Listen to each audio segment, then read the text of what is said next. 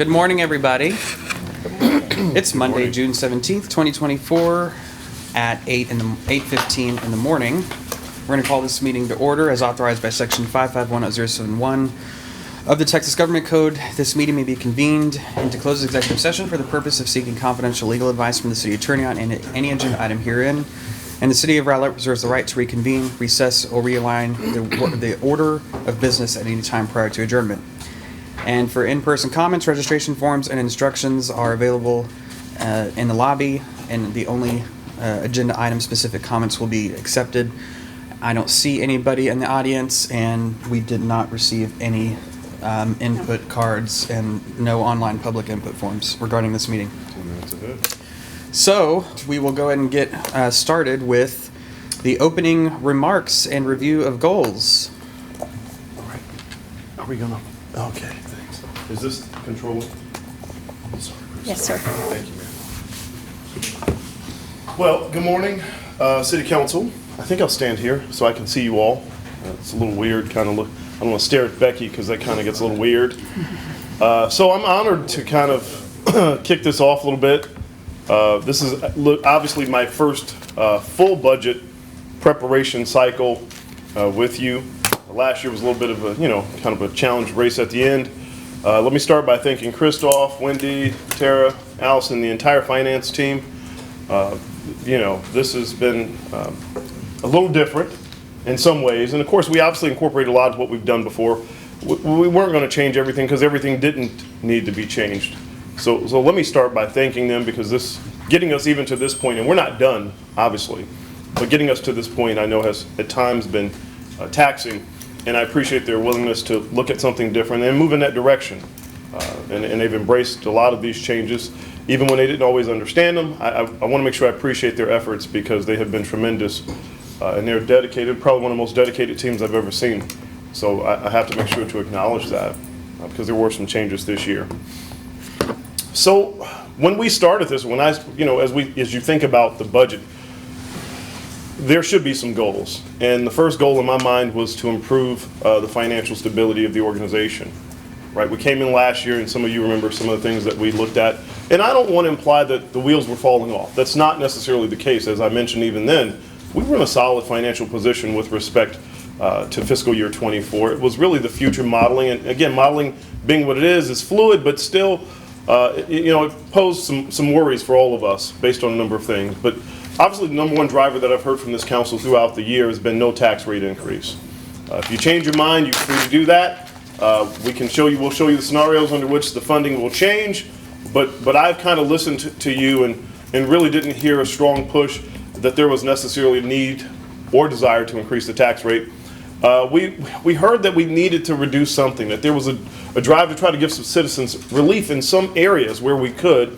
And so again, Wendy and the team looked at it. We worked out a different alignment, and we're able to offer a 21-cent reduction. I think that's the correct number. We settled on a 21-cent reduction in the refuse rate. So we're pretty happy about that. Not only did we switch carriers, we think we're going to get some enhanced services, but we're also able to do that at a reduced rate for the residents. A big driver is restoration of future general fund balance. That was hugely important, again, because we saw modeling where we were, by fiscal year 28, and you'll see it later, spending down about 87% of the fund balance. So that was troubling.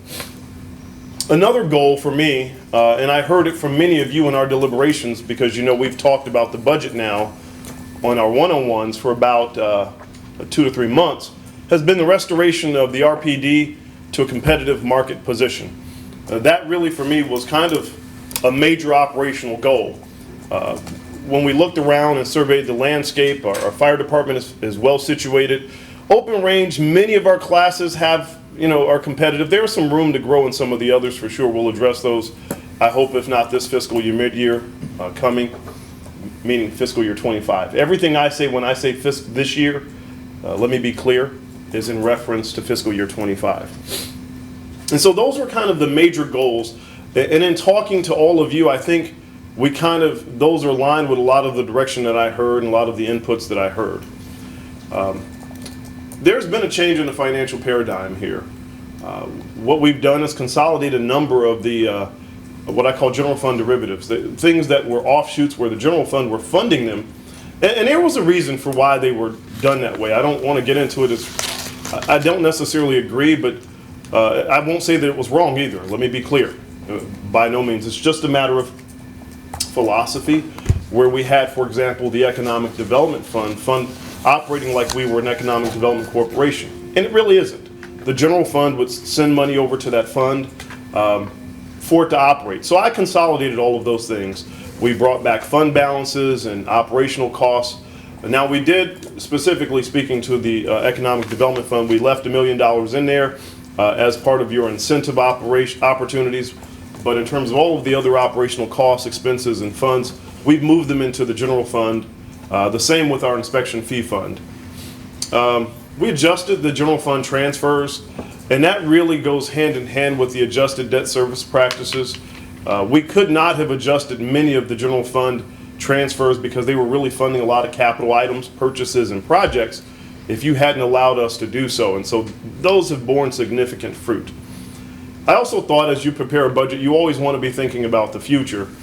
And so what are some future threats? And that term is in quotes because they're not necessarily bad things, but they'll have budget impacts. We've called them landmine planning. We've done some of that behind the scenes. And really, the construction staffing of Fire Station 6. No, that's not anti-fire. We're not picking on Tim. It's just a financial impact. Pure and simple, nothing else, not to be construed as anything, but when you add potentially 6 to 9 firefighters in a couple of years, there's a financial impact. Unlike their brethren in the police department where you can add 1 or 2 or 3, when it comes to firefighters, you really kind of have to add them in significant numbers for it to make a difference, and it's just what it is. Staffing levels, keeping pace with the growth, that's going to be a challenge for us in the future, as it is today to some degree. We're lean. I like being lean, but as we grow and as you continue to push for improved services, enhanced programming, it will at some point require that we continue to enhance staffing levels across different groups. You've allowed us to do that last fiscal year. We're asking for some changes this fiscal year. You'll get to make some final decisions on some of that. I also caution, because again, the biggest load on our budget, general fund budget, of course, is personnel. So we have to be judicious in when and how we do that. State restrictions on city revenue sources. You all know that the state, whatever your political stance is, that just from a practical perspective, the state is restricting a lot of the city's abilities to find revenue sources or to utilize those sources. That is what it is, but it's also a position where it may have a negative impact on our ability, on our resources. Diversification of development. We are a larger bedroom-esque community. That's just the reality of our development pattern across the history. We continue, ED has done a good job, at least in my time here with Brittany and Charles. I want to thank them. We are diversifying. You are seeing that. You get to kind of be the final arbiter of what that looks like when they bring it in, but we have to continue to try to diversify that development. Can't just be single family, because it can be, let me say this, it can be if you so decide, but we always need to be aware as we hear conversations out in the world that we need this, we need that, or we need more money. There's nothing wrong with being a bedroom community if that's our identity. We just have to understand the advantages that come with that, as well as the disadvantages.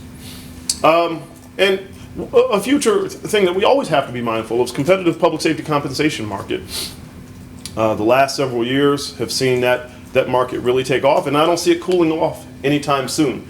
And we have to make sure we stay at the forefront of that to remain competitive. And that's going to be a financial impact. And so, again, these are not horrible, awful things. It's just my obligation to kind of tell you as we look forward, these are things that fiscal year 26 you can look forward to, and 27 and 28 that will kind of have a significant impact as we develop the budget. And so I wanted to, last year, I'm going to take a look back. You kind of remember where we looked at fiscal year 24 proposed. We kind of, at that time, after some changes we made, net change of $1.3 million. You can see what I referenced earlier. Again, this is modeling, and in here, in fairness to this, it included some of the firefighters that we've now absorbed and some other things. And this is a lot of worst case scenario. It really is. But obviously what caused us concern was our ending reserves in fiscal year 28. That was a significant concern for us, as well it should have been. Here I'll show you what we're looking at today. If you look at fiscal year 25, we're looking at a net change of $7 million. Now, some of that is one-time money. We'll talk to you about what that is. It's identified for you. If you looked in your packet, Wendy's identified the one-time money, about $3 million, versus the ongoing money, about $3 million. But nonetheless, the goal was to really kind of buttress that general fund reserves, and you can see we're projecting fiscal year 28 ending reserves of about $28 million, and fiscal year 29 about $25 million. Now, that's not bragging, that's not patting ourselves on the back. That was what we said we were going to do. But more importantly, that's actually, I'm showing you this for one really specific purpose. Those numbers wouldn't be possible if you hadn't allowed us to shift a direction in how we fund capital purchases here. We were going down the slope really fast, and you allowed us to change direction. And so this is really to encourage you about the correctness of that direction, and to show you, I tell you in our meetings, oh, this is great, but here are the numbers to show you there is an impact to you allowing us to take a different strategic approach to debt, to capital purchases, and all of those things that we've talked about throughout this year. And so that's why I wanted to show you this. And so, again, let's go into the goals of this session. We're going to introduce you to this fiscal year 25 budget, preliminary values, proposed rates, summaries of revenues and expenditures, and of course, we'll show you some departmental enhancement requests, and of course, significantly, a discussion on debt, capital purchases, and projects. Now, what is all of that for? It is to ultimately receive your feedback, input, direction, and to hear your thoughts on what we've developed to date. So one of the things that's going to be a little different, boards and commission funding, either the commissioners will be here or the staff liaisons will present, because heretofore this kind of money has been automatically placed in the budget, and so that becomes administrative. And the boards and commissions report to the city council. They don't report to the city manager. The staff reports to the city manager, but the boards and commissions don't. And what has happened, unfortunately, historically, has been kind of this scope creep where the boards and commissions, as well intended as they are, have gotten to a point where they're creating a lot of events and those things. And it isn't to pick on, because some should by virtue of their charge. And that's the point. Some of the boards and commissions have gone outside of their charge.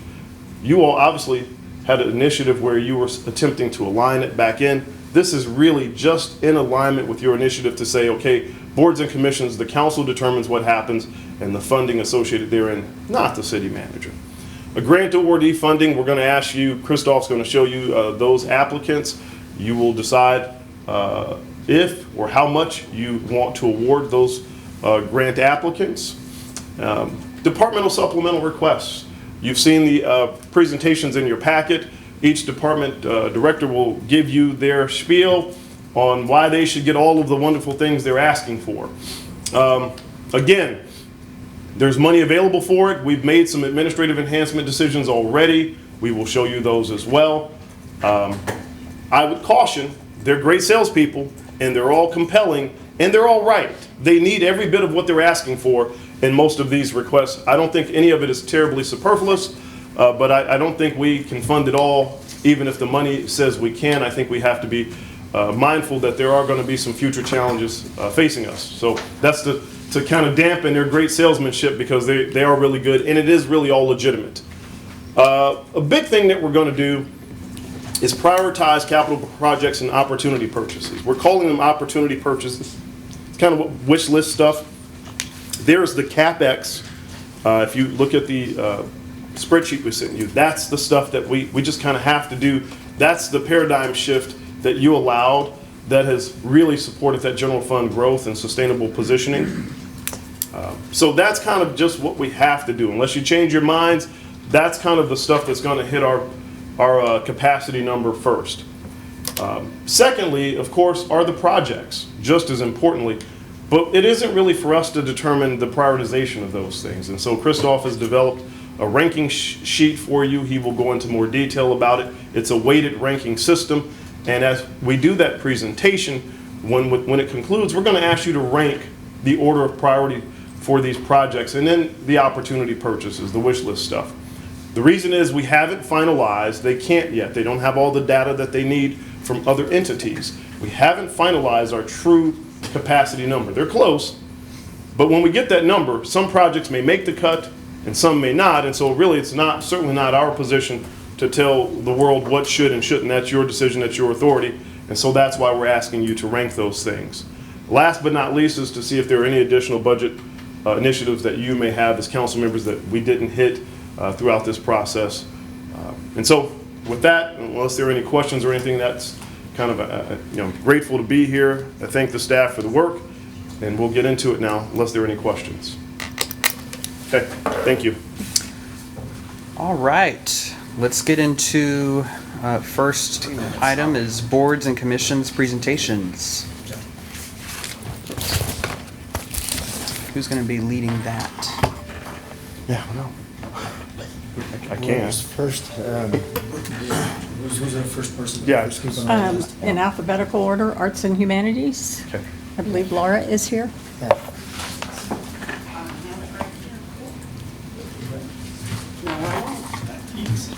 Morning. Good morning, how are y'all?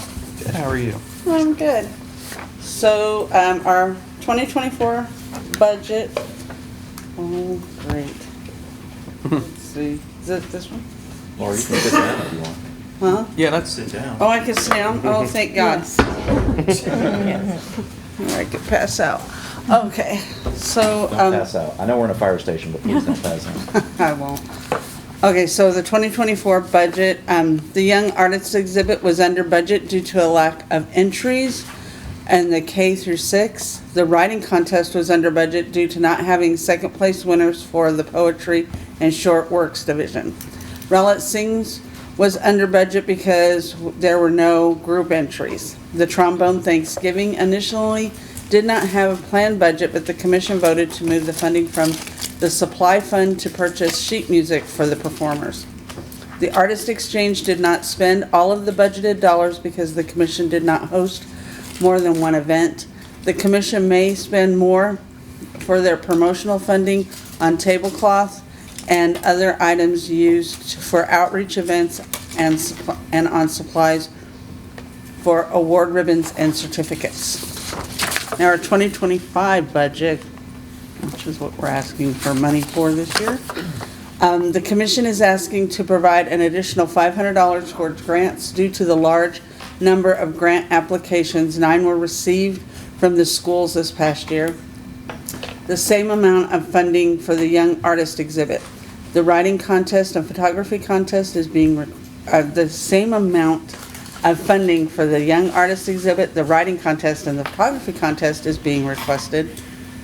And the additional $1,500 is requested for All It Sings due to the anticipated increases which will arise if the event is moved to a different location. Last year, there was not a budget for Trombone Thanksgiving, but the commission would like to continue that event and set aside funding if additional sheet music is needed. The commission would like to increase the frequency of their artist exchange events and is asking for $1,000 this year. We need to discuss the mayor's award and how it will be distributed. When Todd Gattell was mayor, he purchased pieces of art himself and from the spring and fall shows for artists around Texas. When Mayor Dana Bashan took over, she was not inclined to purchase the art herself and instructed the organization and the city to have the award funding earmarked from the Arts and Humanities Commission budget. Is this how council would like to proceed to fund the awards for this organization? Thank you for that question. You're welcome. So every council member has a allocation in their budget for community outreach. I consider this to be a community outreach type of allocation. So I think that $250 would probably be best, more appropriate to come out of the mayor's community outreach budget. Okay, so we can take that out of our Yeah. budget, so we're asking for 250 less. So you'll just have to, I guess, Artists Around Texas will have to remind the mayor about that so that the mayor can work with the city secretary Okay, to make that allocation. do you want me to let Lisa know that? That'd be great. Or Lorianne know that? That would be great, yes. Okay, so I'll let Lorianne know that you'll be handling that instead of Arts and Humanities. Let's see, and every year the citizens enjoy the complimentary calendar that we do featuring the artwork from our competitions, not, they're not really competitions, but our events. And, let's see, I lost my place, sorry. And the city offices get multiple requests from citizens each year wanting to know when they're gonna be ready to pick up.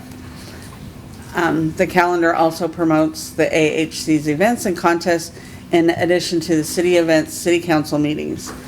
Lastly, the commission is requesting $730 for supplies such as name badges, shirts, and awards. And that is my presentation. Do you have any questions about our budget? Go ahead. Just a quick one. So if I've got this right, you spent your actual spend in 2024, 16,157. You're asking for almost 22. That's over a 25% increase when you didn't even hit the 20,000 last year. We're anticipating, we're moving Rowlett Sings to a different venue. We're calling the high school to see how much it would be for the auditorium and other venues. We were asked to move it from Freedom Place Church to a more public building, a more, That's still $1,500. That doesn't, right, from 3,500 to 5,000. Is that what I'm saying? Okay. yeah. I guess, I hate to be the budget guy who says use it No, or no, lose no. it, but, you know, I don't know that I really am supporting that big of an increase based We on also where you had trophies that were left over that we had for different events, and now we've run out of those. We're all out of our ribbons and our trophies for All It Sings. We need to replenish that. And So part of the unused budget is the photography contest, which takes place in August before the end of the Yes. fiscal year. So that's a piece of the unused allocation from 2024's budget that's not used yet. Oh, okay. and there's an anticipation that possibly the calendars, is that right, Laura? The calendars may increase this year? How many calendars do you print? Ooh, a lot. Laura, how many calendars do we print? We typically work with a printer on a price, and then they let us know, depending on the paper price that we choose and everything, how many we can get. Typically, it's about 9. And this year we had no calendars left. That's interesting because paper calendars are decreasing in popularity, I think, so it's interesting that you have that much demand. So the new request taking out the 250 from the mayor's award is 21,679. We will be grateful for any budget that you give us and make it work. Absolutely, understood. Well, I really did enjoy the trombone Thanksgiving. I thought that was a wonderful thing. The music is such a part of our lives, and I thought that was a really wonderful event. So I definitely would like to see that continue. I'm certainly fine with the 21,679 going to the commission for fiscal year 25. Of course, you know, if y'all don't use all of the budget, then that will just be rolled over into the next general fund, and just like this is. So, you know, we want our Arts and Humanities Commission to actually do these programs and events, and so y'all need a budget to do that. And going from 20,000 from last year to 21,679 is not a substantial increase in my mind in terms of the budget allocation. Council, is there any opposition to the 21,679 request, or any other questions regarding that? Okay, thank you. Thank you very much. You all have a great day and enjoy your budget meeting. You want to stay for the rest? Help us out? No, thank you.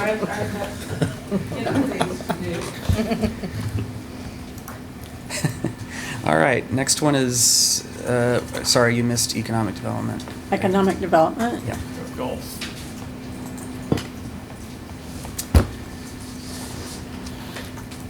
This one was a bit interesting. Understand. Good morning, Mayor, Council. Brittany Farr, Director of Economic and Community Engagement. I'll be presenting on behalf of the Economic Development Advisory Board. This is going to be a relatively simple presentation. Historically, Economic Development Advisory Board hasn't had a very large budget and has actually been folded into the Economic Development Department. From what we can tell from our records, last year we had about $750 in that line item, and then what we've been able to put together from receipts from the previous year is about $500. So what I'm coming with you today is a very simple request for $500 for the Economic Development Advisory Board. Our cost, you can see what we've spent our actuals on thus far in FY24 and what we're requesting for next year. Meeting supplies, that would be things like printing, packets, documentation, things like that. Recognition awards, I'm lumping that in. We did, when we have members roll off, we like to give them a little thank you plaque, but this also encapsulates if we have new members, name badges, things of that nature. And then every year we do an annual thank you luncheon for our EDAB members right around the holiday time where we take them out and thank them for their service. And so all of that put together so far this year is right under $500. I'm pretty sure I can keep it under there next year, so I respectfully request $500 for EDAB. Any questions? So the recognition awards encapsulates the badges. Name badges, and then if anyone rolls off, a little thank you plaque for their service. I like the way you budget. Short, sweet, and to the point. And low. And low. You'll notice a theme in most of my budget presentations. There's not, yeah. You want to do all the budgets? No, ma'am. I think I have a more foundational question, which is for David. With the boards and commissions budgets that we're looking at, when it comes to how this money gets spent within the operation of that board and commission, do we approve every expense that they're spending, or by approving the budget, are we approving their sub-budgets, or how does that work? So the way we've talked about this, trying to shift how we've done this in the past, and in my mind, you're approving these categories, and the board or commission is going to be able to spend that money within that category.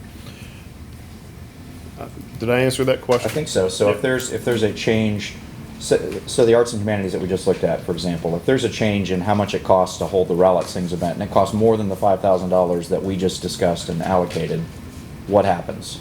They need the budget, and there's nothing that happens. You haven't appropriated them additional money. Okay. Now, technically, I have the certain latitude in the budget, and I probably would approve a certain amount of overage. But technically, they should stay within that budget.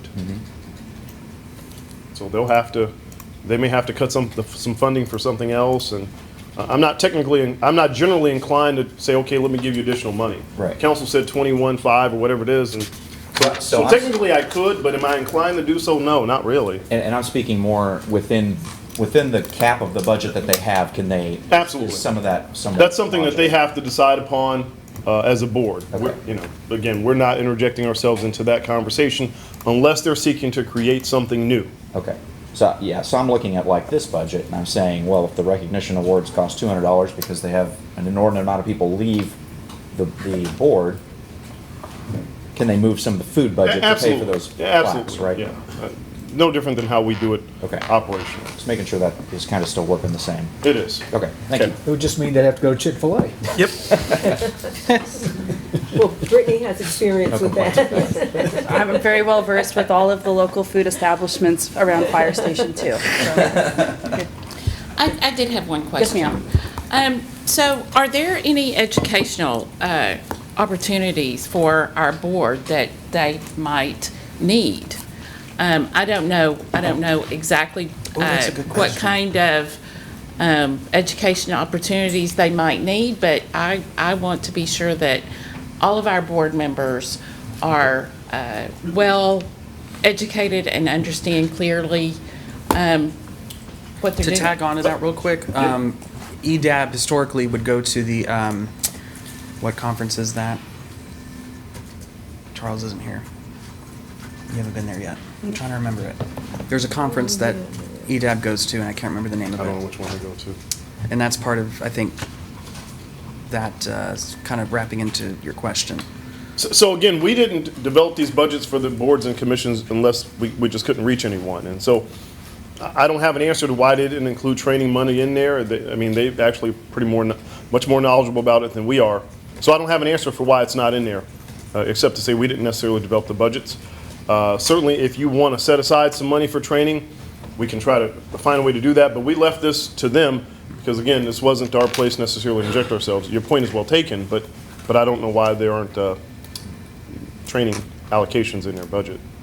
I don't know that they have ever considered having a training budget, or, I mean, things are new. Not necessarily training, rather this conference that, Is it the TEDC conference? The TEDC, Texas Economic Economic Development Development Does the Council. board go to that, or just, Board I know member- Charles goes. board members, and this is not that. This is a different, it's one where Rowlett sponsors. So just as a general comment, I don't know that all of the boards and commissions in the past have even considered, oh, well, maybe I need to learn more, or maybe I need training about X, Y, or Z.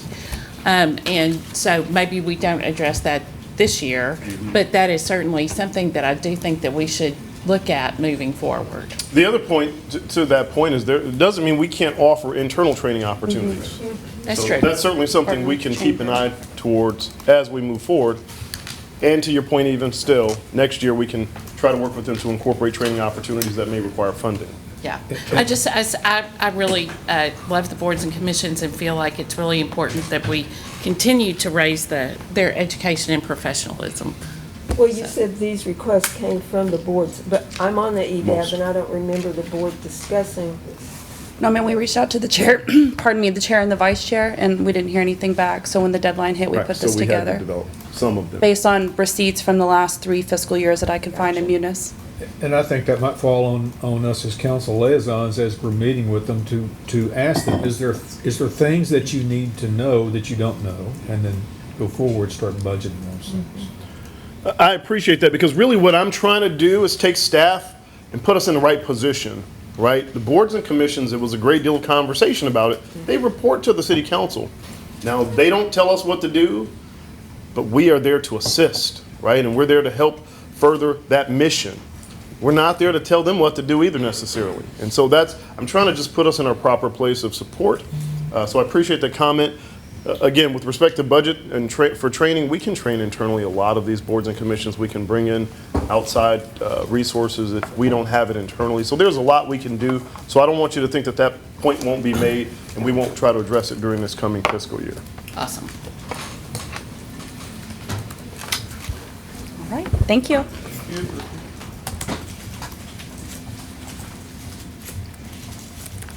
Golf Advisory Board?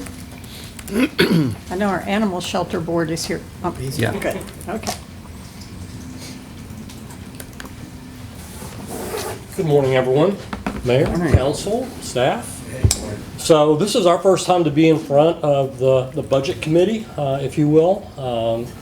Really have not had anything in the past that we would have brought in front of you guys. But when we were meeting last with Christoph, he was telling us that, you know, this was an opportunity if we wanted to add budget items to next year's budget. You know, this is the time to introduce those items.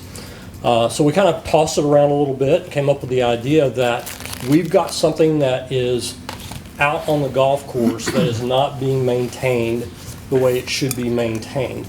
And we always look to American Golf to do those things, but this particular item kind of falls out of their purview, if you will. And it kind of comes as a side effect of a relationship that kind of broke apart when the developer developed Waterview Community and the city took over the golf course. And that happened 20-something years ago. So one of the things the developer did when they developed the Waterview property was they created a lot of water view, okay? They created a lot of lakes. And the reason that the developer created a lot of those lakes is they wanted to enhance particular lots or particular pieces of property. And so they would build a lake that would enhance the golf course, but it really would create an environment for a homeowner that backed up to that lake to have a nice view, you know, a nice country setting, all of those types of things. So as time went on, the developer developed the neighborhood. They built the lakes that were in the HOA part of the neighborhood, and they put fountains and, maintenance, ongoing updates to those lakes. So there are 14 lakes on the property at Waterview. Not 5 of those fall in the HOA, and the HOA maintains those lakes at a very high level all the time. So if you drive into Waterview, you drive into the facade, you see a very nice, beautiful lake with a water park and all that kind of stuff. So there are 5 of those lakes that the HOA maintains. There are 9 on the golf course that haven't been maintained since day one, basically.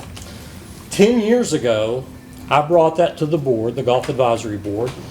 We put fountains on most of those lakes, and we had to go to Encore and have electrical run, and we did a bunch of work to make those lakes and fountains possible, knowing what the HOA had done and how they maintain them.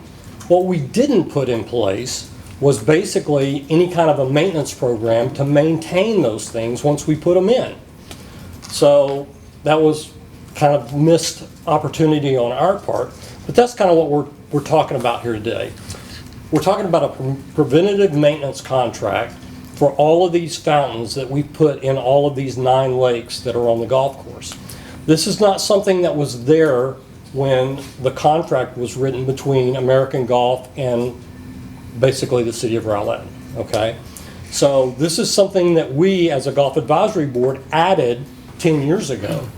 But 10 years of no maintenance, guess what? Most of those fountains and circulating pumps don't work anymore. So this is what we're talking about here. We haven't, like I said, we haven't done a budget before, so we don't have a specific budget item. But I went to the HOA board, or actually the HOA staff, and asked, okay, what does it take for us to maintain these lakes on an ongoing basis? So I came up with some numbers that it takes to do that. And so we came up with about $20,000 that it's going to take to maintain these lakes, and that includes several different things. Probably about $12,000 of it is going to be an annual contract with a maintenance company that comes once a quarter and checks all of these fountains and all these circulating pumps and timers and electrical and just all the things that go into that. They will come out once a quarter and do that kind of maintenance. And then periodically, these are lakes that have no flow in them, okay? So there's no water flowing in and no water flowing out. So they're very stagnant. So the fountains and circulating pumps help with that. But there are going to be times when you have really hot times of the year and you'll get an algae bloom, okay? And to affect that algae bloom, you've got to have somebody that comes out and treats the lakes with chemicals, that actually take care of that. The HOA does that all the time. I mean, we have somebody constantly on staff that's taking care of those things. So we want to add that feature to these things that are out on the golf course that are not a part of the HOA. So preventive maintenance contract for lake fountains on the Waterview Golf Course. Fountains and circulating pumps installed 10 years ago. No maintenance has been done. Preventive maintenance needed to keep these things functioning as they should be functioning. Timers need to be reset after power outages. All of those types of things, happen. So we're asking for $20,000 a year annually. About $12,000 to $15,000 would be the annual maintenance contract. The rest of it would be $4,000 or $5,000 for a timer that goes out, and it has to be replaced. A fountain needs a new pump, whatever. You've got some dollars that need to be spent on replacement, even though you're doing an ongoing maintenance contract. And then above and beyond that is somebody to come out and, periodically check the pH balance of the lake, make sure that the lakes are healthy for the fish and, all the things that are living in that environment. So $20,000 for that. That includes 22 fountains and pumps. Okay, so that's a lot of equipment out there. We could possibly use or some kind of a partnership with the HOA vendor for this ongoing maintenance, so that it's being managed by the staff that's on the ground there at the Waterview community. We have 2 people on staff, 5 days a week all year long. So they're already in that business. They know what to do. They know the vendors to deal with, all of that kind of stuff. So I just wanted to give you a little bit of an example of what happens when you don't have lake maintenance. So this is on hole number 2. This is a lake that's been there ever since the golf course was built. It's one of the 9 that are actually on the golf course. So this lake got so bad that literally kids were playing baseball in the yard that backs up to this lake, and the balls would go out there and they would just sit on top of the moss. They wouldn't even sink down.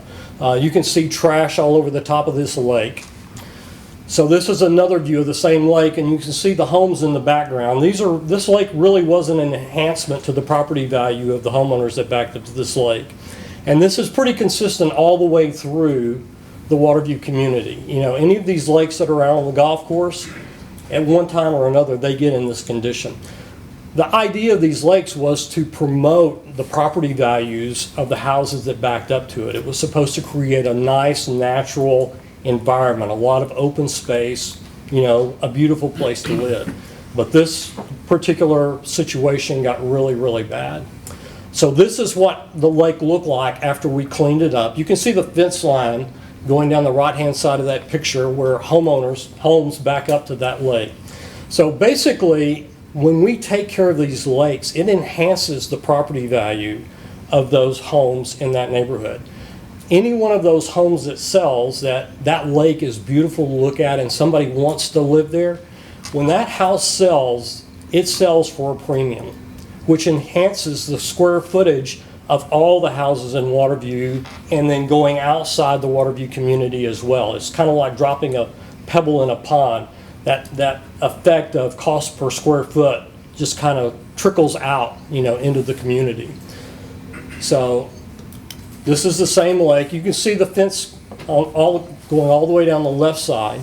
So this doesn't affect the golf course so much. It doesn't affect the golfers so much, even though it's kind of a nice thing for them. It's really about the homeowners that back up to these. So this is the first time we've ever come to you guys and asked for budget items. This is the one that we came up with, and you know, would like you guys to help us fund it. All right. Any questions? Yeah. Go ahead. Yeah, if I could make a couple of comments on Brad, thanks for the presentation. Just to, I guess, be clear, I am on the Golf Advisory Committee. We've talked about this a lot. I am in real, complete favor of doing this. This is more than just the golf course. I think we all recognize Waterview is one of our most vibrant communities, one of our most walkable communities. This is the kind of quality of life things that I think it's the city's responsibility to at least aid as much as they can. So I'm in complete support of this. One thing I want to make sure, you're asking for the $20,000 for the maintenance. I would want to make sure if we needed to add a little bit to that, and I don't know to be a lot, but I want to make sure we get everything running well also. And So this is kind of putting the cart before the horse, Yeah. right? So we are about to make a request. We have a fund, a golf fund, Right. that obviously we're going to lose over a period of time. I think there's, Christoph, how many dollars left in that fund? 50? 59, something like that. We're probably going to request 30,000 of that money to put all of those fountains in good working condition again. And, you know, then once we do that, then we would like to implement this maintenance program to keep it running across the board, you know, into the future. Christoph, is that the right way to set this up from your point of view? I certainly think that project account is for capital expenditures. Okay, It yeah. would be more appropriate. Like I said, I think it's a great idea. I hope everybody supports it, but I do want to make sure that everybody understands there is going to be a little bit of a upfront to just get, like so many things, to get it where it's supposed to be. If it hadn't been maintained in 10 years. Pardon me? If it hasn't been It's been maintained in longer 10 years. than that, it's probably- actually. They're in bad shape, and the HOA, the golf course, really nobody has the wherewithal to get this all going the right way without the city's help. So, again, I just want to encourage everybody to maybe get on board with this. Quick question, how many homes does that affect? How many homes does that impact? So back up to the golf course, 552 homes. There's 1,742 homes in the community. Honestly, when you're talking about cost per square foot, it affects every home in that community. Sure. 1,742 homes. That actually back up to the lakes, probably 100. Okay. Yeah. So can we, do we know for certain that this is not part of American Golf's responsibility for maintenance? I mean, do we know? So when we put these in, we actually used city funds to put them in 10 years ago, well after the establishment of the contract with American Golf, right? Okay. So we asked American Golf for permission to put these things in, okay? They allowed us to put them in. We put them in. When we first put them in, it was fantastic. I mean, the first year was great. Go ahead. Yeah, Christoph has been researching this. I think he's got an answer from the The contract. specific standard, I apologize for my voice, it's gonna go in and out, I have nothing I can do about that. But it says all lakes and ponds, streams shall be maintained in a safe and sanitary manner and in good appearance. That's all it says. That's So our contract with AGC. That's our contract with AGC. And it doesn't matter when these ponds went in? There's nothing, no provisions in there that cover the existing condition is what is to maintained. It's just, Well, this was, of course, before, as you said, before all these improvements, it certainly doesn't talk anything about maintaining fountains, and, you know, it just says safe and sanitary manner, so. okay. How do you sort of define that? Right. So there's a lot of room there. We could probably get into a debate with AGC. I think the language is broad enough, but the value of that and how long and how protracted that discussion proves to be is a different matter. Just wanted the context, Yep. that's all. So, I'm certainly leaning towards supporting this because if there's nothing being done now to maintain it, we know how American Golf is and how lovely they are at their maintenance practices. I see this as, I mean, something needs to happen with these ponds. So, I think my question's more of a process question. There's no doubt that we need to maintain our capital assets that the city has, but is this really a golf advisory board responsibility, Right. or is it a staff responsibility? Because it's a capital expense item. To me, this is no different than the Parks Advisory Board coming and saying, hey, we need a new parks facility, right? Or we need a new playground. Why would we allocate money to the Parks Advisory Board to build a new playground, which is essentially what we're doing here, especially when it comes to a maintenance contract? In my opinion, a board should not be administering a maintenance contract. so a couple of points. Number one, let's start in the reverse order. You're right. They won't administer it. We have boards that have administered maintenance contracts. We have boards that are administering program contracts. Those things are going to stop. If you approve this, we will administer this repair renovation. Should we, or should you allocate this to the board is a different question. You have historically. Part of how some of these things have happened with the development of this course is because, and as was alluded to, you've developed or you've given this board funds for capital improvements. So that's what makes this very distinct from the Parks Board that you referenced and other things, where you would allocate money to the operations budget, because you kind of historically have done this with this board. That said, if you want to put some money somewhere in the parks budget to enhance maintenance, we can. But what also complicates this is what was mentioned earlier, is that there is a contract with AGC for maintenance things. And while it's not clear and the contract could have been written better, one could argue that they have a maintenance obligation for these things. Now, that's not going to get it fixed.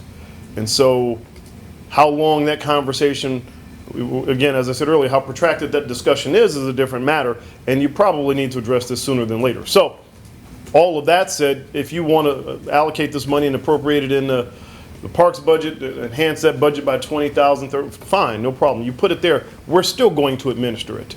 And that's going to be a significant change. While the budget is there and they're requesting it, we're going to administer any maintenance contract. If they wanted to go out and maintain 3 other pumps, we're going to do that now. The board shouldn't be doing that. They recommend, and we will take the action.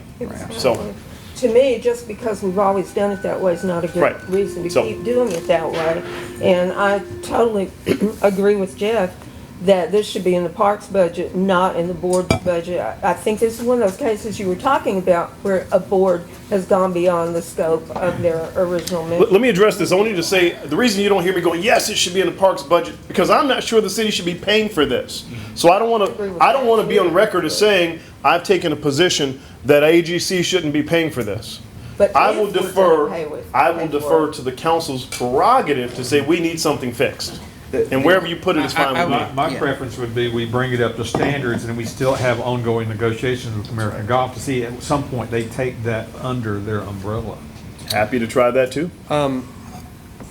To be fair to the Golf Advisory Board, you know, this is obviously one of their things that they're just tasked with looking at the conditions of the course and all of that, playability, and so on.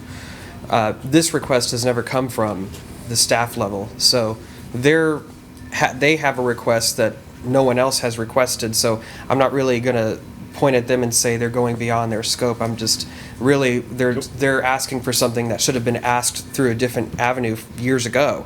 And so, you know, whether and how it's enacted is a different question. Certainly would recommend that we pull the $30,000 out of the $69,000 from the existing golf fund at a minimum to pay for bringing up, turning these fountains back on, replacing broken parts, whatever it is that we need to do. Put the $30,000 into, transfer that to Parks budget and have them administer those repairs through whatever contract they need to issue. And then let's discuss the reoccurring request, the reoccurring $20,000 request. There was a suggestion on the table about not doing that, just allocating the necessary funding upfront to get those things repaired and fixed now, and then work with AGC to see if they can administer a annual maintenance program for these fountains. I'll just leave it there and open it up. Suggestions on that? Go ahead. Yeah, if I just chime in real quick. One, and I can't see in the future, and I can't say what other people are going to do, but Mr. Hall used the term protracted. If we get talking with American Golf, I think that's probably optimistic. Yep. It's just, I think we need to sort of take that, right or wrong. I think that needs to be sort of taken out of the conversation right now. This is about fixing what is important, what needs to be fixed.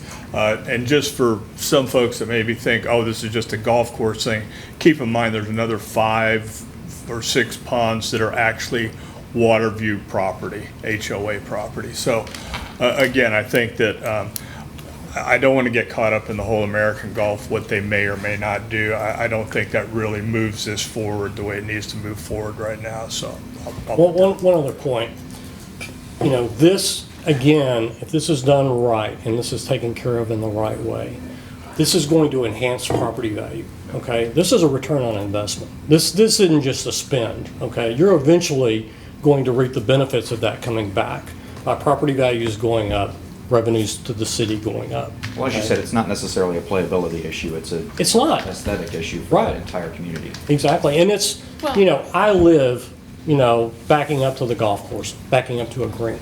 I love where I live. It's open space. In my world, it's utopia, okay? I sit out on my patio every evening, even on 100-degree days.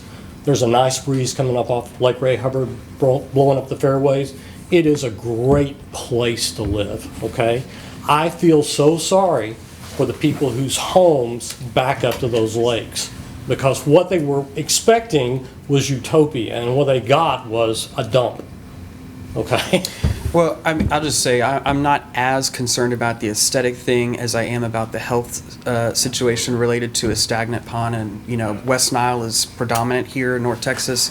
So, I mean, that is what's more on my mind about seeing a sitting pond with algae bloom growing on it and no circulation is the West Nile potential.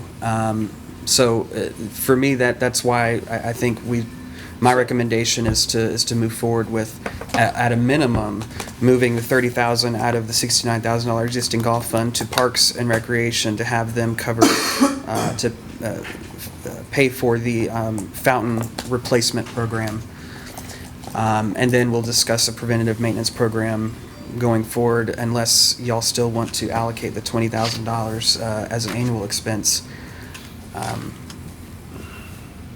So like I, your go ahead. No, I was just saying, I agree with his. Yeah, I would agree. I agree with Councilmember Shoup that we need to have an ongoing maintenance program for these lakes because of the health and safety issues. And if at some point, it would be my hope that we could negotiate with AGC or any entities out there to help us fund those. But if I just feel like if I want to go out and play golf, I don't want to worry about mosquitoes or any of that kind of stuff. Nutria, snakes, all sorts of stuff. Absolutely. And so I would be in favor of funding the maintenance. Well, I'm in favor of it. My point I made earlier is I'm in favor of getting up to standards. And I think that's a great selling point at some time down the road to American Golf. We didn't come and ask you to shell out all this money to get it up to standards. What we're asking you is to take it on at a future date into their maintenance program. Well, arguably, we're not asking either. We're telling them because that's what's in the contract, and they have to abide by it. I mean, we have to kind of change our approach with American Golf. Otherwise, nothing's going to happen. I mean, let's just look at the precedent. Any other questions? Thank you for your time. Thank you for the recommendation. This is the type of stuff I think we need boards and commissions to come tell us more, is that where there are major shortcomings in staff operations, city operations, whatever, things that we can do better, that we can fund and fix. That's what we need to do. I was under the assumption that American Golf was probably taking care of everything. I don't want to say this is a staff shortcoming. Let me say this. Yes. We don't actually need to move the money. It's a capital project. We'll leave it there. We'll take it as a project. We take this as an appropriation. The money is in that fund. We can take the money from that fund. Great. And get this done. Okay, so they're not moving the 30,000, but just recognizing that 30,000 to be spent on upfront costs associated with the pond, whatever. We'll get them running. Issues. I wasn't really clear on whether council, y'all wanted to move forward with going for a $20,000 a year allocation or not doing that at this time. I heard,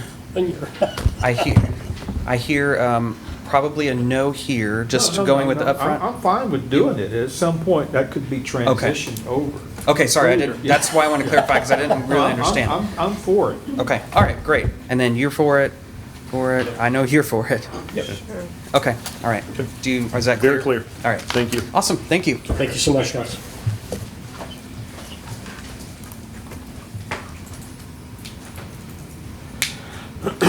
All right, who's next? Parks and Rec. All right.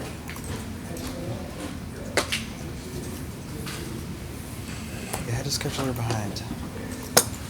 Hello.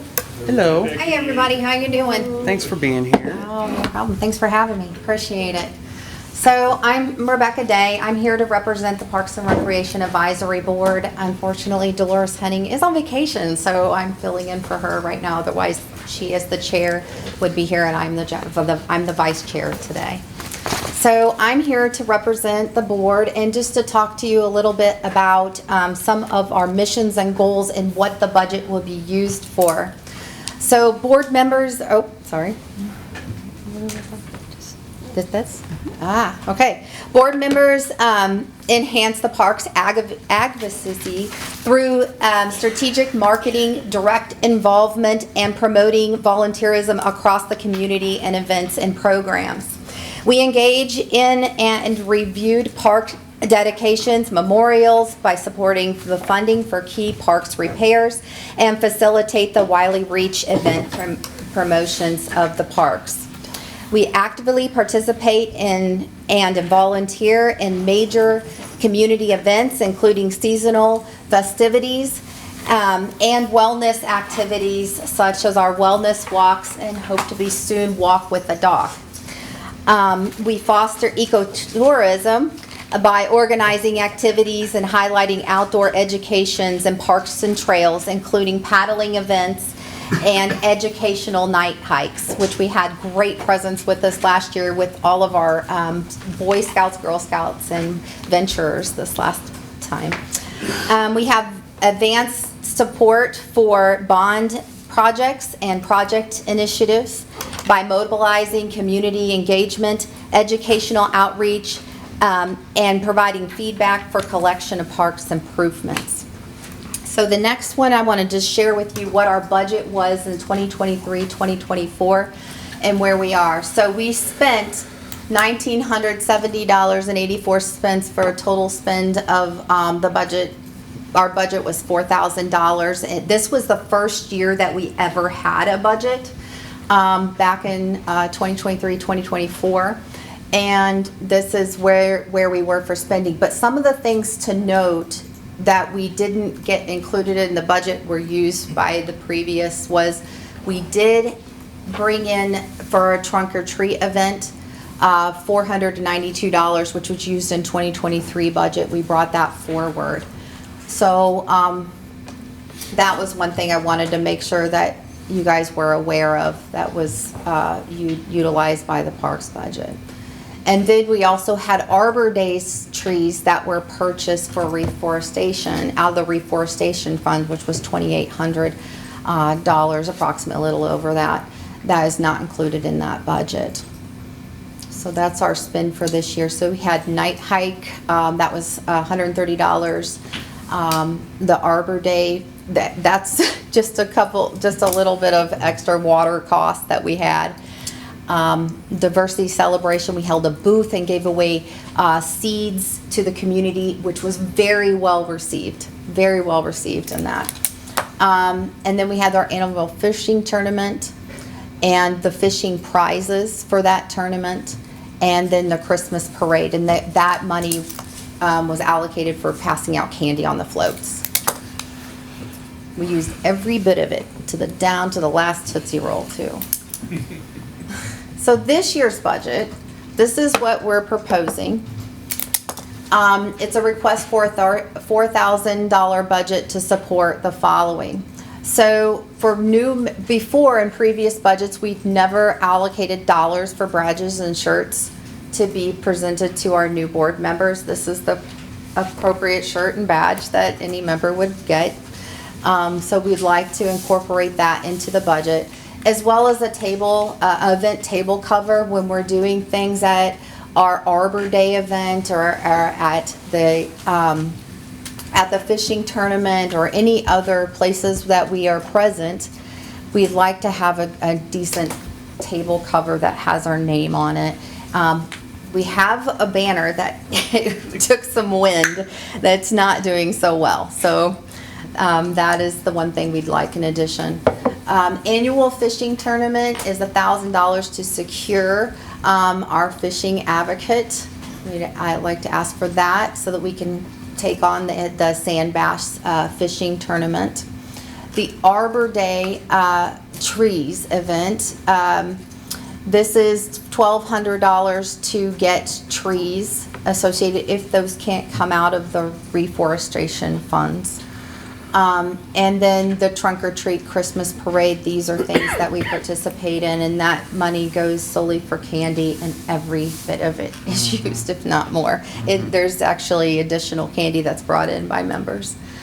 And then miscellaneous is for the Diversity Day, for the Seeds, the paddling event, and the Night Hike.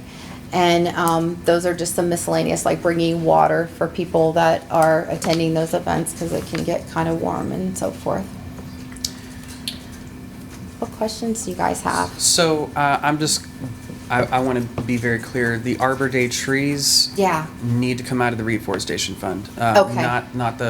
Not the Parks and Recreation Fund. I don't even know how that was even allowed to go on this request. We have, I don't know how big our reforestation fund is, but I know it's pretty big. And so there's absolutely no reason for the Parks and Recreation Advisory Board to have to pay for trees. So I'll just state that. And I'm not sure that they did last year either. We didn't. By the way. They didn't. Yeah. It came out of the reforestation fund, and so and that is how it should be. So then, but it does say there involves staff. So do we know what? Any of y'all know what of that amount is staff related, and Or should we just X out the? No, I mean, that's not a worry. I mean, Okay. they may have shown that just to show that there's a coordination necessary with staff. Okay, There's no all right. monetary. All right, so then my suggestion is to reduce the $4,000 request, subtract 1,200 from that, make it clear that that 1,200 is to come out of the reforestation. That brings the total allocation request to Parks and Recreation Advisory Board to 2,800. Wait, Yeah. Rebecca, in 24, you had the fishing prizes listed separately from the $1,000 for the fishing tournament. I don't see that in 25. Do you need? We were anticipating sponsors in 2023, 24, whenever we first brought that in, and we were unable to secure sponsors, and that's why the prizes had to be brought in to that. But you have less money We for the do. fishing tournament this Yeah, year. we Do you do. need to add back that prize money? In order for us to secure prizes for the fishing tournament, yes. I will say that the fishing tournament, this was much of a discussion amongst the board, did not bring in the amount of people we would have liked to have seen. And so if we can get the people to the tournament, definitely we would want them to have the prizes available to that. So But add back like $300. So $3,100 would be the new request then. I also want to make sure that, I don't think it's right that people are bringing candy. You know, is that adequate for your trunk or treat or Christmas parade? I just feel like it should not be a financial burden on any board member to bring, $30 or $40 or $50 worth of candy to an event. I think that is incumbent on us to fund that. So let's just make sure that is covered. yeah, the trunk or treat, we got overwhelmed. There was a lot of people there. I don't know if any of you attended that. Yeah.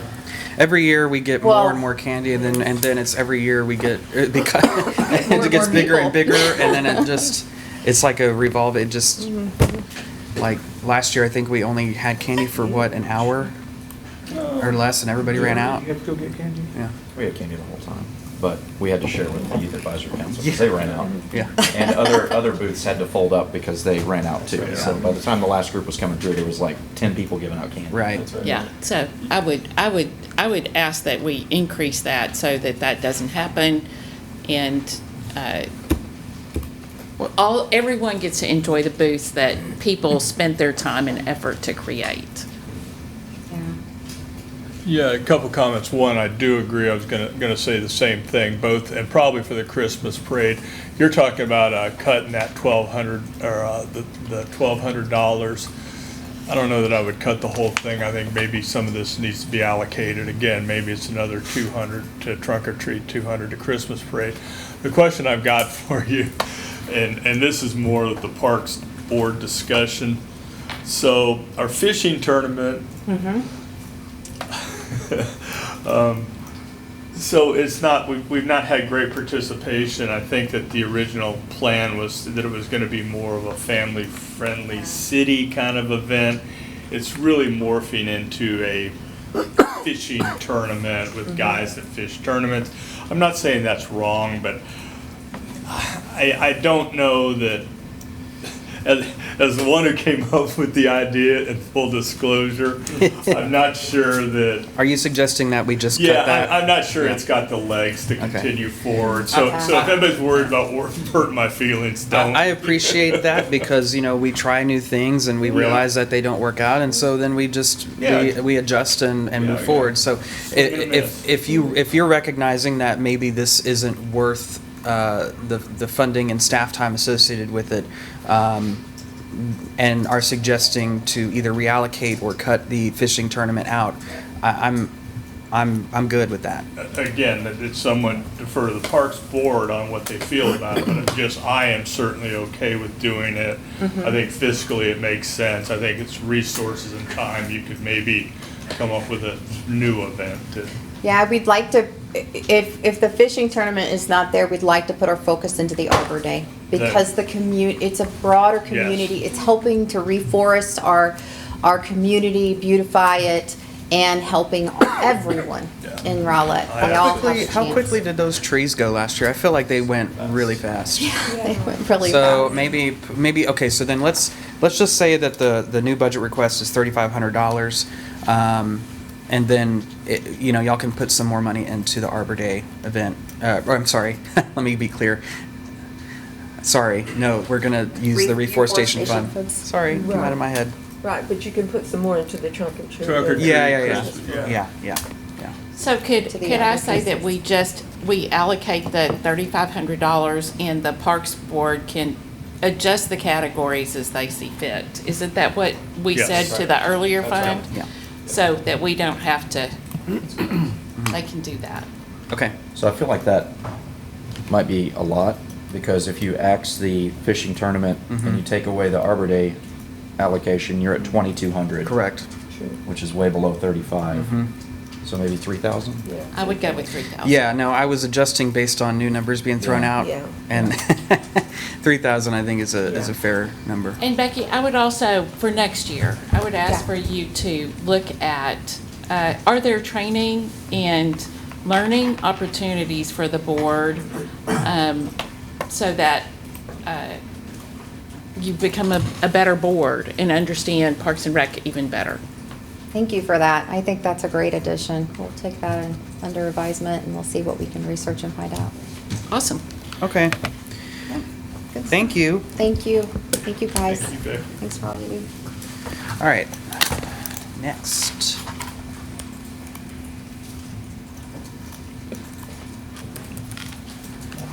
Oh, goodness gracious. All right. Animal shelter? That's not the animal shelter, that's Frost. Oh, I see. Good point. Yeah, come on. Morning, Mayor, Council, staff. Today, I'm speaking to you on behalf of the community organizations active in disaster, otherwise known as the COAD. Want to talk a little bit about their 2024 request and their expenditures to date, and then we'll get into their 2025 request. So in 2024, the COAD requested $5,000 in budgetary support. To date, they have spent $12,743 on the Public Safety and Preparedness Expo. $5,933 of that was a direct expenditure of the COAD. The remaining $6,810 was through sponsorships. They have spent $450 through the Emergency Assistance Grant, which is for hotel stays and other support for people in need. And then $200 in direct shelter operations and support. And then, of course, $832 for yearly website maintenance. For fiscal year 2025, they're again requesting $5,000.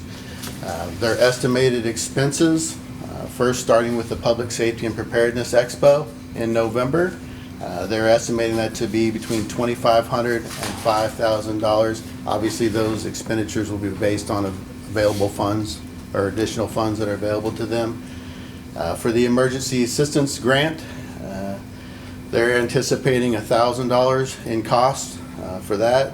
And again, that's to house people in hotels and provide other support for their needs.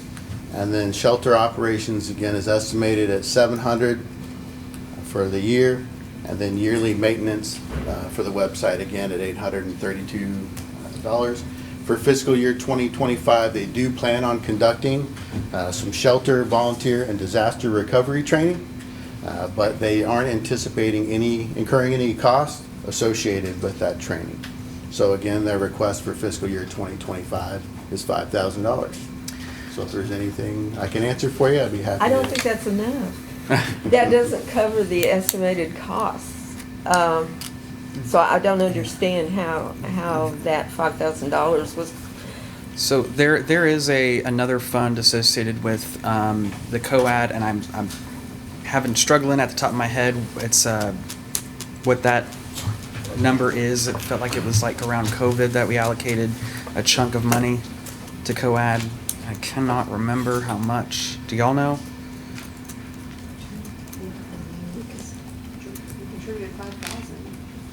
Let me make a phone call real quick. Y'all can talk. Somebody's gonna know. I mean, somebody's gonna have an answer for me. Yeah, I mean, given last year's expenditures and given the estimates for this year, I just don't see how 5,000 is enough.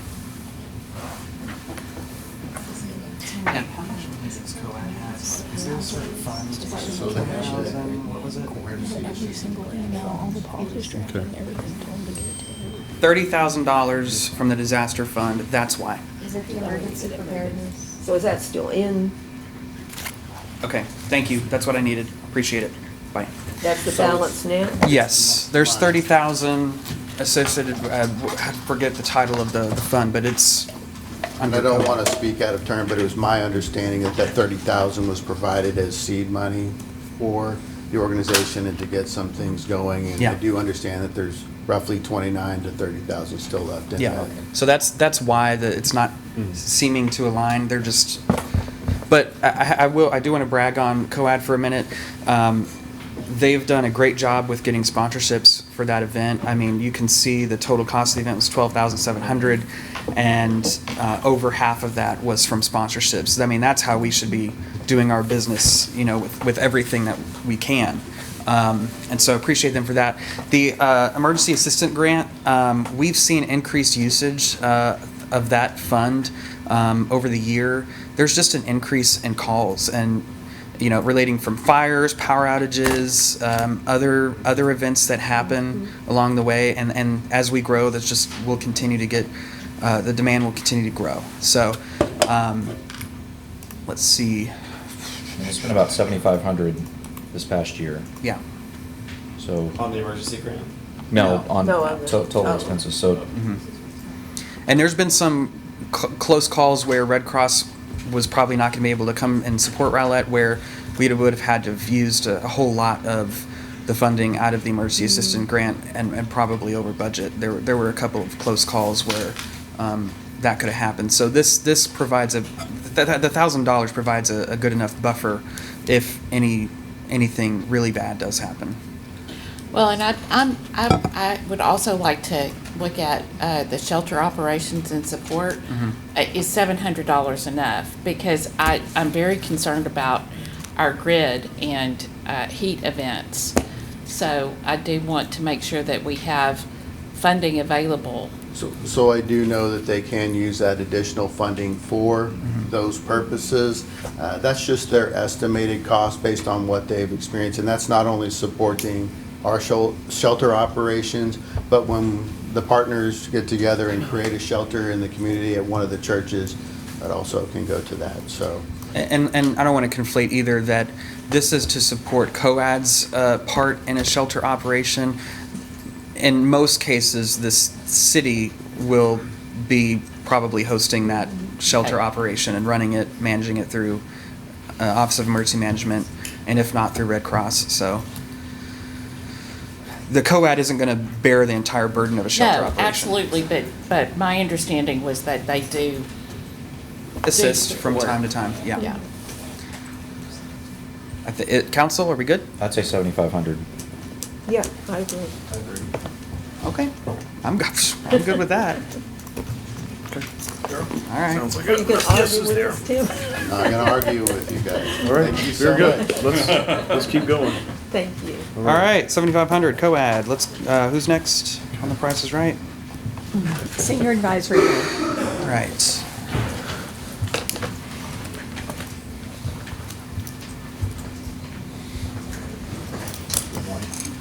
Good morning. Good morning, Mr. Mayor, Council. Kenneth Williams of the Senior Advisory Board. There you go. I'm going to, no, press it ahead, I do, what, did that one right there, okay. Okay. Now, I'm a little visually challenged, so I'm gonna be looking at my notes here, but, okay, so our mission is to represent the senior citizens of Rowlett, and we co-sponsor and recommend appropriate forums, programs, and services for Rowlett senior citizens.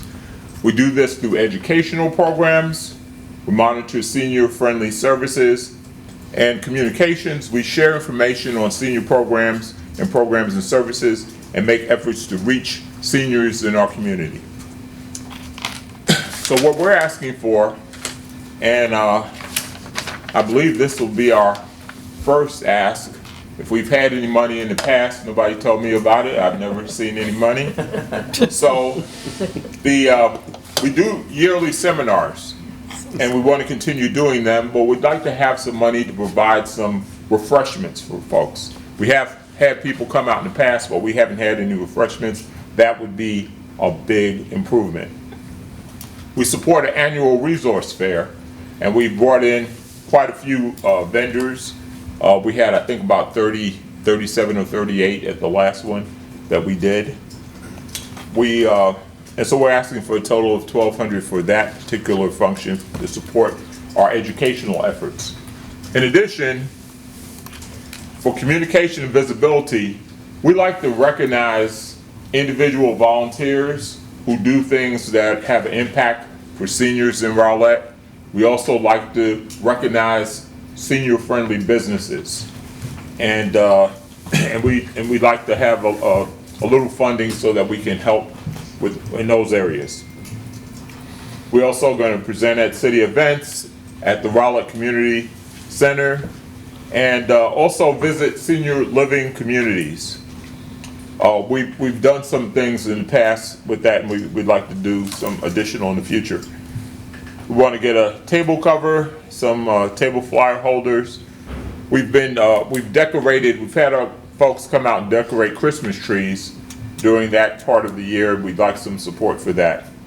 And then in addition, about $100 so we can get some name tags so folks can look at us and they don't have to say, "Hey you," they can specify exactly who the people are who are in the Senior Advisory Board.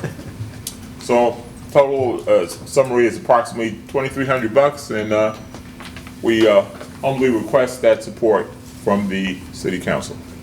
Any questions? And I fully support it. But again, this is the first time they've ever asked for any money.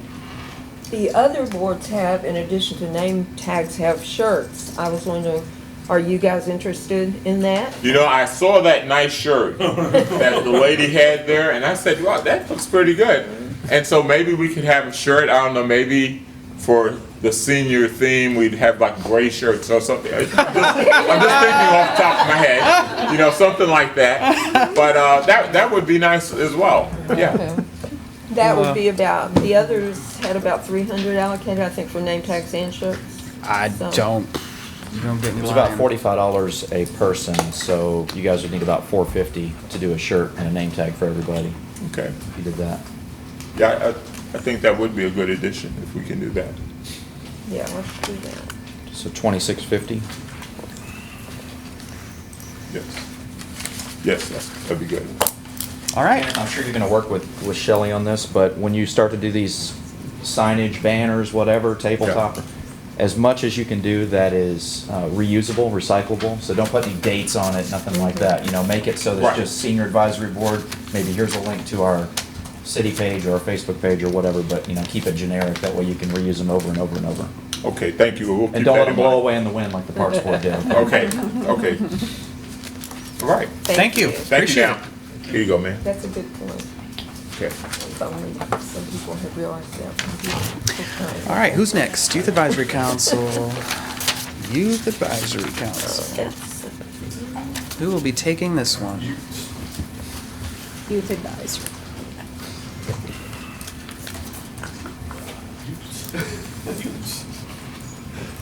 Hello. Hello again. Hello, it's me again.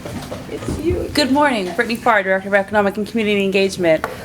First of all, I apologize that we don't have a representative of the Youth Advisory Council here today. There's a little bit of miscommunication between the transition from staff liaison as we work through the assumption of the Parks and Recreation Department, but I'm well versed in what's going to happen, and I'm sure if I miss anything, the Deputy Mayor Pro Tem will help me out. So the mission and goals of the Youth Advisory Council is to serve as messengers for the City of Rowlett and assist the City Council in outreach to the youth in Rowlett. They assist the city by volunteering at local city events, They educate the youth participants in the local political process. They encourage Rowlett youth to be more active in the outdoor environment. And then they make recommendations regarding the needs and wants of Rowlett's youth. So last year, the Youth Advisory Council had a requested budget of $7,500. As you see, we undersold that quite a bit. The majority of savings came from what we spent in the Youth Summit for this year. We only had 4 participants this year, but part of what drove that cost down is it was held locally. That's a program that's put on by TML, and this year it was hosted in the city of Louisville. So we had no travel requirements. We just had to pay for the registration of the 4 youth members that wanted to attend. The Youth Advisory Summit is coming up. It's slated for February of 2025, but the location has not been given yet. So you will see on the next slide that we are going. We're cutting budget out, but we are holding a little bit more budget in that line item for next year until we know where that location is going to be, and hopefully can get more participants from our Youth Advisory Council. Similar to some of the other budget presentations you've heard, there have been some expenditures for candy at the Trunk or Treat event. There's also the first meeting of each Youth Advisory Council. They typically take the month of July off and then start in August to coincide with the school year, and that first meeting is always an orientation boot camp. And so we do provide some funding for the orientation boot camp, as well as new member shirts. And then we'll have a little bit more of the money from the orientation boot camp that bleeds into the 25 year, but that's just because of that August timeline. It straddles 2 fiscal years.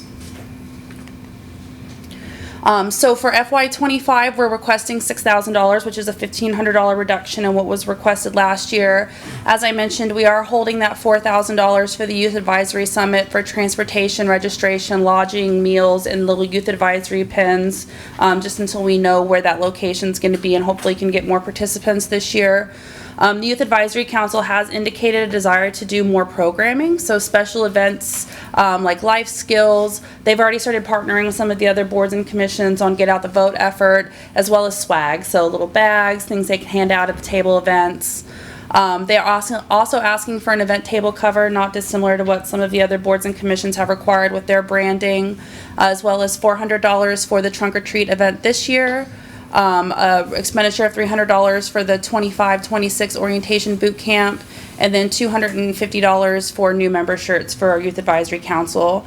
I'd be remiss, I know the totals don't add, I'm missing a line item for $175, which is our miscellaneous, just to cover any additional costs if we have more folks turn over and we need more shirts this year, or we have more participation in the Youth Advisory Summit, hopefully. So a total of $6,000 for the Youth Advisory Council this year. Any questions? Wow, okay. Thank you. Just to Elisa's earlier, sorry, to Elisa's earlier point with the Trunk or Treat, 400, right? I mean, we're kind of in the same boat as we just were with parks, so. Well, yeah. I don't know, do you expect that we'd use all of that? You said we're holding some funding. I have 175, That's true. yeah, for miscellaneous. Yes, sir. Flexibility. Yes, sir. Yeah. I always build Good in with a that then. contingency. And actually, I would be fine to bump it to 6,000, and if you don't spend all of it, it just rolls over next year. And so I would be fine with that. Yeah. Because I really do not want people having to take money out of their own pockets to serve in our community. It is 6,000. It is. That is. Oh, okay. She had a line item that wasn't up there. Okay. Thank you. Thank you. Appreciate it. All right. Next. Animal shelter? Don't understand what to do with this at all.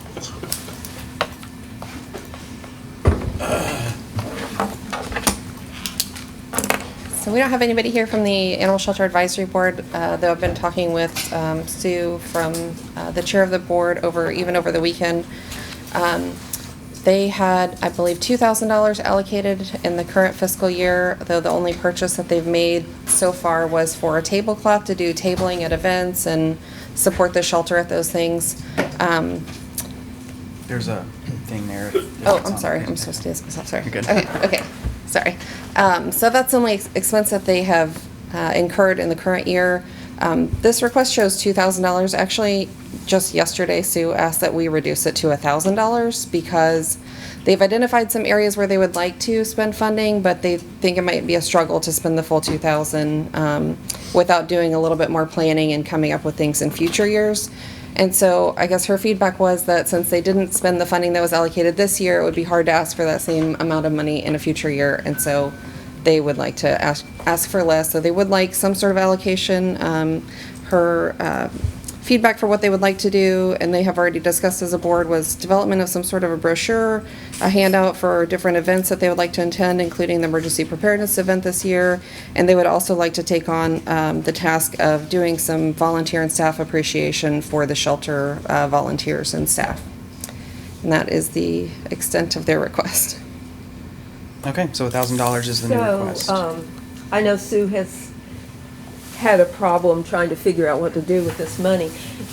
I don't know, I was the Animal Shelter Board liaison, but I'm not now, so I don't know whether they did this, but did they spend any money for shirts and name tags? Because that was something that, you know, all the other boards do, and it was one of the reasons we allocated this, but I'm not sure they did. They did actually spend money and all got name tags, and then of course ordered the tablecloth they used at the Adopt-a-thon on June 1st. Okay. As far as shirts, I'm not aware that they purchased shirts.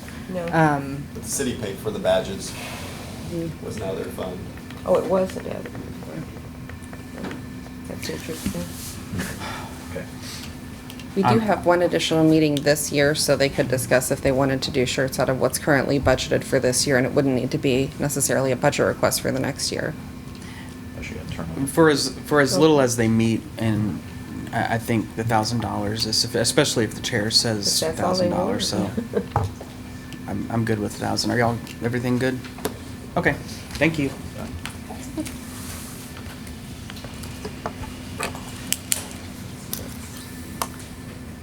Board of Adjustment. There's no budget request, so. Right. Oh, there's no budget requests? Okay, There- thank you. There is in the middle. Okay. Sorry. The budget request for Board of Adjustment is very minimal. This is all things that I think were really kind of included in the staff budget previously. We met with them last week and talked about different training opportunities and other things that they might want to include in a budget request. And they asked for just minimal budget for name tags and some sort of a binder to keep all of their materials in. It's just too much. I can't support it. I can't support it. It's too far. It goes too Love far. this board. No, 360. Any opposition to that? No. Okay. Thank you. They're just making friends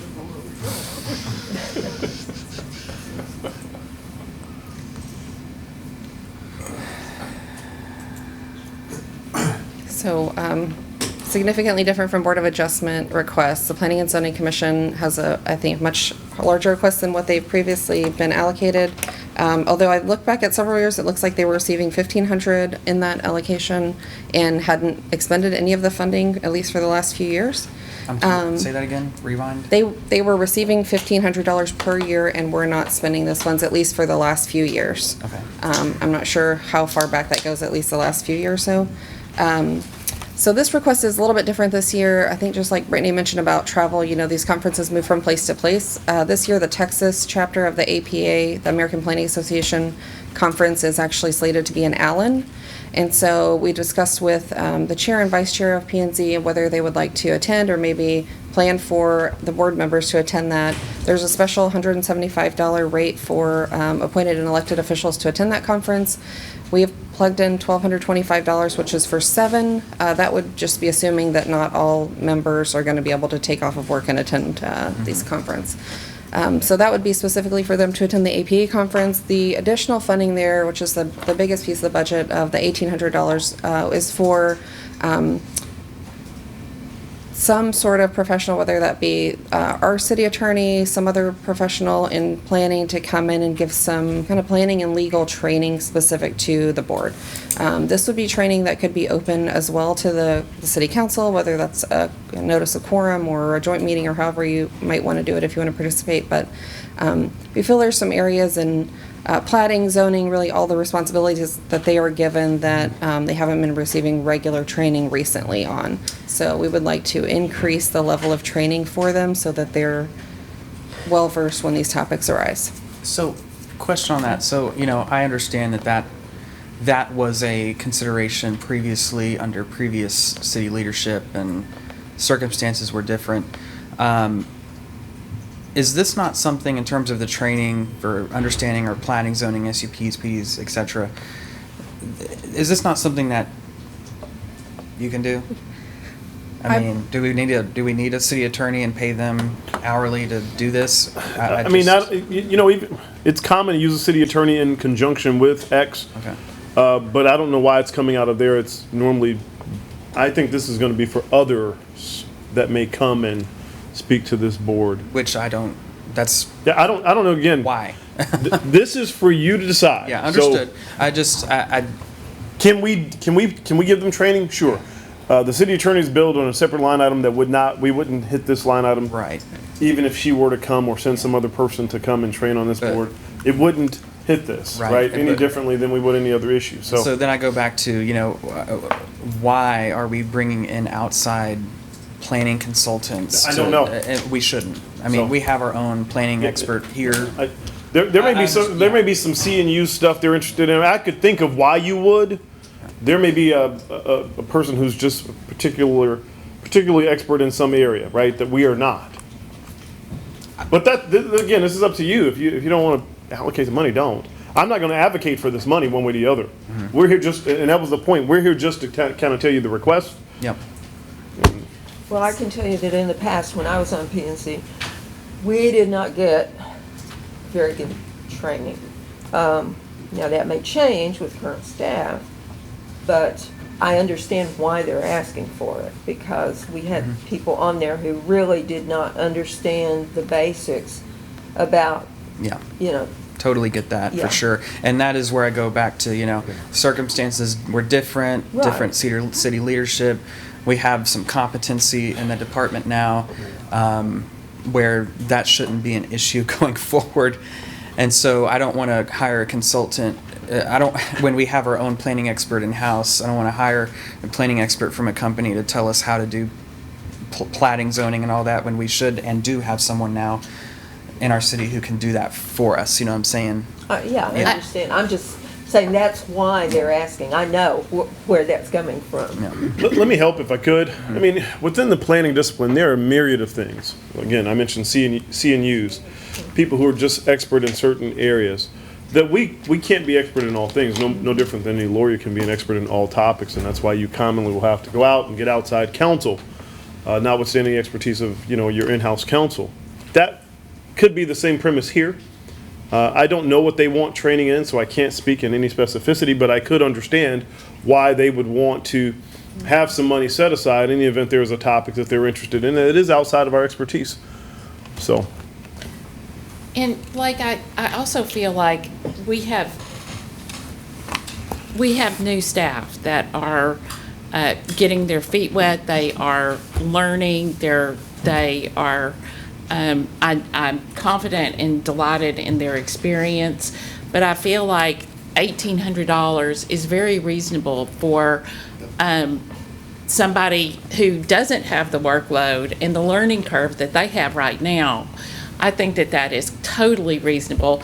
I would be the first one to sign up for this training, because there are things about the planning process I have to scratch my head and say, okay, go Google this. And so I would really enjoy and I would really benefit personally from having that. And I can only assume that all of the planning and zoning probably would appreciate that training as well. You have to consider staff time too. Yeah, because I do think they that have a lot to do. I agree with Councilmember Bowers. I think it's also good to have experts outside opinion sometimes to just give a different perspective.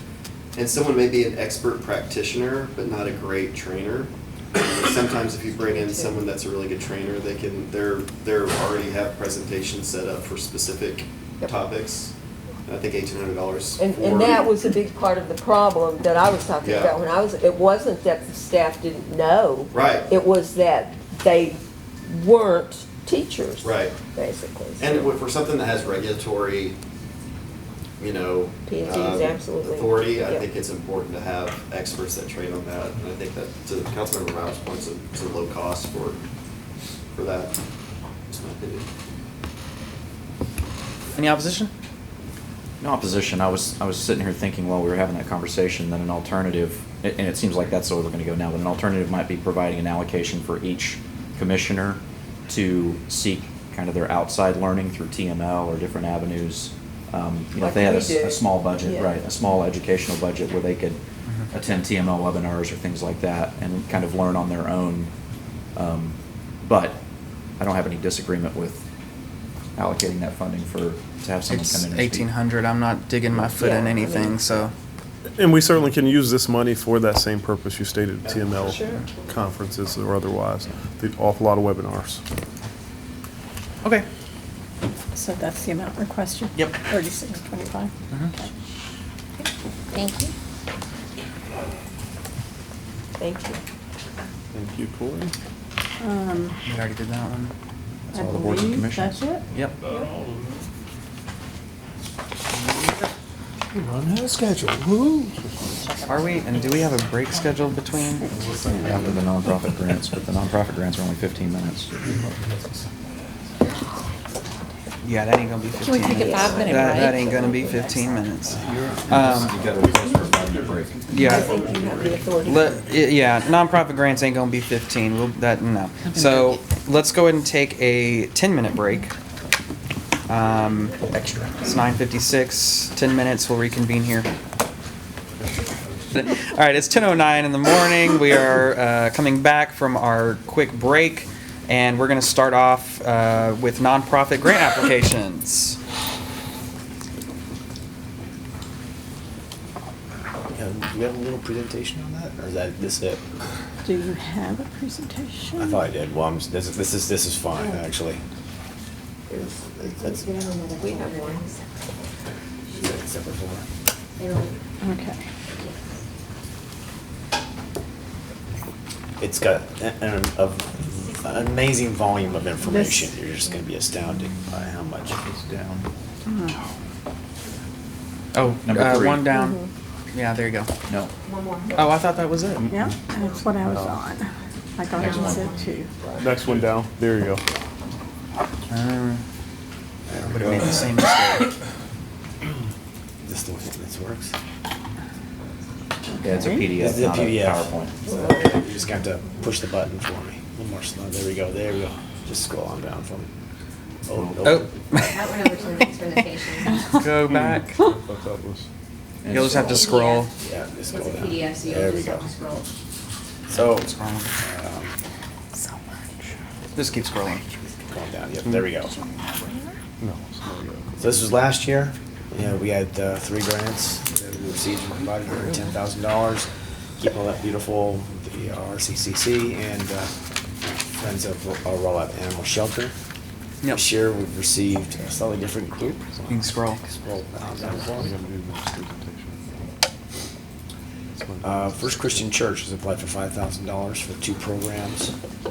Their food shelter and community outreach. Frost has increased their request to $20,000. RCC has a request in for $80,000.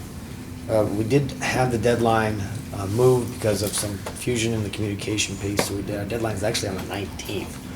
We are going to receive at least one more application from SCORE, Senior Citizens. And they're here, yeah. And they're here. Yep. And they're requesting additional funds. We haven't received their reason why we haven't received that yet is their board meeting is today. And so they'll be presenting their application to their board, get approved by the board before they present it to the city. But they are here, and if you have questions about their application, they are available. How much are they requesting? Do we know? How much was the request? How much was your request? 30,000. And that was what group, I'm sorry? Senior Citizens of Rowlett, SCORE. 30,000. So I'd take it to 135, 110 last year was awarded. So total request. And that was, all the information I had for you today. So we Okay. have- So the score was for the counseling services that we needed? No. Oh.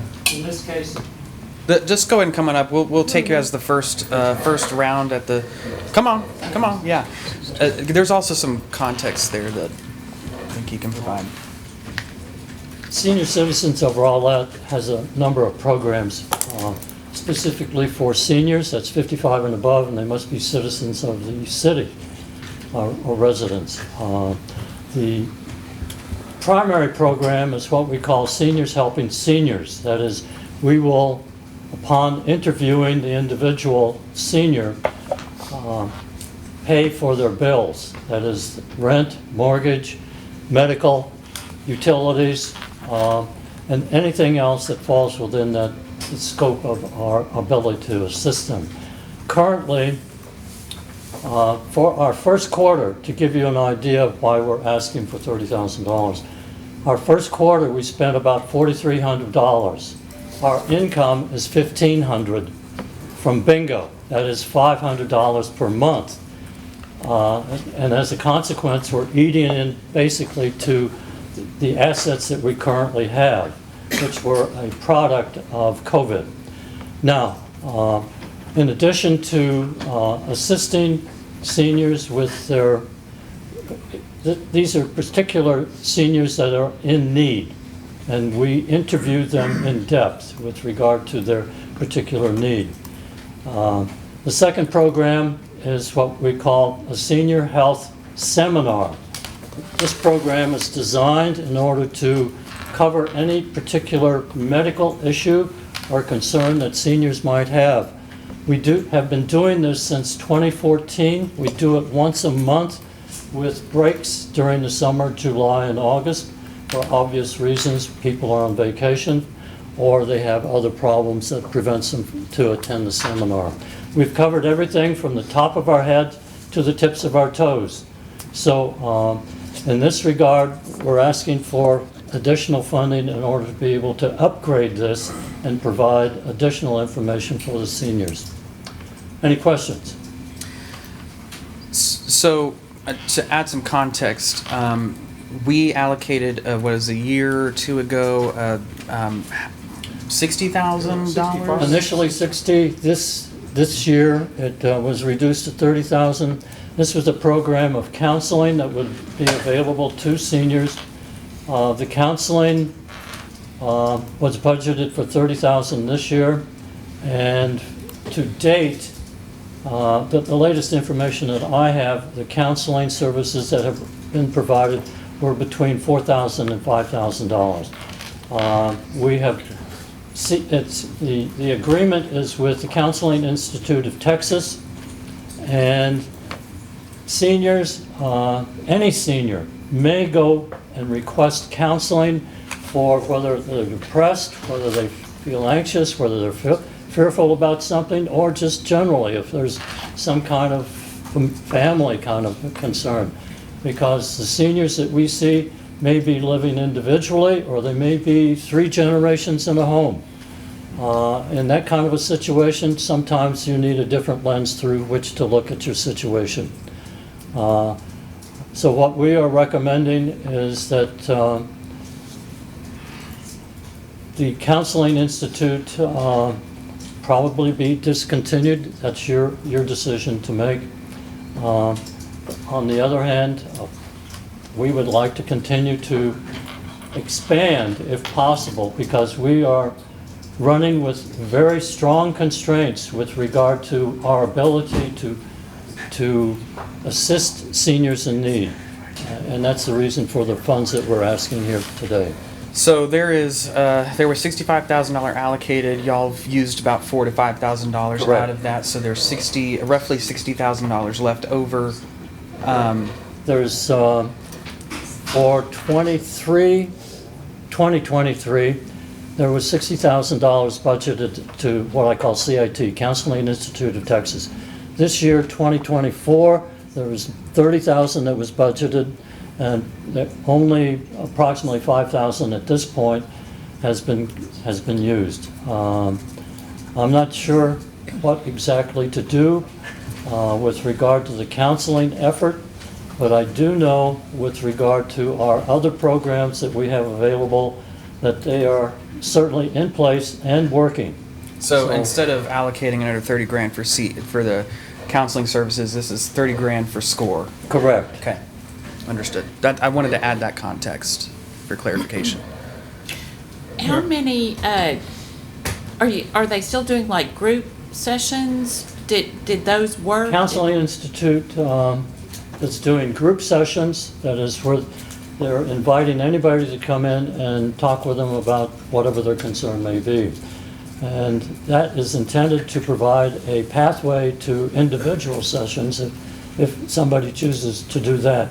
Or they can go directly to an individual session.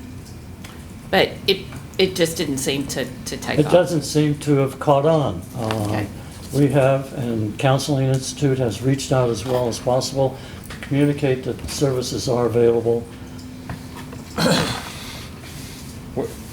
you have a question? No, go ahead. So where does most of SCORE's funding come from now? Bingo. We have a bingo hall in Garland, and prior to COVID, we would probably receive about between $1,000 and $1,500 per month. Currently, we were receiving $500 a month. So how do you, is that your only source of revenue? That's the only source of revenue that we have. So how do you, help me understand the $30,000 ask when previously, prior to COVID, you kind of alluded to just now that you're operating on a $12,000 to $18,000 budget. Our current funding remains $1,500 a month, or at least that's the schedule that we've been given. The funding for Seniors Helping Seniors, that's Seniors in Need, has in the first quarter here been about $4,300. We have currently funds to probably go through the remainder of this year and probably zero out our budget. And beginning in 2025, we would be, with the funding from the city, we would be able to, one, increase the amount of that we provide to the seniors in need. Currently, we are acting with some restraints with regard to how much we can assist them with, and that's around $300. However, the officer that interviews the senior has the flexibility to go beyond it, ideally to remain under it, but nevertheless, we operate with, the particular need of the senior. And I say seniors in need because 60,000 plus folks in the city of Rowlett, you've got between 6,000 and 8,000 seniors, that is 55 and above in the population. And of those, I take 10% are going to be seniors in need. However, generally you're not going to see them. You don't know who they are. And they're not going to come up and talk to you individually with regard to their particular problem of paying their utility bill or their electricity. On the other hand, we do see them. We see them regularly. And as a consequence, that's the reason why we exist and why we're making the request that we are today. So what are your parameters and how do people qualify or eligible to receive assistance through SCORE? Do y'all have an established parameter? We have basically the fundamental ones that we go with are 1, 55 and above, unless you're disabled. Citizen or a resident of the city of Rowlett. And then we go in and in the interview, we are questioning them and asking for documentation with regard to their rent, whether or not there are relatives that are living with them that can assist them with their economic situation, and then we ask, are they on pension? What's your Social Security? They're more than willing to share that with us because we're more than willing to help them. So it is income-based then, right? It is. I'm sorry. There is a $35,000 limit within the household. We think, our thinking with regard to this is that we're not responsible for the decisions that they make with regard to their financing, how they spend their money. For example, we're not going to cover their cable, just as an example. We're not going to fix their fence, but we will take care of them so that they continue to live in a reasonable way.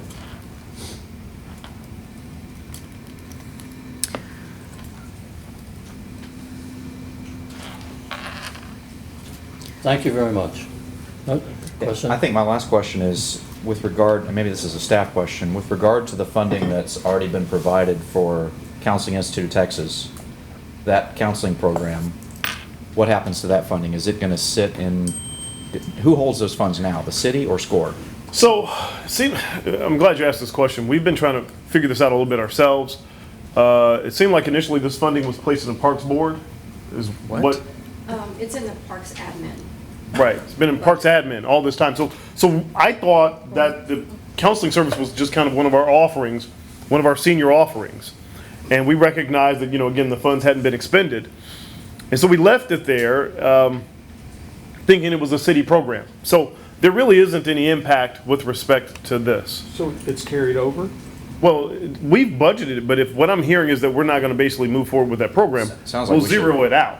Sounds like we should sunset the program if there's no immediate So that's an easy needs right fix. now. I mean, that part's an easy fix. That's why I was saying, let's, And so- instead of budgeting that annually, let's Right, let's do something that's going to more do directly this help annually. people. Now, I do want to say, I would like to see the actual parameter list. Do y'all have a policy Yes. for this program? I'd like to see that policy if you could send it to the city council. I have completed the application. Okay, so it's in there. Yeah, I have a meeting with the board this afternoon, and upon completion of that, then I was going to provide the application to the city. Great. Because we were taking advantage of the 19th as being the date of. So then staff will send us the application in, and then we'll see that policy in there. Yeah.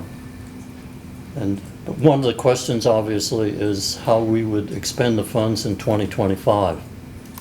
And a statement is prepared for that. Great. Okay. I mean, preliminarily, before seeing the application, I support the $30,000 to SCORE. Thank you. Thank you. Appreciate it. All right, so Friends of Rescue Animals has been waiting patiently for us. We knew we came early, so it's been very informative. So, my name is Dina Siegler. For those of you that don't know me, I'm the president of Friends of Rescue Animals. Here with me today is Sue Rabinowitz, who's the secretary of our organization. We've been in existence since 2004. We started as Friends of the Rowlett Animal Shelter, and that's still our official IRS name today. In 2020, we 2022, we obtained a DBA as Friends of Rescue Animals because we have expanded our scope beyond the city of Rowlett now. So in addition to supporting the Rowlett Animal Shelter, we also operate a cat rescue, and we support the Garland Animal Shelter as well. There has been some discussion on social media about, our organization and are we still supporting Rowlett? Absolutely, we still support the city of Rowlett and the Rowlett Animal Shelter. We just submitted our third quarter grant report for last year. For fiscal year 24, as you saw, we got $10,000. And so far, the benefit to the city of Rowlett in just the first 9 months was $82,268. So that was in our grant application as well, just for reference. For fiscal year 2025, we're asking for $20,000. That will go to support emergency medical cases at the animal shelter, the TNR program that we operate for the city of Rowlett, as well as pulling cats from within the city limits of Rowlett into our cat rescue program.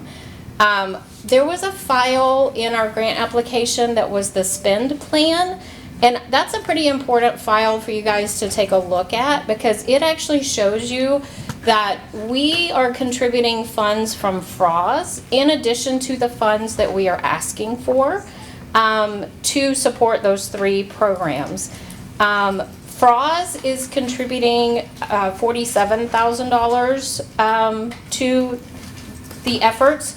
There is $19,000 of administrative expenses in that we were not asking for any grant funds for. The grant was asking for $20,000 for a total benefit of $67,000, or total expenses of $67,420. The benefit calculation does not include the volunteer hours, because we also run the volunteer program for the city of Rowlett. So I think it's really important to see that we were just asking for partial funds of our budget to support those 3 programs. Thank you. Any questions? So nobody wants to plus up our budget, like everybody? I think it's really clear what all that y'all do to help save us. Just a quick question. Yeah. So of the $20,000 ask, so did I understand you're associated with both 1 or 2 other rescues and City of Garland? So does this just kind of go into your larger operating pool, or is this carved out for Rowlett? Absolutely, it's carved out, and you'll see in our fiscal year 25 budget, draft budget that I submitted with the grant application, the Rowlett is carved out separately. Our overall budget for the organization is about $182K for the year, and for the benefit of Rowlett animals, it's $48K, and then our administrative expenses to run the organization is about another $20K. So direct benefit to Rowlett animals is at least $48K of budgeted expenses. So that's where I was saying that we're not just asking for all the funds to come from the city. We're fundraising to magnify the funds that we get from the city. And in the application that all these organizations fill out, it's made clear, and they sign saying that these funds will be used for Rowlett, for Rowlett, period. So. Yeah, I saw the conversation over the weekend in the Garland Facebook group about that you guys are facing an uphill battle, or at least the public perception of an uphill battle. But it's clearly delineated in your financials that you've got it set aside with both cities functioning separately. So as long as you're tracking those expenses and recording where things go, Yeah. it's no different than what the city does for our different departments that we have. Right. Parks gets tracked differently than Public Works. It's fairly simple as long as you have someone that's staying on top of where those expenses go. Yep. And I think that's an easy thing for us to support. I would say, you mentioned about plussing up your budget. If there's a bigger request that you all have in the future, please ask, because we need to know what the true ask is. And I see your project budget that you have here, and I see how much is funded by Froz versus what the grant request is. Right. And it's, roughly a 2-to-1. Ask us what the need is, because there's no doubt that you all provide a tremendous service to the city. Right. Does the city of Garland provide any funding support for y'all? So it's not direct cash like this is, but they provide a lot of in-kind veterinary services for us. That is going to, in the FY25 budget, it's going to be roughly $40,000 of in-kind veterinary services to help support the cat rescue program. In addition, do those cats happen to come from Rowlett? No, those cats come Dang, from Garland. I was hoping that they were helping us also. Okay. Every now and then they will help me with a TNR cat, because it's kind of unpredictable when you can trap a feral cat. So for example, last Friday I was able to get 3 Rowlett cats done there at no cost to us. So actually Don't tell them that, though. We'll keep it secret. Through us working with Garland and the partnerships that we've built at Garland, we've actually been able to benefit the city of Rowlett, because you guys are now using Operation Kindness at the Garland shelter for a lot of your veterinary care. So your veterinary bills for the Rowlett shelter animals has gone down because of that Operation Kindness connection. So I'm not saying that Froz is the reason you guys have that connection, but because we've built a relationship with Garland, we talk about what the challenges are at Rowlett. Kalia and Art got together, and Art helped connect Kalia to Operation Kindness. Art is also providing training for the Rowlett Shelter staff at no cost to the city of Rowlett. And I truly believe it is because our organization is bridging that gap, forging those relationships, that they're now working together closely for the benefit of the city of Rowlett. So, Good information to have. Thank you. Yeah. Any opposition to the $20,000 request? Absolutely not. Thank you. Appreciate it. You're required to stay, though, for the rest of the meeting. No. All right. So do we have anybody from First Christian Church here? Okay. And I know we won't have anybody from the Rowlett Citizen Core Council. Before we discuss the First Christian Church application, let's talk about Rowlett Citizen Core Council. Are there any questions? I assume that y'all have read the application. Are there any questions? I should be able to answer most questions pertaining to the Citizen Core Council if y'all have any. So I definitely see the need there, and I recall that last year we increased from the prior year from 50 to 60. This year's from 60 to 80. Correct. And I definitely recognize the needs, because having been out at a couple of these call-outs that we've had now and seeing that the radios don't work and things like that, or they work but sometimes not so great, the need is definitely there. I just... you want to know specifically why there's a 20,000 instead yeah, of 10? I think that would really help, and for the public too, Sir, because it's a pretty big absolutely. increase. So, Citizen Core Council has multiple vehicles in their fleet. 2 retired MICUs, medics, a retired fire battalion Suburban,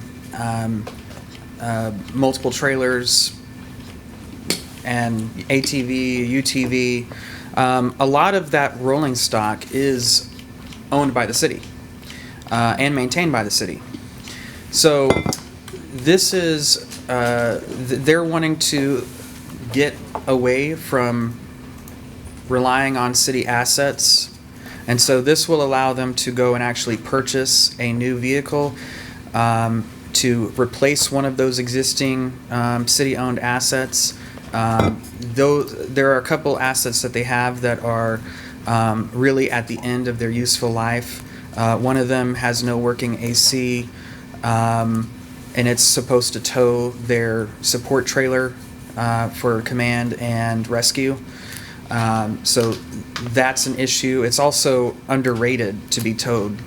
So they don't really have a sufficient towing vehicle. And the other vehicle is, again, at the end of its useful life. So this is about them starting to wean off of relying on the city for vehicle replacement. This will allow them to get a brand new piece of equipment that will last in the organization for years. So that's what this is. It's part of a down payment and a financing plan for them to go and get their own rolling stock.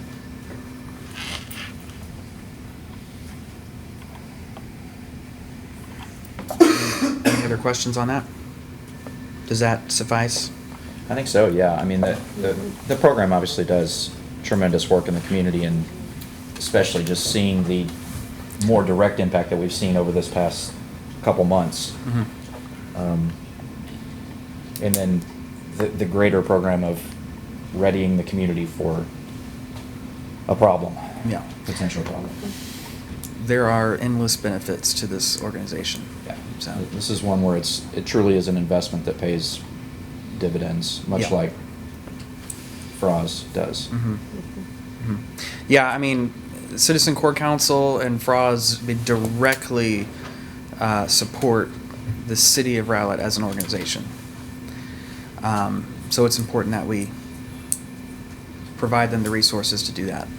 Can I get a little clarification? Yeah. Not that it changes the outcome, but so you're saying that the Citizens Corps currently has older city vehicles as their rolling stock. So the city's going to buy them new vehicle. I'm trying to understand who's holding all the financial. It sounds like the city's still supplying Absolutely, vehicles. yeah. I mean, so we're not supplying. We're not okay. So here's what happens, right? You have an ambulance that goes out of service. It's no longer frontline. It's no longer reserve. What's happened is the city has basically given the Citizen Corps Council the keys to that vehicle. Okay. And the Citizen Corps Council is running that vehicle. Okay. Right. This is probably a more appropriate way to do this in that we're providing them funding for the organization, and they're going and getting their own vehicle the title is in their name. Okay. The insurance is their responsibility. That the was maintenance is ultimately their the question, responsibility. who's got the title, Yeah. who's got the insurance, and that will be on the Citizens Corps. Correct. Okay. So we're basically giving them a down payment on a vehicle that they're gonna. Yes, this is the more appropriate Okay. way to handle it. Okay. Just want to make sure I understand what's happening. So, part of the application states that city grant funds shall only be directed toward programmatic expenses prescribed or described in the application. Does that constitute a programmatic expense? I certainly believe that it does. I mean, it goes to support, these vehicles support the program as a whole. I mean, without those vehicles, they wouldn't be able to do nearly any program. So, Okay. yeah.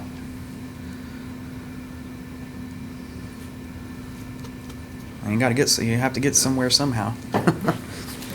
So, I definitely support that amount. Yeah. Mayor? Yeah. I didn't even want to speak up during this one, but I think I need to. So Mayor's right?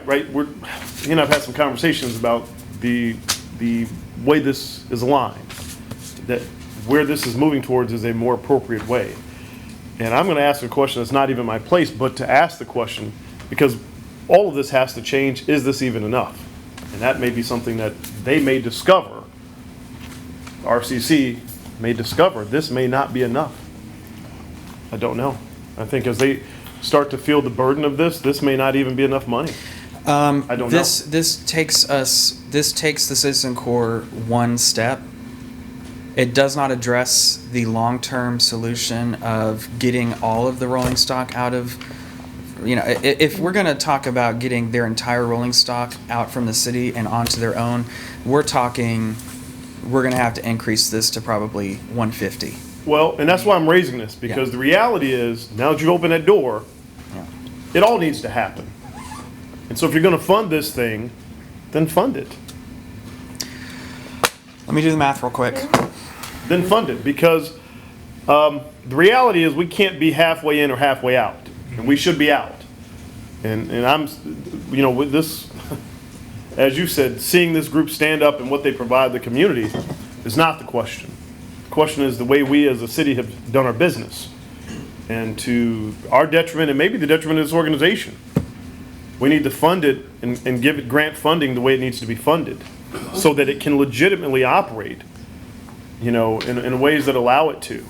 And so, again, I think that if the council is going to consider funding this, and now that we've had this conversation about the fact that some of the vehicles, if not all, are in the city's name, et cetera, we should allow this organization, if the council supports it, the opportunity to really exist. So there's another challenge too associated with this for the Citizen Corps Council long term. By bringing in these vehicles into their own, it's their title, it's titled to them. They're paying for the maintenance insurance.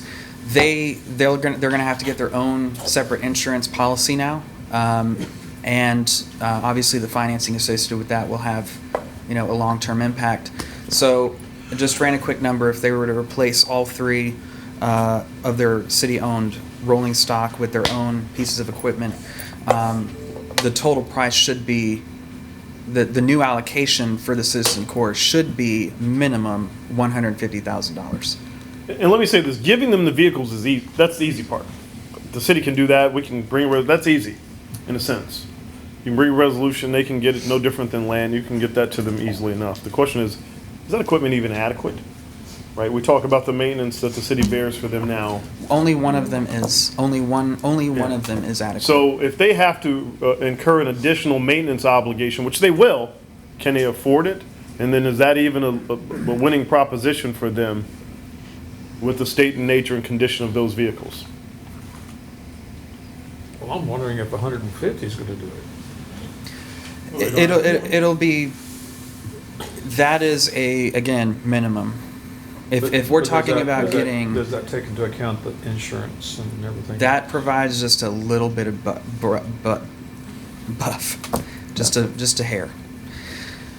I think Councilmember Britton's point is correct, that if we're going to fund it, I guess I want to make sure that everything is maintained. I'll go back to my permanent stance on if we're purchasing anything, if we're doing anything like that, it has to be able to be maintained. And I would prefer that they have enough money that they are adequately funded and they don't skimp on things so that they're going to have these vehicles for the next however many years. I just forgot fuel costs too. Right now, they use the city pumps for fuel, so that will have to change as well. So should we leave this one for a larger discussion, a work session or something? Or, I don't know. Maybe I can, you can answer her question first, I guess.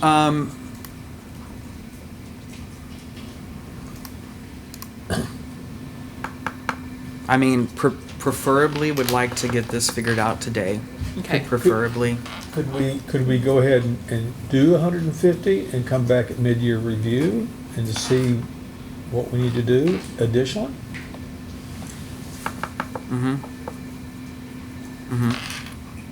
At least we get it off the plate today. Yeah, that's not a bad idea. If we, let's say 150 today and then have them really go in and do a deep dive they're going into. all the I's get I'd dotted, like to T's bring get crossed. Whitney in on this and, let's do that. That was going to kind of be my point a little bit, it is sort of a black hole. We don't know what that real number is. So we say 150. The other thing is, I think, and correct me if I'm wrong, but we're sort of setting the table for what these grants are going to be going forward too, right?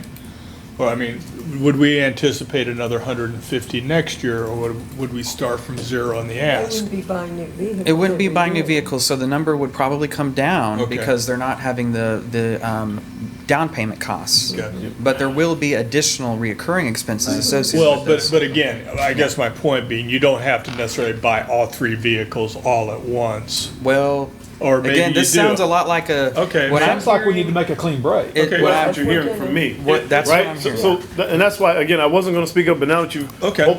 There needs to be a cream, we can't do it halfway. Okay, I just want to understand what we're Break, doing. and that's why I said, is this even enough money for them? To that point, if we're gonna open this door, we need to do it the right way, which is a clean break, and the city needs to be committed to funding this group the way that you just decide to, but I definitely don't believe 80,000 was enough, that's why I said that. That was. Yeah, that's based on a model that if we're saying, if we're opening that door, that model doesn't work then. That was the first, that was like phase one of their rolling You plan. can't, you're either fully or you're not with Okay. this, and that's just the reality. So how about this? How about we say for now today, 150? That's right. This allows them to go and see if it'll work. If it'll work, you won't hear back. If it doesn't work, you'll hear back. And then they'll come and we'll do a work session and they'll ask for either more or whatever, you know.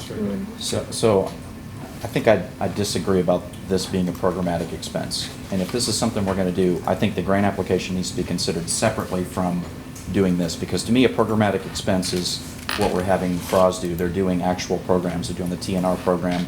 And we don't wanna set a precedent by approving a grant application for a certain amount that says you can go out and buy capital equipment with this. And that's essentially what this is, it's capital equipment.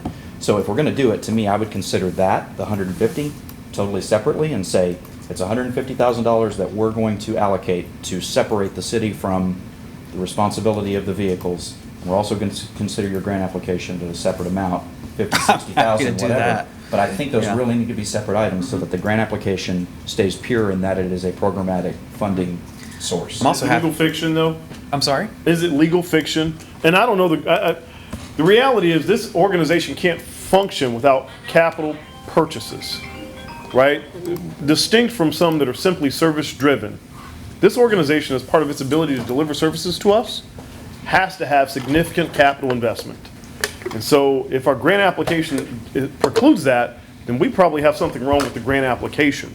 and I know this is your purview, but my job is to give you advice, and versus playing legal fiction with the application, maybe we need to recognize that there may be limitations on an application that are just not functional, or you find a different way to tailor it, but you put us in you put yourselves in a compromised position to pay this legal fiction.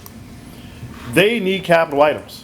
That is part of their programmatic delivery of services. Theirs is unique. I'm not suggesting we don't consider that. I'm just saying, I think it needs to be outside this scope of the They grant can't, application. I would argue, and again, I'm gonna shut up here soon, but I would argue, they can't deliver their programs to you.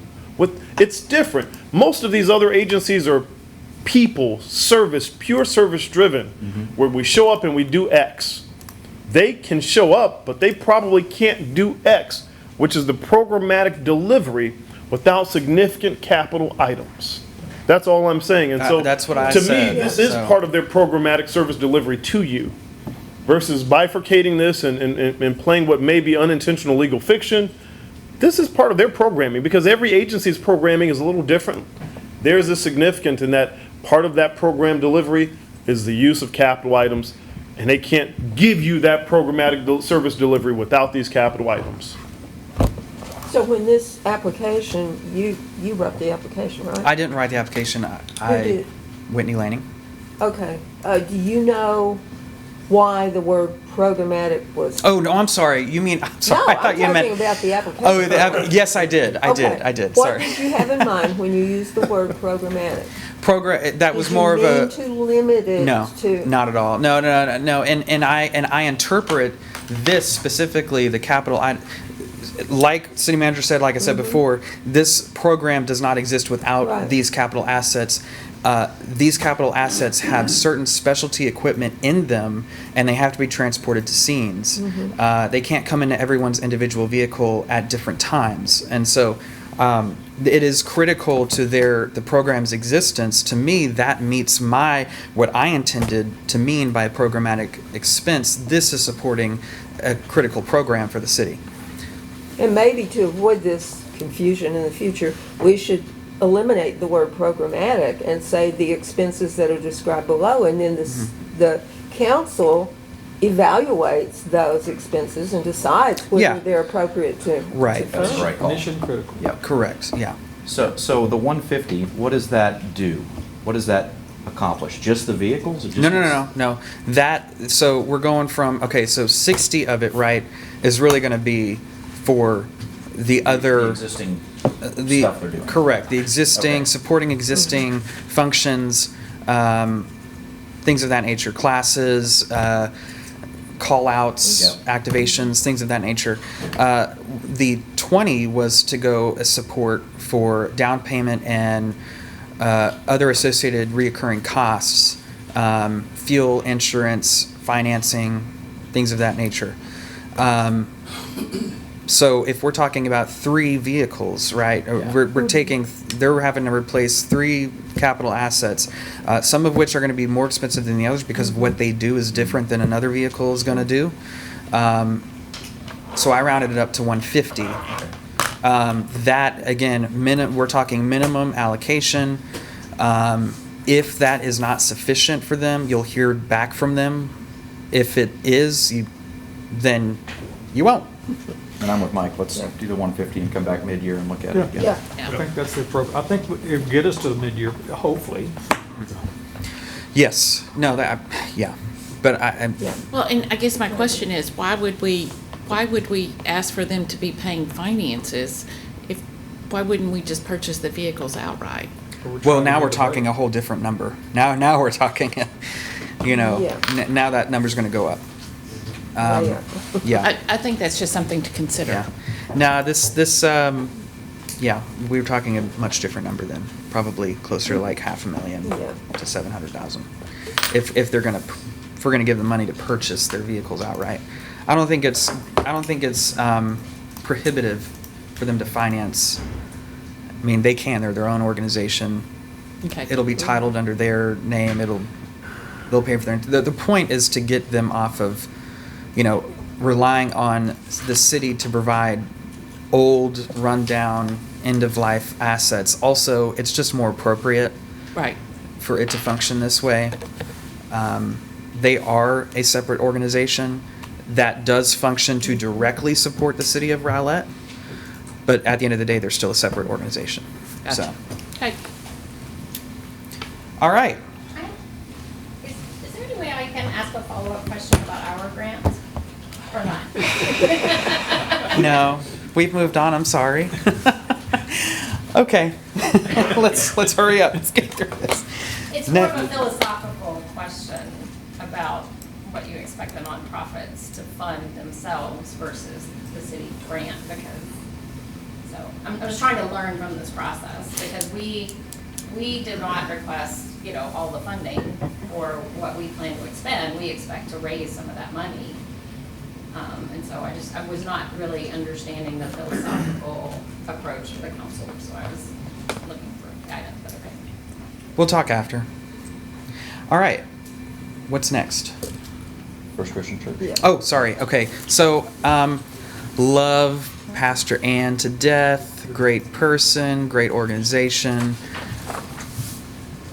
Don't want to get into the precedent of allocating funding to a church as a government entity.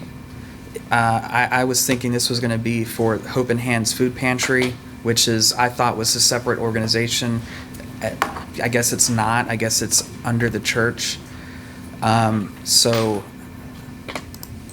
my suggestion is to not begin this, what would be a precedent setter, and funding a church as a government.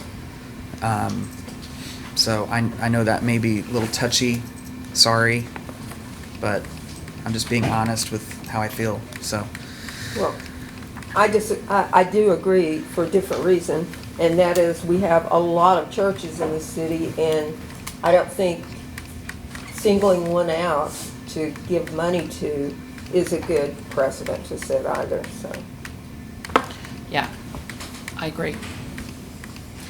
Love her, has nothing to do with her. Yeah. Just has to do with the precedent. And I thought that they were applying for this under their nonprofit I did Operation too. Community Outreach. I did too. And so I'm afraid there was some miscommunication there.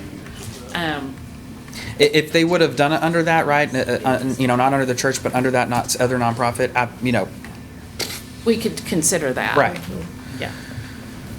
Well, is there anything that precludes them from coming at a different time?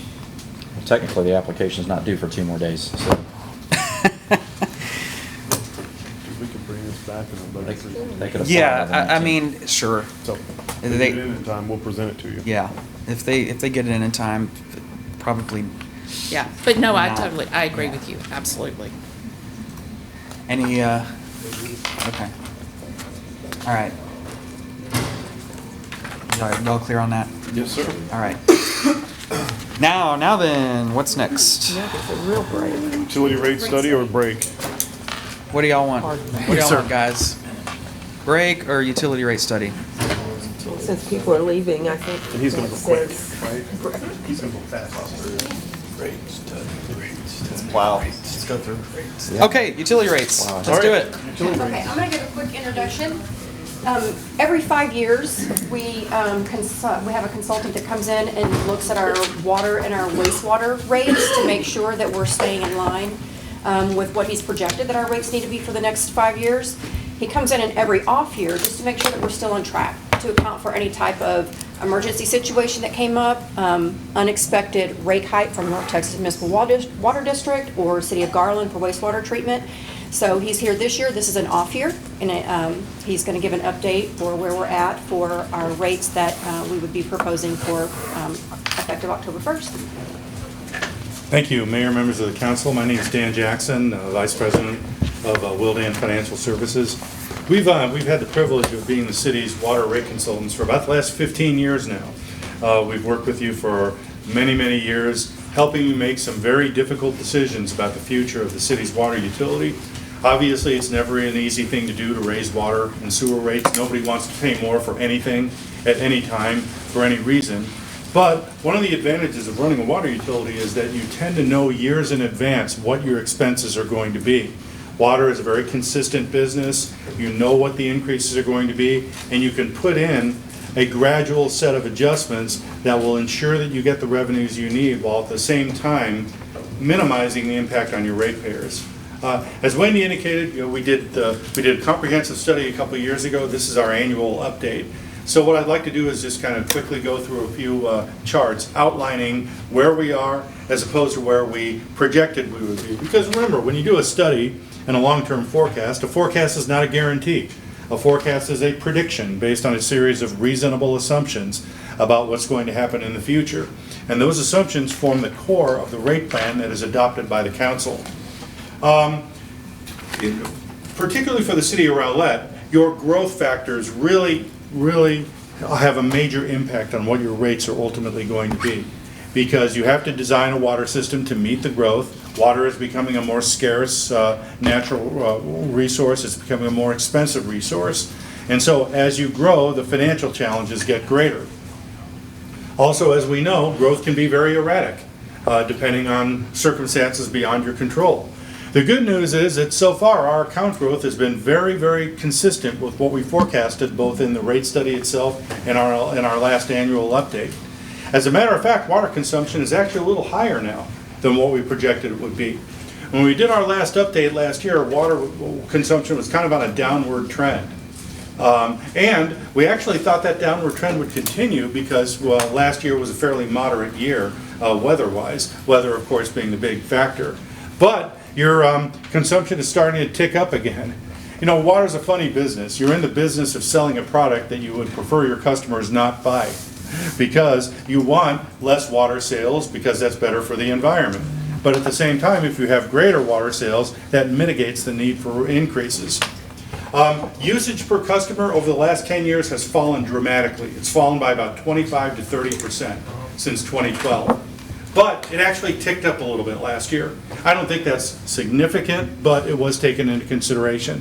And then by far the most important factor is North Texas. North Texas has restructured their long-term rate plan, and that's going to have a pretty big impact on the latest rate plan. Key question a lot of people ask is, how do our rates compare to other communities? Oh, I'm sorry. Ma'am. Can I ask questions now, or would you prefer to wait? No, absolutely. I think it's better to ask them now while they're on your mind. So, the increase in consumption, do you think that is from development, or do you think that is across the city as a whole? It's been basically across the city as a whole. Okay. Again, I would have thought that the weather conditions last year would have caused a continued decrease, but they didn't. I'm not really sure why, because sometimes it doesn't matter if a year is temperate from a weather standpoint. If you have some short periods where it's really hot, then people will use a lot of water. And so it's, you know, it's kind of almost within margin of error, but the decline has stopped and the increase has started. Okay. So, thank you. When I first started assisting the city back in 2009, Rowlett's rates were pretty much kind of at the top of the Metroplex. You were higher than most other cities. Yeah. And I think there still continues to be that perception in the town that your rates are higher than average. Guess what? They're not. Because you have kept your rates, your rate adjustments very, very minimal over the last several years, particularly your residential rate adjustments. Whereas other communities who are subject to the same challenges you're subject to have been doing more significant rate increases. So, whereas 10 years ago this chart would have put you in Farmersville territory, today you're right about the middle of the pack. You know, your rates are certainly not out of proportion with what other people pay. Ratepayer who uses 7,500 gallons of water and wastewater, and that's about the average for a residential customer here in the city of Rowlett, about 7,500 gallons a month. That customer pays $127.30. And as you can see, hey, you're a tad higher than some cities like Frisco and Plano. You're lower than Murphy and Princeton and Mesquite. Like I said, you're right about in the center of the pack. That's not just true for residential, it's also true for commercial. This is a commercial customer who uses 25,000 gallons a month. Now, one of the reasons we included both residential and commercial is if I go back to the prior slide here, you see Plano is right at the bottom of the list there for residential consumption. One of the reasons why their residential rates are as low as they are is that they have a very, very big commercial base. So they push their costs sort of on the commercial businesses. So as you can see, Plano has one of the highest commercial rates. Now, if I were Plano, I would do the same thing. As a matter of fact, we work for Plano, so of course they're doing the same thing. But that's why doing rate comparisons is always, you always have to take several factors into consideration. But the bottom line is this. Whereas 10, 15 years ago, your rates were arguably among the highest, they are no longer among the highest. They are right in the middle of the pack. Okay, growth has been good. This chart right here shows your historical and your forecast growth rate. As you can see, you've got about 27,000 accounts right now. We're projecting you're going to hit about 30,251 accounts, which is right in line with where we projected last year. Growth is right about where we thought it would be. That's an increase of about 2.5% a year. And this right here is our consumption chart. As you can see, consumption is fairly moderate, about 2 to 2.2 billion gallons of water a year in the 2016 to 2021 timeframe. Then it really started to trend upwards in 2022. Then it started to fall off again in 23 and 24, but now it's starting to go back up again. And look, you're going to add a few thousand new accounts over the next 10 years, so it's reasonable to assume that water consumption is going to continue to increase in the next 10 years. And those are some of the major financial challenges that your water utility is facing. Now, I always like to put this chart in any presentation because it really shows the degree to which North Texas Municipal Water District drives what your rates are. This chart right here shows your operating expenses for your water and your wastewater utility in the current year. As you can see, your water operating expenses are about $16.5 million and wastewater is about $8.8 million. North Texas Municipal Water District is 76% of your water operating costs. It's nothing more than a pass-through to North Texas. Now, this is not a criticism of North Texas. As a matter of fact, it's long been my opinion that the fact that North Texas Municipal Water District exists is the reason why the Metroplex is what it is today. Because without the water resources that North Texas has been able to supply, we would not have been able to have the growth in this area. Can you imagine every city here in the Metroplex trying to develop its own water resources? I mean, it would have been chaos. But unfortunately, North Texas's expenses have gone up very significantly in recent years, and they're expected to continue to go up.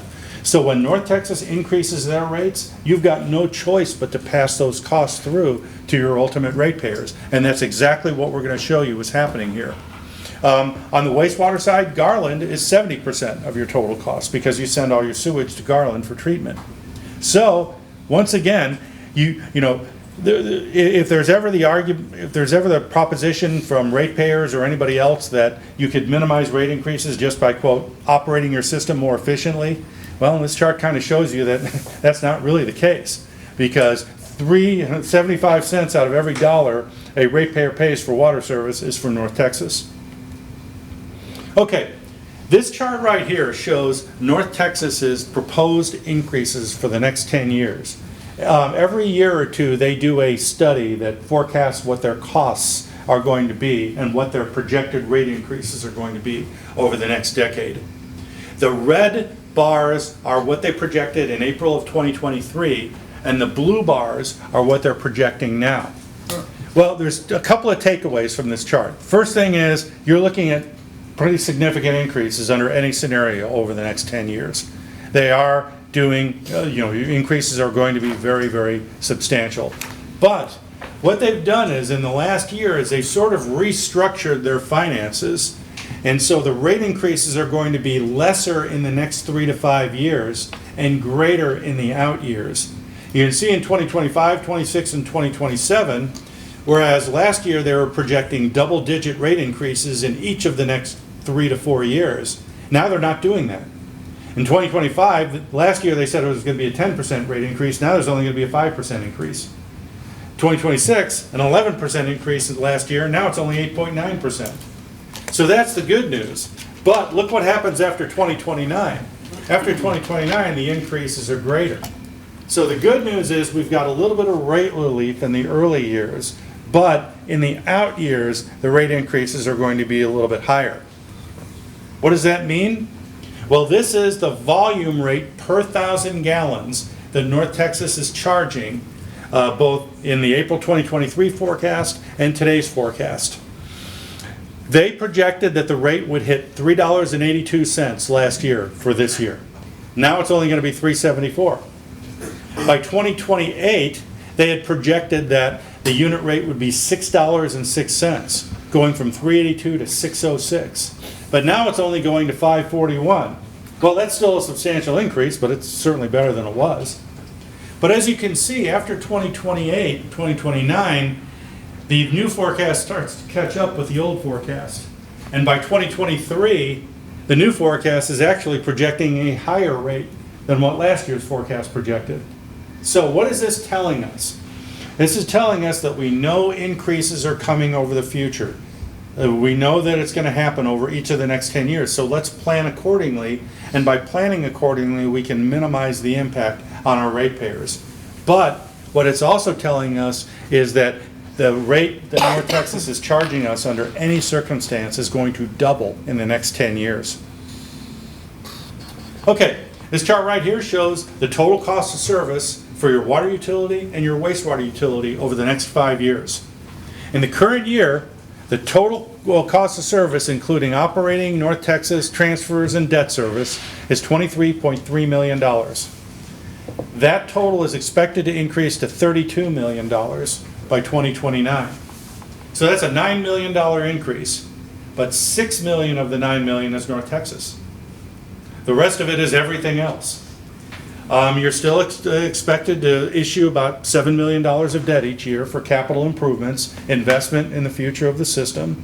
But this is yet another illustration of how water costs in the Metroplex in general and in North Texas in particular are really driving the bus here. On the wastewater side, your total cost of service is $15 million in the current year. It's expected to hit $19.8 million in 2029. So let's get to the rate recommendations. First, the good news. We're actually now projecting that you can scale back to a nominal extent your water rate increases over the next 4-year periods.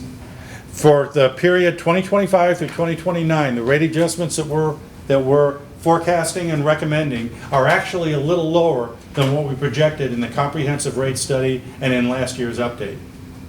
On the base rate, we're continuing to recommend that you follow your policy that you implemented a few years ago of no increase in the base residential charge. The base residential rate is $22 a month.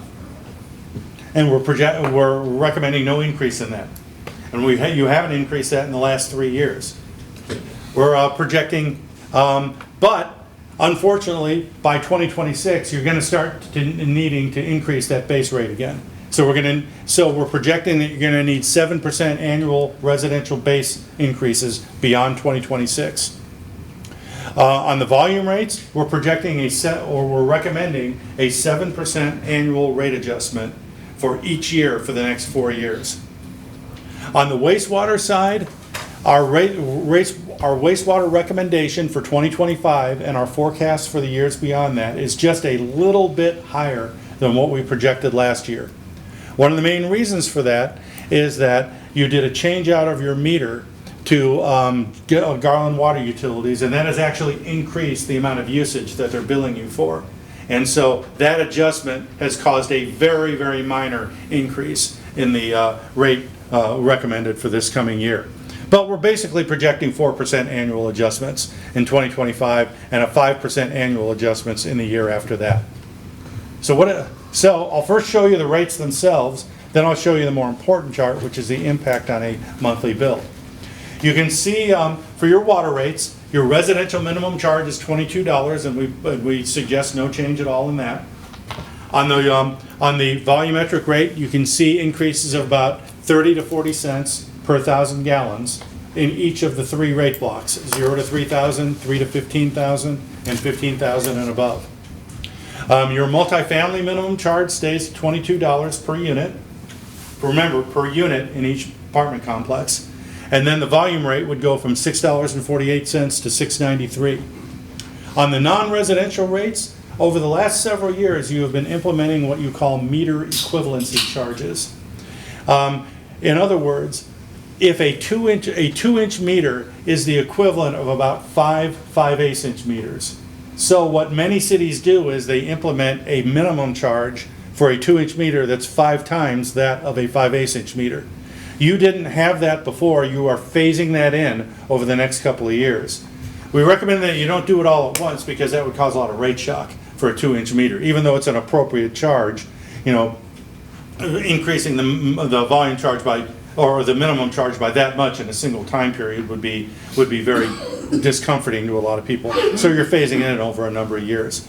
And the volume rate increase would be the same as it is under multifamily. And as you can see also, sorry about that, as you can see also, we're projecting that a series of additional adjustments is going to be needed in 2025, 2026, and 2027. But we're concentrating on the proposed rate for October of 2024.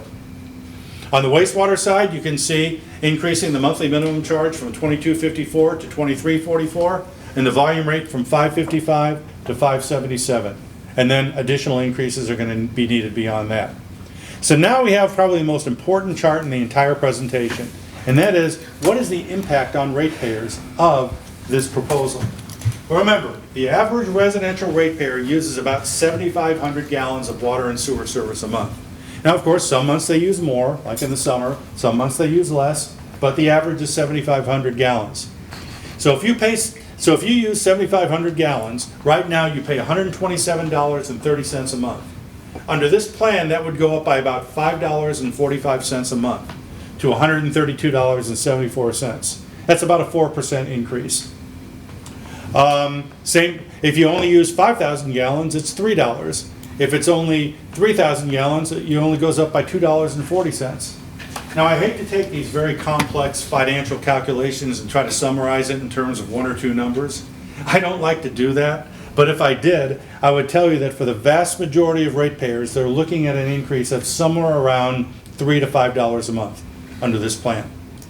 Obviously, if you're a commercial business and you use more water, you're going to pay a little bit more.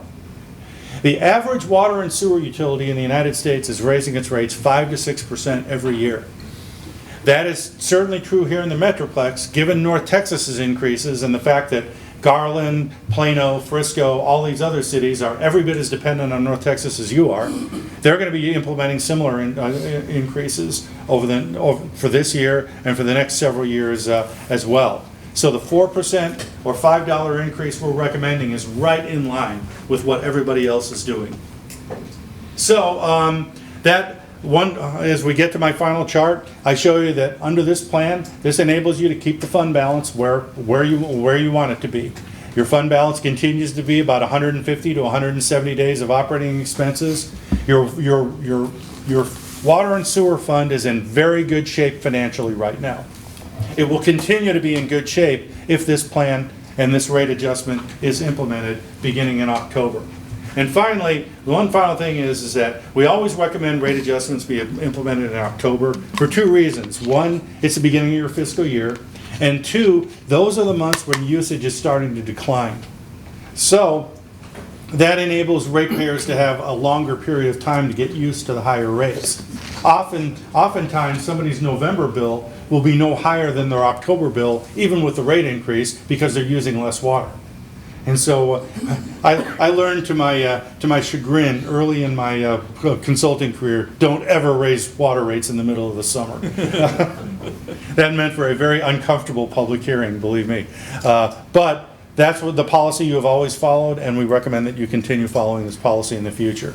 So I just want to wrap this up just by saying, you as a city and a council have made some very difficult decisions over the last several years to do these rate plans. It's never easy to ask people to pay more, but it has paid off in the sense that you have a healthy financial utility, you can pay your bills, and the impact has been fairly minimal on your ratepayers. We think it's important to continue these annual reviews because you never know what's going to happen with the general economy.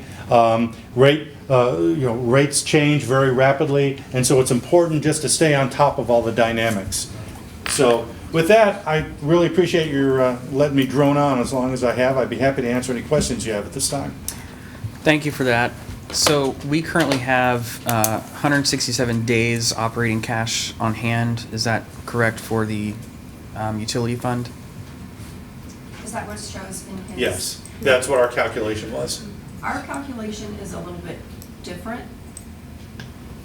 we actually budget for 99% of the revenues. We don't budget for the whole amount of revenues, so our calculations differ a little bit.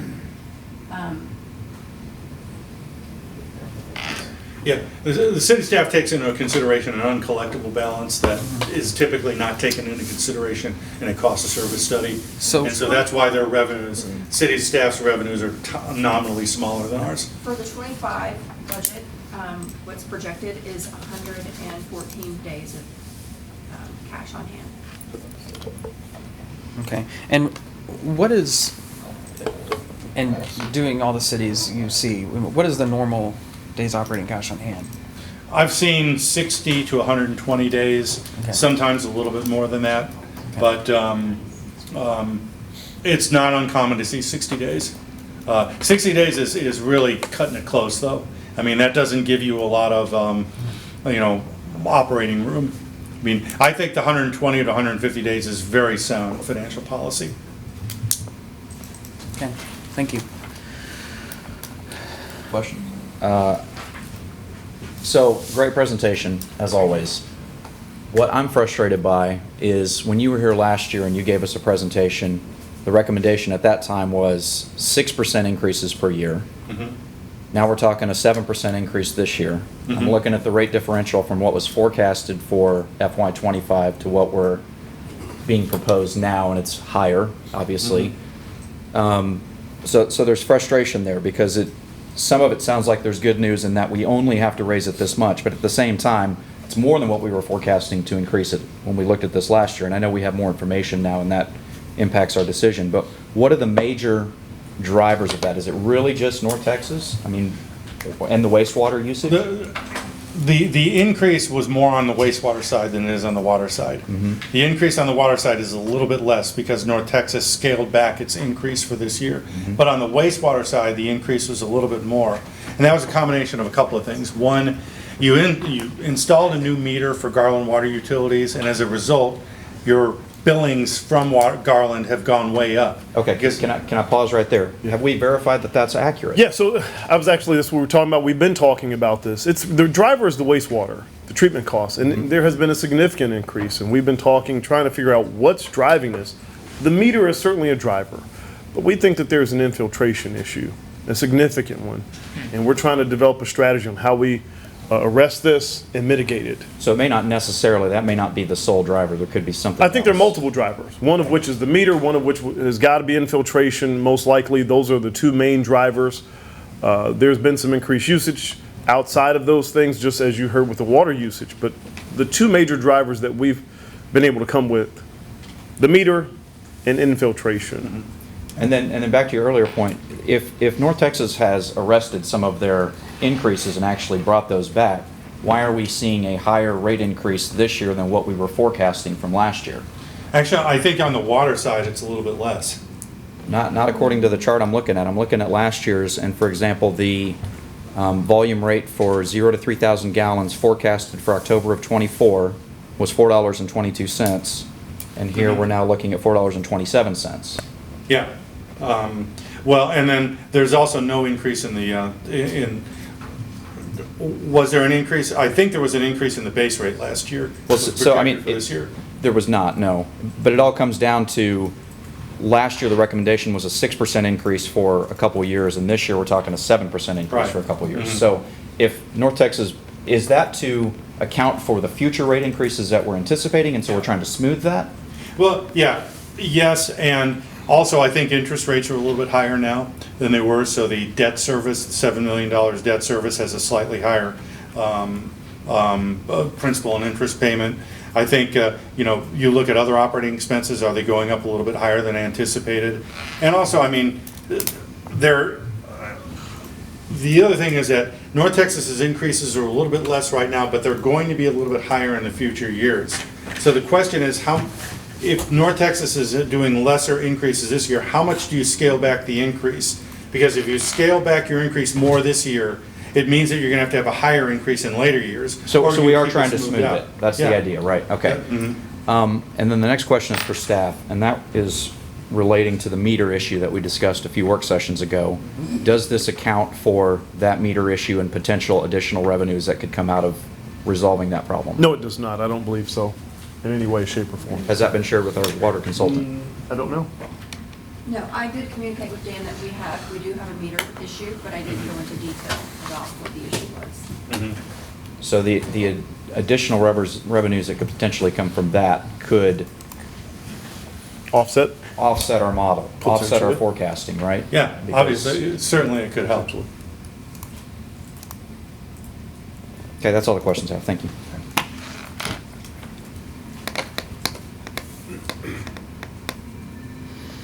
Council, other questions?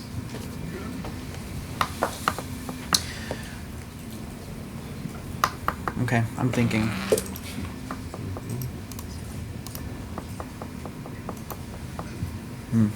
So philosophically, in the past, the council has had discussions about whether or not the increase in the volumetric rate should be even across all the different tiers. No. Or if it should impact different, and when I say even, I mean percentage-wise, not dollar-wise, because Yeah. more dollars, same percent is more dollars at the end, right?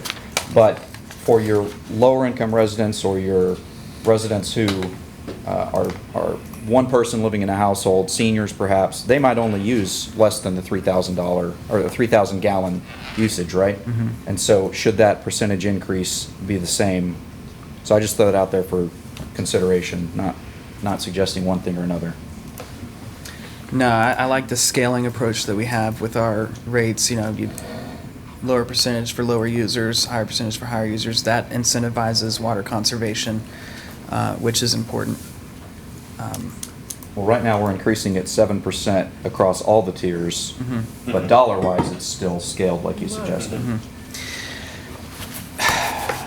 So we have, all right, we're not the highest when it comes to commercial rates. We're not the lowest either, but we're certainly not the highest.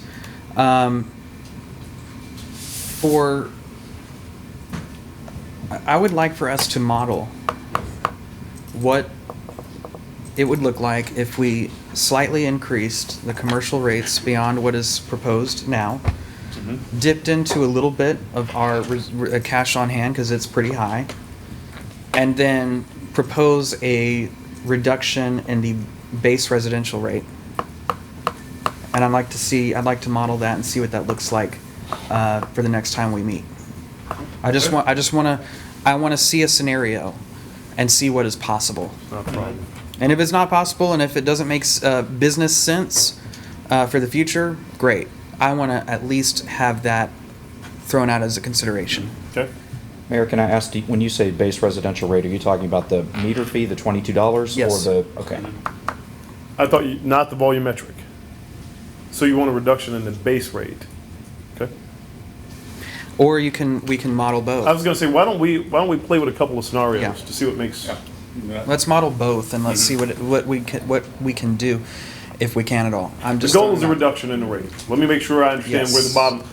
where we're trying to get to. For residential. That'll give us the ability to go and play with different scenarios to come back and present to you, which may be a blend of fund balance usage, anticipated revenue enhancements, et cetera. Yes, et cetera. thank you. Appreciate that.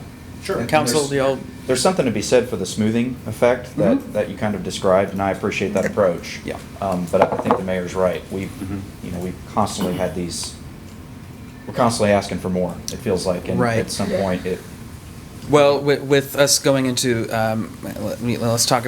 mention briefly, discussion happening in the future in this meeting about, obviously we will have to increase the INS rate. That was understood when the 2023 bond passed.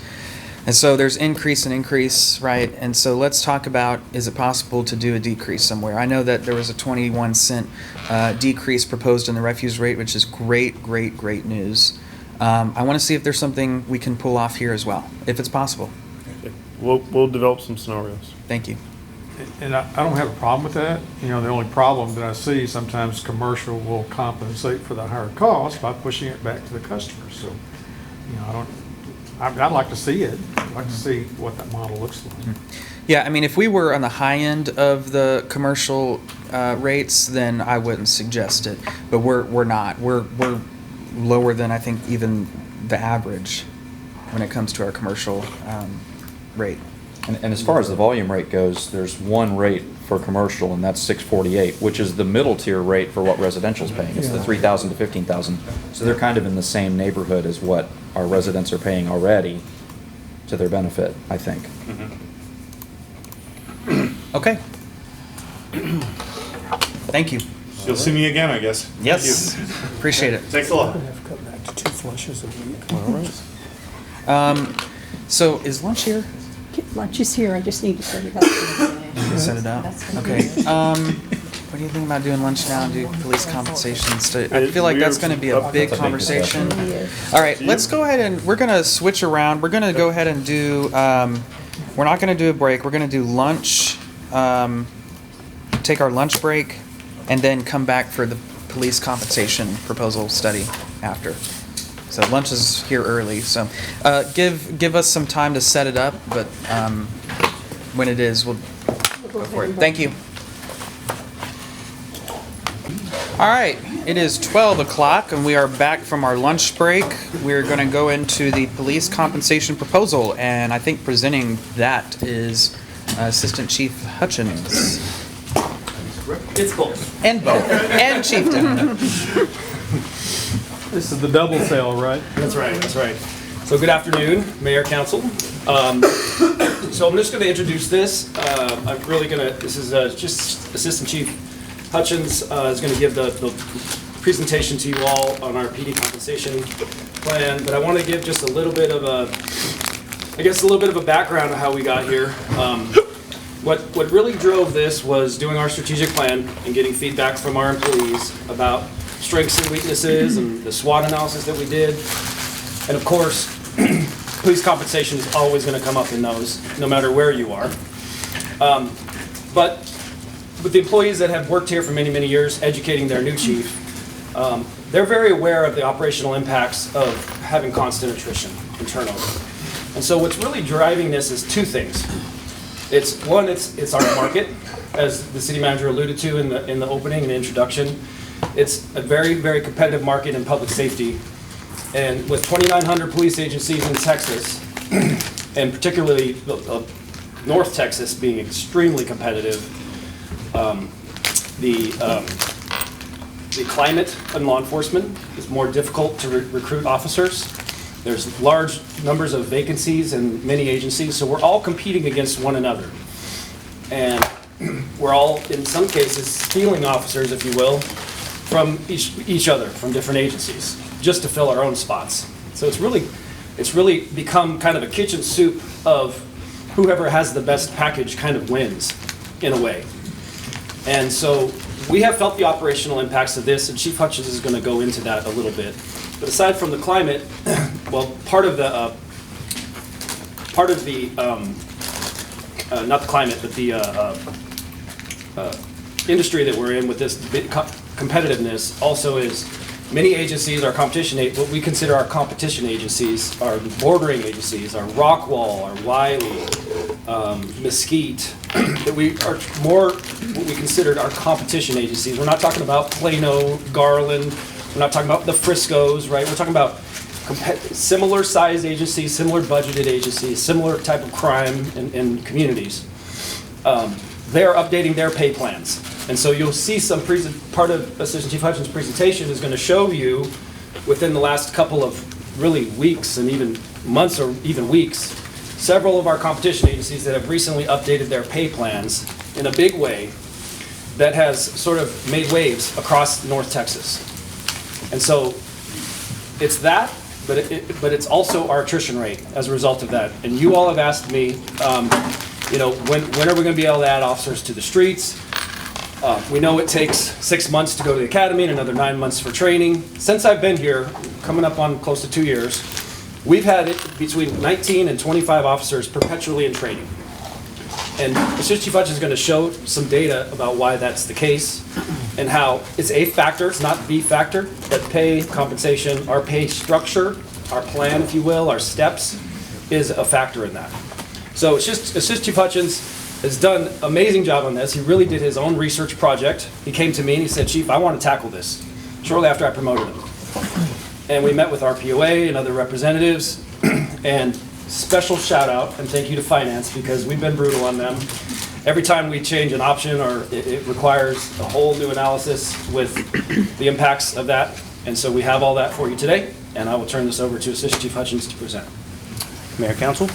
So in my role, I'm over the Support Services Division. One of the areas it encompasses is hiring and recruiting. So that team obviously is responsible for filling the vacancies within our police department. When they go out to recruit, they have a very difficult time comparing with the other agencies we're competing with. Some of the feedback they've gotten is, hey, well, your compensation package just doesn't compare to agency X. So what does that look like? So currently we have a 9-step plan. Officers start at step 1, obviously, and they top out at step 9. Most agencies in our area are anywhere between 5 and 8 steps. And the ones that are surpassed that, usually the officers are compensated for the most part within the first 5 years, and they get incremental steps after that. So what we've had to do to make sure we're filling our vacancies within our ranks is to expand our recruiting area. So we're recruiting at this time upwards of an hour and a half to 2 hours away from the city of Rowlett. So we've been fairly successful with that, but also comes some challenges with that as well. So imagine you're driving 2 hours to work, so 2 hours in, you're working a 12-hour shift, 2 hours back. So your work day is really 16 hours. That doesn't account for if you get a late call and now you have an arrest. So you're staying till, let's say, 9 o'clock. 9 o'clock at night if you're working day shift. Well, that's 2 hours back home, but you're not getting home till around 11 o'clock, 11:15. Takes a while to wind down, 11:30, 12 o'clock before you wind down. Then you're back up at 3 o'clock in the morning to come to work again at 6 a.m. So there's some challenges associated with that. So our recruiting team, they've done a great job filling our vacancies, but we still have to figure out how we can be competitive in this area. So that's why we came up with this compensation plan.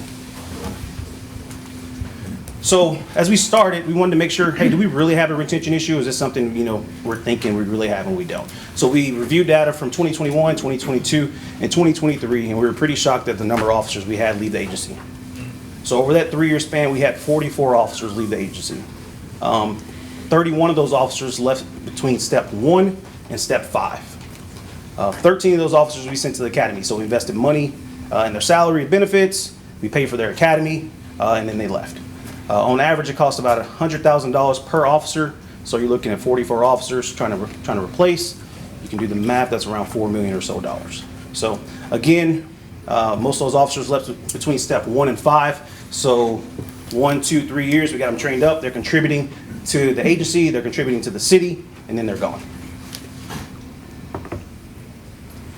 Of those 44 officers, 34 left for the agencies or did not make field training. 5 retired, 5 were terminated. Currently, we're authorized 108 officers. On average, over that 3-year span, we were losing about 15% of our officers per year. So it's hard for any agency to put out quality work when you're losing 15% of your workforce every year. So for the 34 that left, do we do exit interviews to determine kind of what happened? At that time, we were not doing exit interviews. Okay. That's something currently we're going to be implementing so we can make sure we're getting good information back from the people that are leaving us to see why they're leaving. The 50% attrition, what's the industry average, do you know? That's on the high end. Okay. That's a very high end for any industry.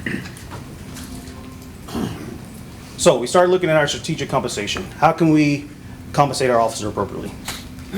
So again, this is our current step plan. Our officers start out at $69,000, and after once they reach step 9, they're at $96,000.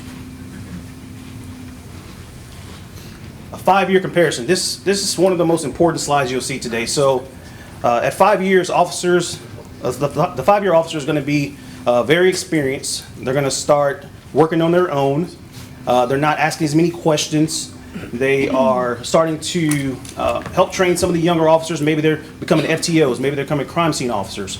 Maybe they're becoming accident investigators. And so cities really compensate these officers appropriately because of their knowledge. So the average is $92,000 for our 18 comparative cities, and our Rowlett police officers making right around $83,000. And you can see where that falls in the chart. So like Chief said, we started to look at other agencies that were comparable to us. One of the agencies that just updated their pay scale was the Wiley Police Department. They implemented a 7-year step plan, a little bit over $100,000, and this is how it compares to our current step plan. It's worth noting we did some research on Wiley and their productivity. Our officers, compared to their officers, in just about every category, we were outworking them 30 to 40%. So we're taking about 2 years longer to get the top out, but we're outworking the officers at Wiley a pretty significant amount. I'm sorry, can I ask a question Yes. real quick? So a step is equal to a year? Yes. Okay, One step per year. So on your anniversary day, you move to the next step. okay. So we begin to develop different plans, a myriad of options. Chief said earlier, finance was very instrumental in helping us out with that. And this is kind of where we landed. It's a 6-year step plan where our officers start at $77,000, and after 6 years, they top out just over $100,000. We also had to adjust our sergeants and our lieutenants to make sure they're comparable to the area as well. So we gave them adjustments as well. Sergeants, like you see, start from 105, top out at 118, and so on for the lieutenants. So we went back and compared the salaries to Wiley at this time. So now our officers top out 1 year earlier than Wiley, and about $1,100 or $1,200 more, a little bit more than that. Their starting pay is a little bit higher, and they receive more compensation throughout the plan than the Wiley officers do. And when did Wiley make that update? This happened maybe They two did months a ago, mid-year maybe? update. It was probably about 2 months ago now. Yeah. So it's very recent. Do you have any idea how many officers we have in each of the steps right now? I couldn't tell you exactly. Finance has all that information because they did all the projections for us, so we can get that for you. Okay. We'll say one thing is, in the previous slide, Assistant Chief Hutchins showed how many officers left at the various stages. And what we found is really our problem window, we can't fix everything, but our problem window is that, I think it was step 3 to 5 in our previous 9-step, our current 9-step plan.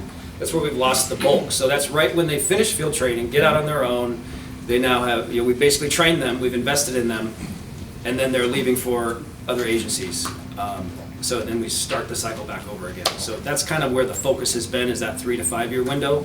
But definitely for the recruitment in the entry and as well as in the top out is going to be an important part of it to be competitive. Like we said, out of the 44 officers, 31 left between step 1 and step 5. So Chief, and this is kind of an ambiguous question, so I apologize. So I see we're going to a 6-step from a 9-step. That if I'm a recruit, that sounded like really good to me to compress that time. When you're talking to candidates, obviously just the hard dollars are a big factor. How much of a factor to the candidates is shortening that step window from 9 years to 6 years? Is that a significant? It seems like it would be, but I'm just asking you. yeah, for sure. I think that's a very it's a very, very big factor. Like I said earlier, a lot of the agencies we're competing with are anywhere between 5 and 8 steps. Right. So when we come in at 9 and then our top out is not as high, it kind of sets us back. So now we're playing catch up. One of the things that we're seeking to do here too is give us somewhat of a competitive edge. Yes. And what Assistant Hutchins is going to show you here in a few more slides, I don't want to get ahead of him, is we have been able to recruit successfully from Dallas College, from the non-affiliates that are paying for themselves to go through the academy. But what we aren't recruiting with our laterals, our certified officers, is officers from our competition agencies. Yep. Almost zero.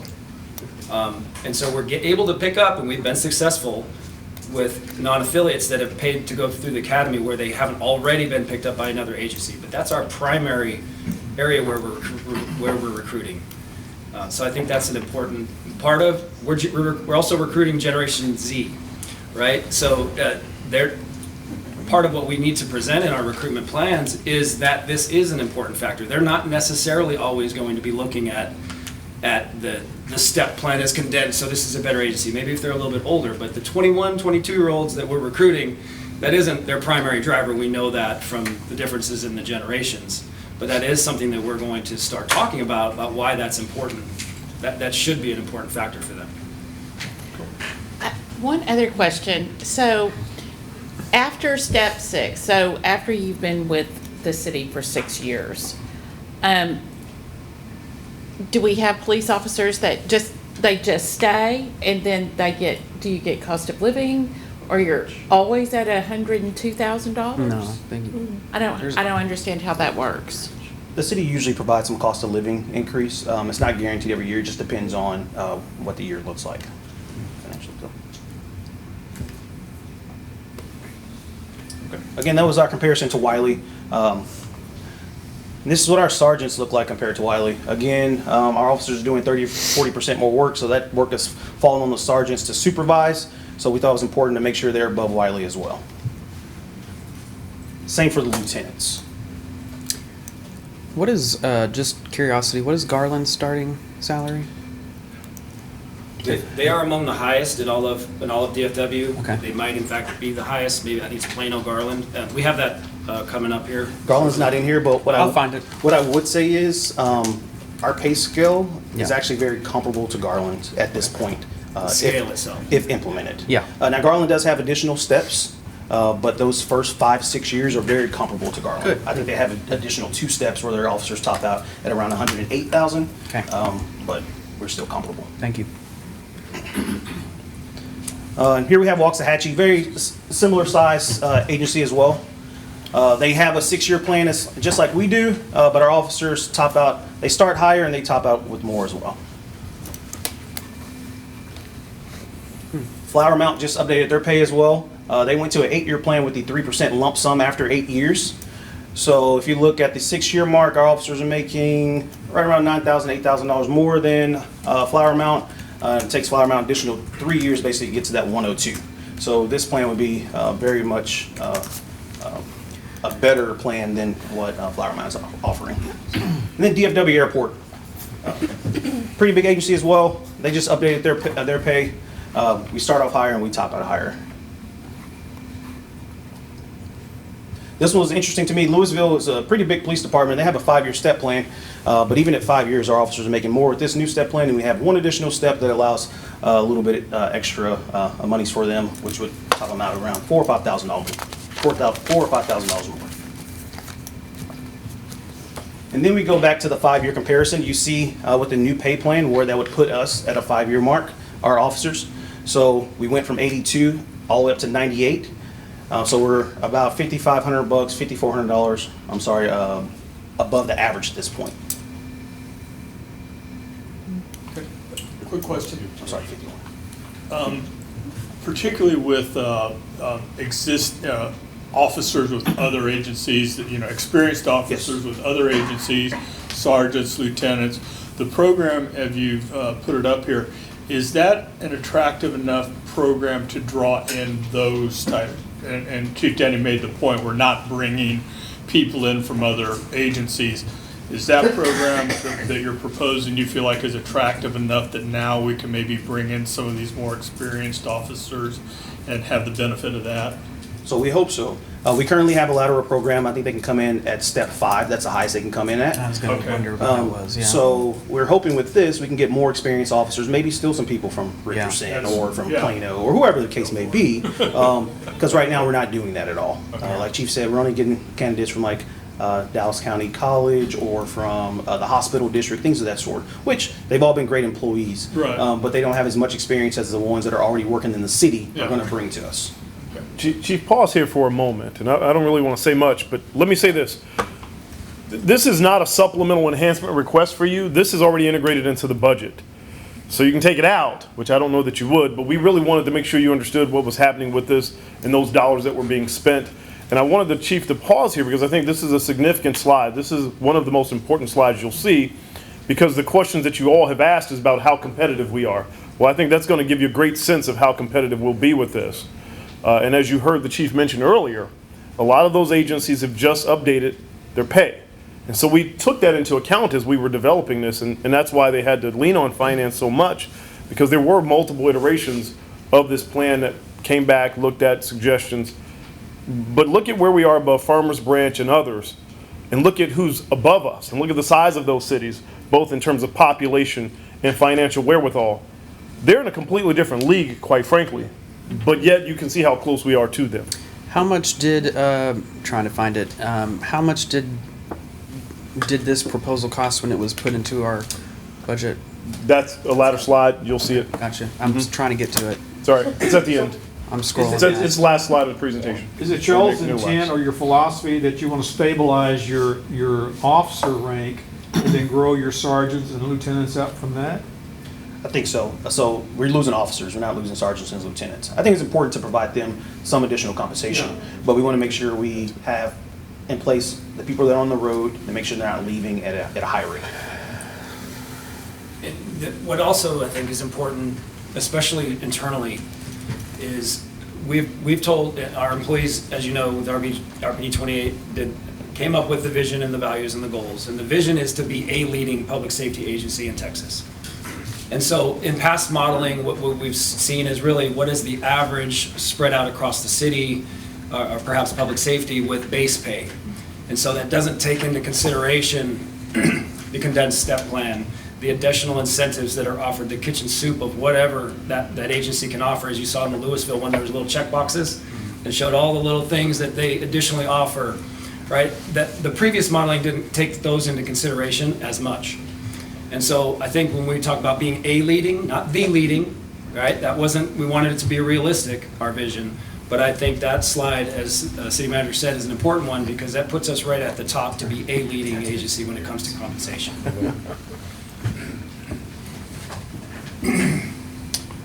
So when we were going through this compensation plan, we also wanted to look at incentives. One of the incentives we looked at was shift differential.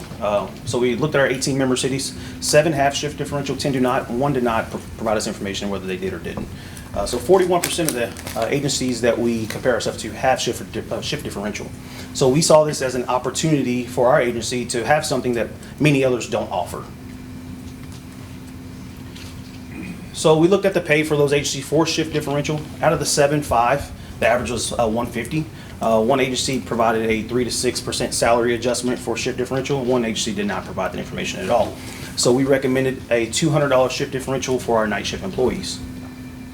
While we looked at shift differential, we looked at a myriad of other incentives, but we decided after speaking with the RPOA, which is the Rowlett Police Officer Association, that we would stick with the shift differential. The reason why is because it impacts more of our police department. It impacts the jailers, the dispatchers, and the police officers. We thought it was very important while we're doing this to also make sure we're taking care of our dispatchers and we're considering them in this implementation. So this is their current plan. They have a five-step plan, and then they go into the open range. This really causes a lot of confusion for the dispatchers when it comes to, hey, I've been here 10 years, I'm not topped out. Why am I not topped out? So this hybrid plan, our goal was to get them over to public safety so they can have a true step plan like the police officers do. Thank you, yes. So currently, a 5-year dispatcher, again, these are the people we lean on. They have a lot of information, a lot of knowledge. And this is where they currently sit for a 5-year dispatcher. The average is 62,000, and we're paying our officers, or I'm sorry, our dispatchers right around 58,000. Again, the dispatchers, that's their pay scale before they move on the left over into the open range. Now, the dispatch supervisors, they don't have a pay scale at all. They're completely in an open range. So again, we wanted to move them to the public safety side and provide them a pay scale just like the officers as well. And also that aligns with industry standards when it comes to dispatchers, having them in a pay scale rather than open range. So this is what we came up with. 7 steps for the dispatchers, 5 for the supervisors. And again, we compared them to Wiley. Again, Wiley just updated their pay scale, so this was kind of a starting point for us. Wiley has 2 additional steps because they have a 0 and an 8, so they have 2 additional steps that we don't have. So our dispatchers will top out around $4,000 more with 2 less steps. When you compare them, the dispatcher supervisors, again, we have 5 steps. They have, it looks like 7, and they top out at around $6,000 more than a Wiley dispatch supervisor. So you're adding steps to the dispatcher plan, is that correct? Currently, Yes. there's only 5, you're adding Yes. 2. Yes. Well, but be clear, I don't want that to be misleading, because after that, they go into the abyss of open range. Yeah. So it looks like we're adding steps, we're really actually just giving structure to something that right now Okay, is that- incredibly that's- undefined and frustrating for them. Thank you, that's what I wanted Yes. to clarify. Because on the police side, we're talking about, we want to condense, want to make it easier to Yep. get to the top. No, And I this, understood. kinda And we're going- not making it worse for them. We're actually giving them structure and certainty, which is something that they lack, which is something that they said was very important to them. Got it, thank you. That's what the 5-year mark looks now for the dispatchers. Wow. So they're right up there with Plano, Richardson, Frisco, those agencies. So this is going to be big for our dispatchers. And Mayor, he was asking about the cost. This is what it looks like here. Yeah. So in FY25, It's going to be, compared to our current pay scale, be additional 603,000, and projected all the way out to FY '29, and it'll be additional 883,000. It's important to note, this, it counts for shift differential, the steps, but it does not account for any market adjustments we receive later on. Yep. Communication, $99,000 the first year, out to 29 is going to be $221,000. The same applies here. It does not account for any market adjustments, but it does account for shift differential and the steps. Okay. Thank you. Any questions? Appreciate it. Council questions? I guess, just so I'm clear, so pretty much this is all, from staff's point of view, all these numbers are already cooked into the budget, right? Yes. So there's nothing, there's not really anything, this is more informational. This is informational. All on board. Unless you said take it out of the budget, no, I have no, included I this. just wanna make sure That's I'm why, clear. that's okay, that's why I put it as part of one of the Yeah. objectives was to get this done and integrated into the Yeah. budget. This is part of when you see the little model I showed you, that number was already cooked into personnel costs and other expenses. So this is another area where I'd like us to run a model when we come back to council. I'd like to see what the cost would look like if we got the starting salary up a little closer to 80. That's what Garland and Plano currently, that's their starting range is just over 80. As we saw, Wiley today is paying roughly what we propose to pay at the enactment of fiscal year 25. I understand that, there will always be a kind of a give and take. One agency may be higher than us for the first 6 months, another, and then we'll be behind them, or we'll be in front of them the other 6 months. I'd like to push this just a little more.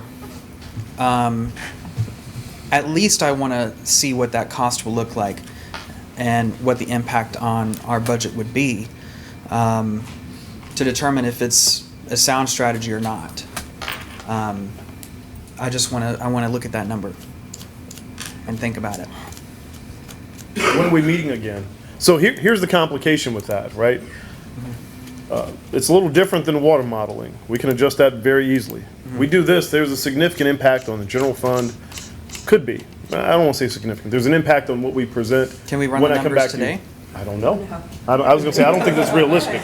No, I don't think that's realistic. This is a little different than water modeling. Happy to do it, so we'll have to schedule another meeting. And just so everyone here is aware of that. So. Yeah. Just so I can provide finance the right numbers, are we just talking the starting and not the top out, just the starting pay?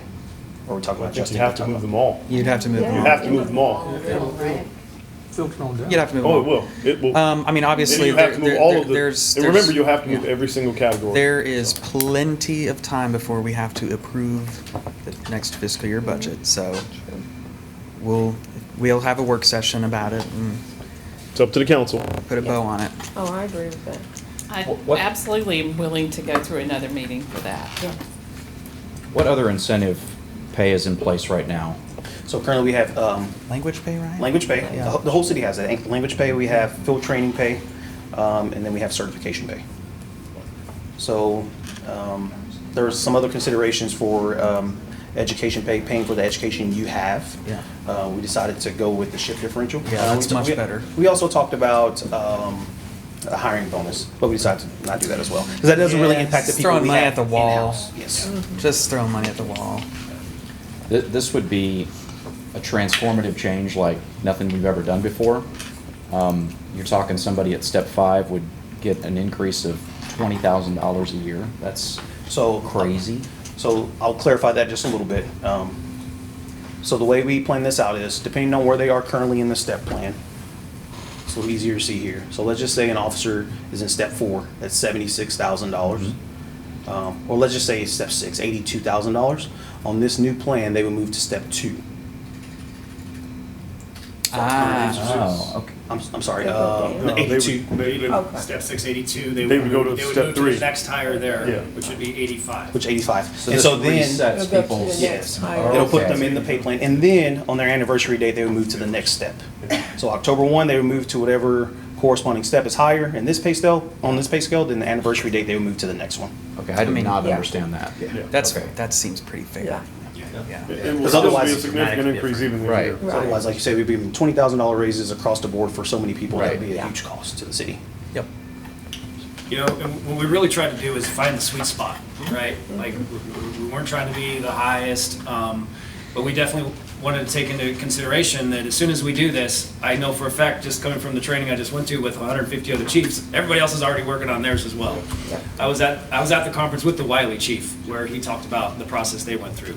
So, this is gonna be a constant, thing Oh, we're gonna yeah. have to look at every year. But I think the big win in this, and thank you to, the city manager and the finance and everybody that helped us with this, is that condensing the steps. That was one of the first things the RPOA brought to my attention.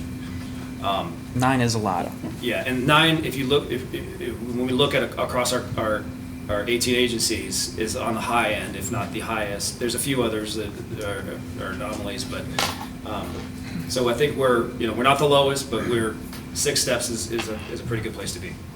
I just want us to run a scenario and let's compare this to what somewhere closer to the starting would be around 80, and then that would affect the other numbers as well. I want to see what that cost would be, and let's consider that before we approve the final budget document.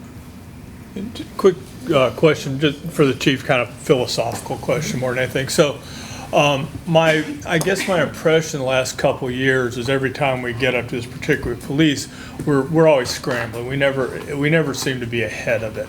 It seems like this year we're ahead of it. Is our methodology changed significantly that we're going to be this way instead of always being, that there's 80 agencies out there and we're all like it was last year trying to figure out, where we're going? I think the short answer is yes. I think we're looking at it in a different way than maybe we've looked at it in the past.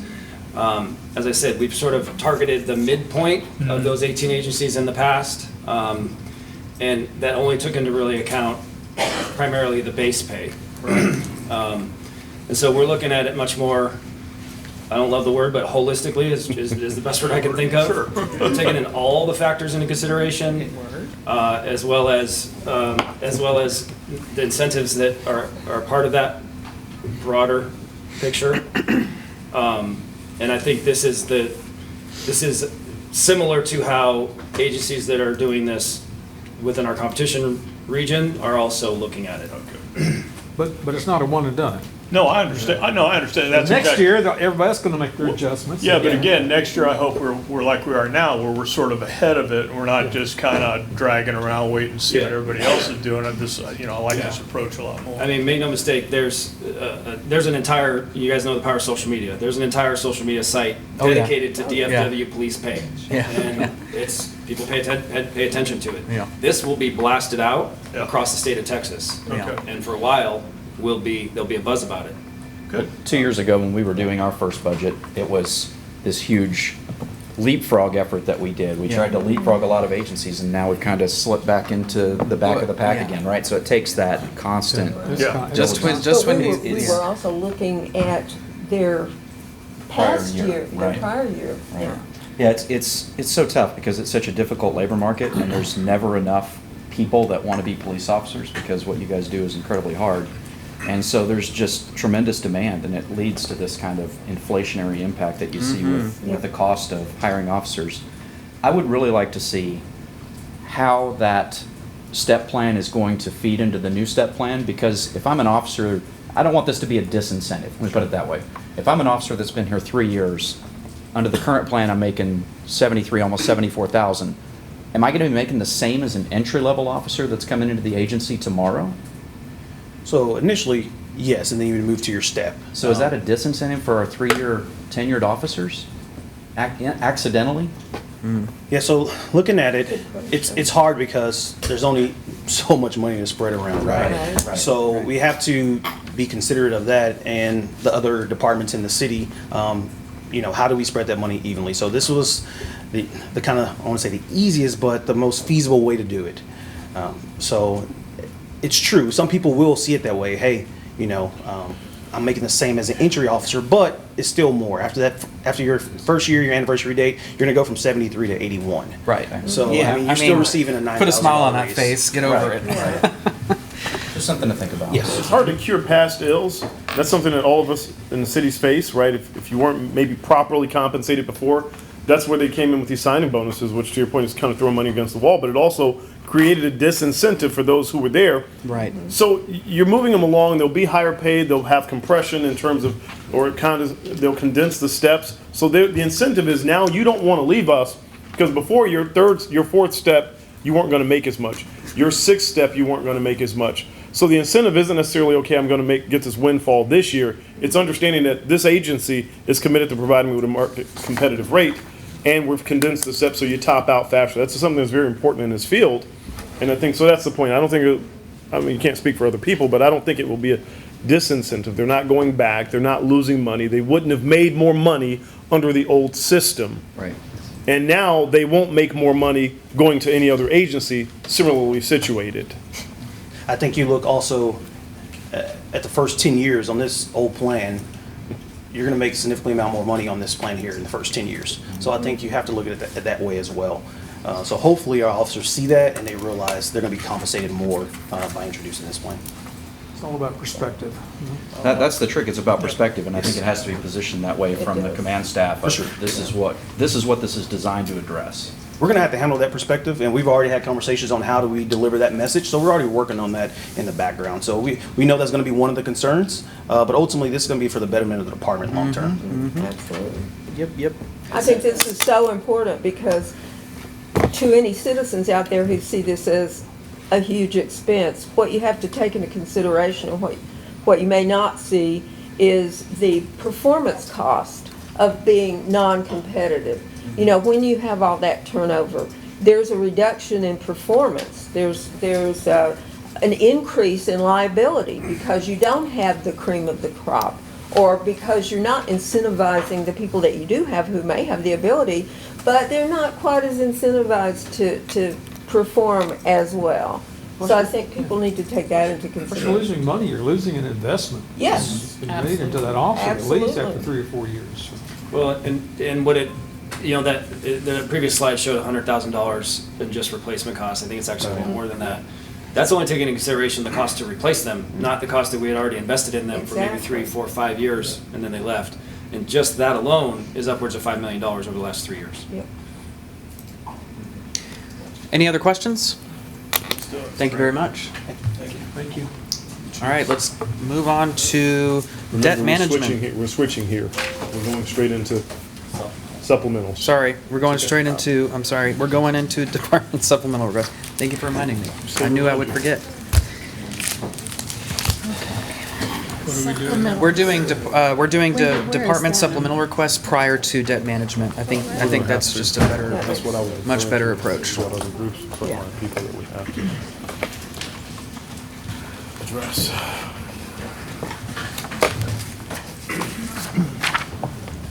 This is the fun stuff. It's like going mall shopping, window shopping. You can afford some of it, it's just not everything. It's window shopping. you Yeah, know? it is. It's like, oh, that looks great, but can't buy it. I don't have the money. You hold it, and then at the end. Right.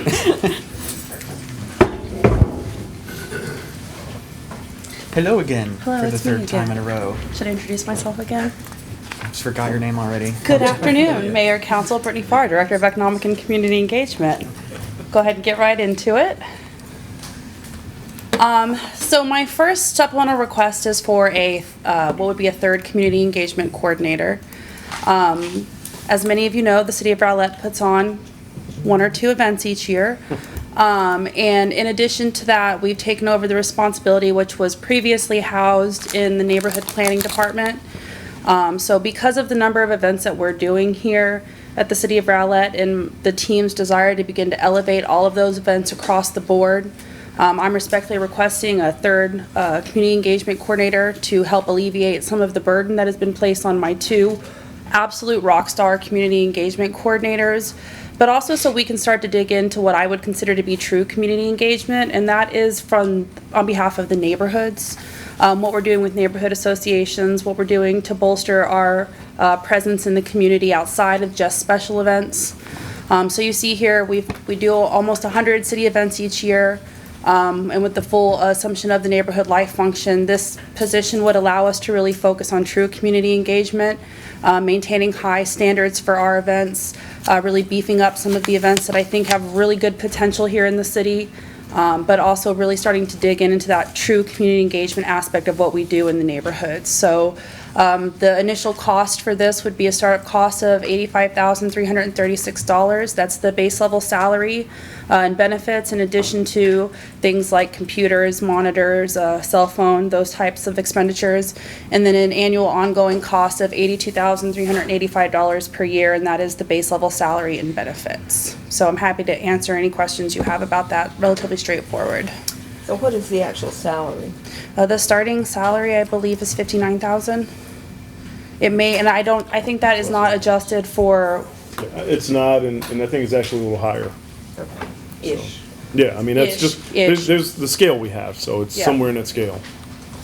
And that's how we started that was the starting salary. We started the second community engagement coordinator. And so can you tell me what your staff is right now? The community engagement staff as a whole is a staff of 5. We have a community engagement manager. We have 2 folks on the communication side. Our award-winning Drew Rist, and Miss Farron Bambico, who does most of our social. Yeah, double award-winning. Just wait till they see the bond election video. And then Miss Farron Bambico, who handles most of our social media. And then we have 2 community engagement coordinators. So I've got 2 ladies right now that are doing all of the heavy lifting with all of the events that we do, and they're pretty maxed out right now. See, let me give a perspective. She's two and a quarter, 2.5. Okay, in full transparency, we do have a manager that is also responsible for assisting those, but they do the base level work. So I don't want anyone to think that we're not trying to be very, very transparent, but so it's about 2.5, 2.25. Yep, and we're nimble in our staffing, and we try to be as equitable in how we deploy those resources. But there are some things from a communication standpoint that we want to elevate as well, which we'll get into in some of my other requests. So just to be clear, this particular position will be the third of the community coordinators. You already have 2. This will be Yes, sir. in addition to that staff. That's where they're going to fit exactly. Yes, sir. Okay. And we do, for what it's worth, have a pardon me, a chunk of money that we inherited from the Parks Department that is dedicated right now to almost a half-time hourly position that comes in and provides additional staffing support for us when we're spread a little thin. And so I would take that position and modify that into a full-time community engagement coordinator. So we always have that third person for when we have things like the farmers market. There was, on June 1st, we had 3 different events on one day: the Adopt-a-thon, the Bee City seminar, and then the library kickoff. And so being able to have staff at every one of our events is very important. So then is the cost of this position really a half person? So yes and no, because my understanding was that because it came from Parks, the money that was used to fund that position was not staff funding. It was just money allocated to Parks, and they used that funding to pay for those hourly position, that hourly position. But I'll look to my budget folks if I'm saying something wrong. Yeah, It was a weird. I don't know that that's the path to go down, because the reality is you're making some changes that didn't require budget enhancements. Some of those things are taken into consideration. I think the simplest way is this is going to be considered a full-time budget, full budget FTE addition to the budget. And my other question, so are you going to replace the downtown manager? Or what is going to happen with that? That's a great question. And so my future plan for my 2 departments is for this person to take over the downtown manager events. So the series events, the farmers markets, the concert series, and then have a position in economic development that focuses on economic development in the downtown area. With the implementation of the downtown strategic plan, there's going to be a focus on economic development in the economic development department. And in my experience with the 2 different departments, you're looking for 2 completely separate skill sets in one individual, and we may get lucky and find a unicorn, or maybe the better allocation of resources is to divvy it up and have an economic development person focused on economic development and a community engagement person focused on the events in the downtown area. So not necessarily just a downtown manager. No, sir, I would not be replacing the downtown manager position. But the money for the downtown manager that we had budgeted for last year is still available, and I'm gonna guess it's less than that. Yes, sir, and my intention with that funding is to hire an economic development specialist who would support my absolutely amazing assistant director and his assumption of the responsibilities for economic development in the So you downtown. somewhat earmark that for Yes, that sir. next position, not, okay. There's some, I And think, savings. there's some reorging going on in my brain right now, so. Okay. Okay, next Okay. slide. This is, oh, I'm so excited. Yes. Do I need to say anything? So it is worth noting that industry standard is a complete upgrade to a website every 2 to 3 years, and in municipal government, it's 3 to 4 years. We haven't updated ours since 2017. For those of you who spend any amount of time on rowlett.com, it is clunky, it is cluttered, it is not user-friendly, and it is in desperate need of a redesign. We've started talking with some of the larger providers that do this type of work, just spitballing what the cost of something like that would be for better functionality and user interface across the board, and we're requesting $27,500 to start that process. Anyone who's ever been through a website redesign knows that's a long, tedious process, so it will take some time, but it is much needed, and would really help our residents navigate. We could look at consolidating different technology functions. You're all shaking your heads, so I'll stop talking. So we've been, I was gonna say, we probably should have shown you the list of things that have been administratively approved that I said, okay, we're gonna put them in because operationally they need to happen. This is one of those things. I still wanted them to be able to tell you and quickly just run through them with you and hit so you'd be aware, but this is already integrated into the budget and the budget modeling. Unless you tell me to take it out, it's in there. Don't you dare take it. You know, this is that the enough? first impression that people have of our I city. couldn't The agree more. citizens, the developers, the partners, regional partners we work with, everybody looks to the website to get that first impression, and ours is frankly horrible. And to make it better for this too, because so many people are not going here, they're going here. So the mobile functionality, well, I'm so glad you said that because, Brittany. oh, sorry. This cannot be lipstick on a pig.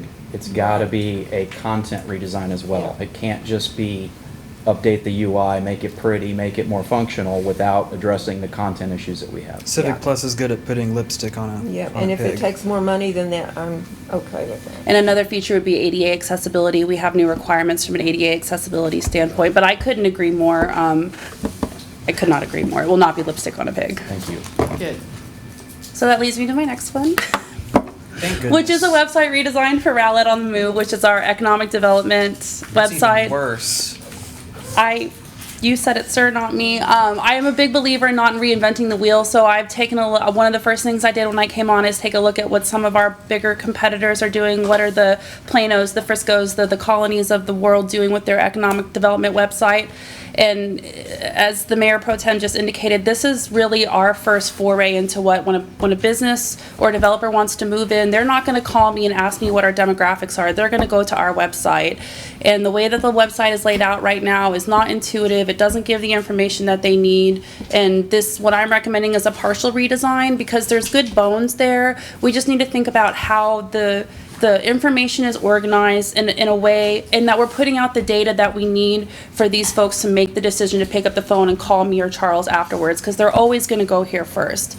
And this is why, kind of going back to what we're doing with economic development, having a specialist position is so important to keep this information up to date, making sure that the information is looking clean and easy to find, so they do pick up the phone and want to come out and see what we have to offer them. One, it's in there. It's Okay, I'm approved. sorry. So the point is showing this, you guys, and this is for the whole team, when it's approved, we want council to know, but you don't have to give them the whole sales spiel, right? right. You save that for the stuff that they've got approved that I wasn't gonna step into. This is a little outside the scope of a website redesign, but have you even thought to unifying our branding so that we don't have a separate economic Yes, sir. development brand? Okay. Yes, sir. I asked her, she told me no. Don't listen, no, but that's part of why the elevation of the community engagement manager, thinking about a cohesive branding. They should all talk to one another. They can look different, but same color scheme, same design. You should look at it and know it's the city of Rowlett, whether it's the economic development team, the parks and recreation team, and I'll stop talking because I can feel David looking at me. And we Might as well need look not in here. just, we need not just SEO for Google and those search engines, but also site, within the site search is terrible on our sites. We need to be able to search within the site and actually find what we're looking for. And that's all I have for economic and community engagement. I'll be back for parks though. Thank you. Thank you. Next. Fire.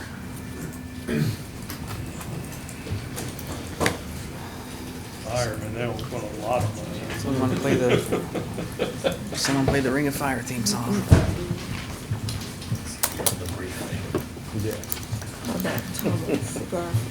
Try the sitting down thing. Oh, that's really low. Good afternoon, Mayor, Council, staff. Thank you for having me again this afternoon. For fiscal year 2025, Fire Department will bring one supplemental request forward. This supplemental request is for the rear driving positions on the tiller truck. As you guys may be aware, this vehicle is scheduled to be delivered in the first part of fiscal year 2025. This request is strictly for the promotional cost, as the current personnel needed to staff this piece of equipment are already a part of our current FTE allotment. Basically, due to the complexity and the nature of the vehicle and its operation, staff recommends that all personnel assigned to really any driving position, but the rear driving position of the tiller truck, be trained and assigned as a driver operator in the department.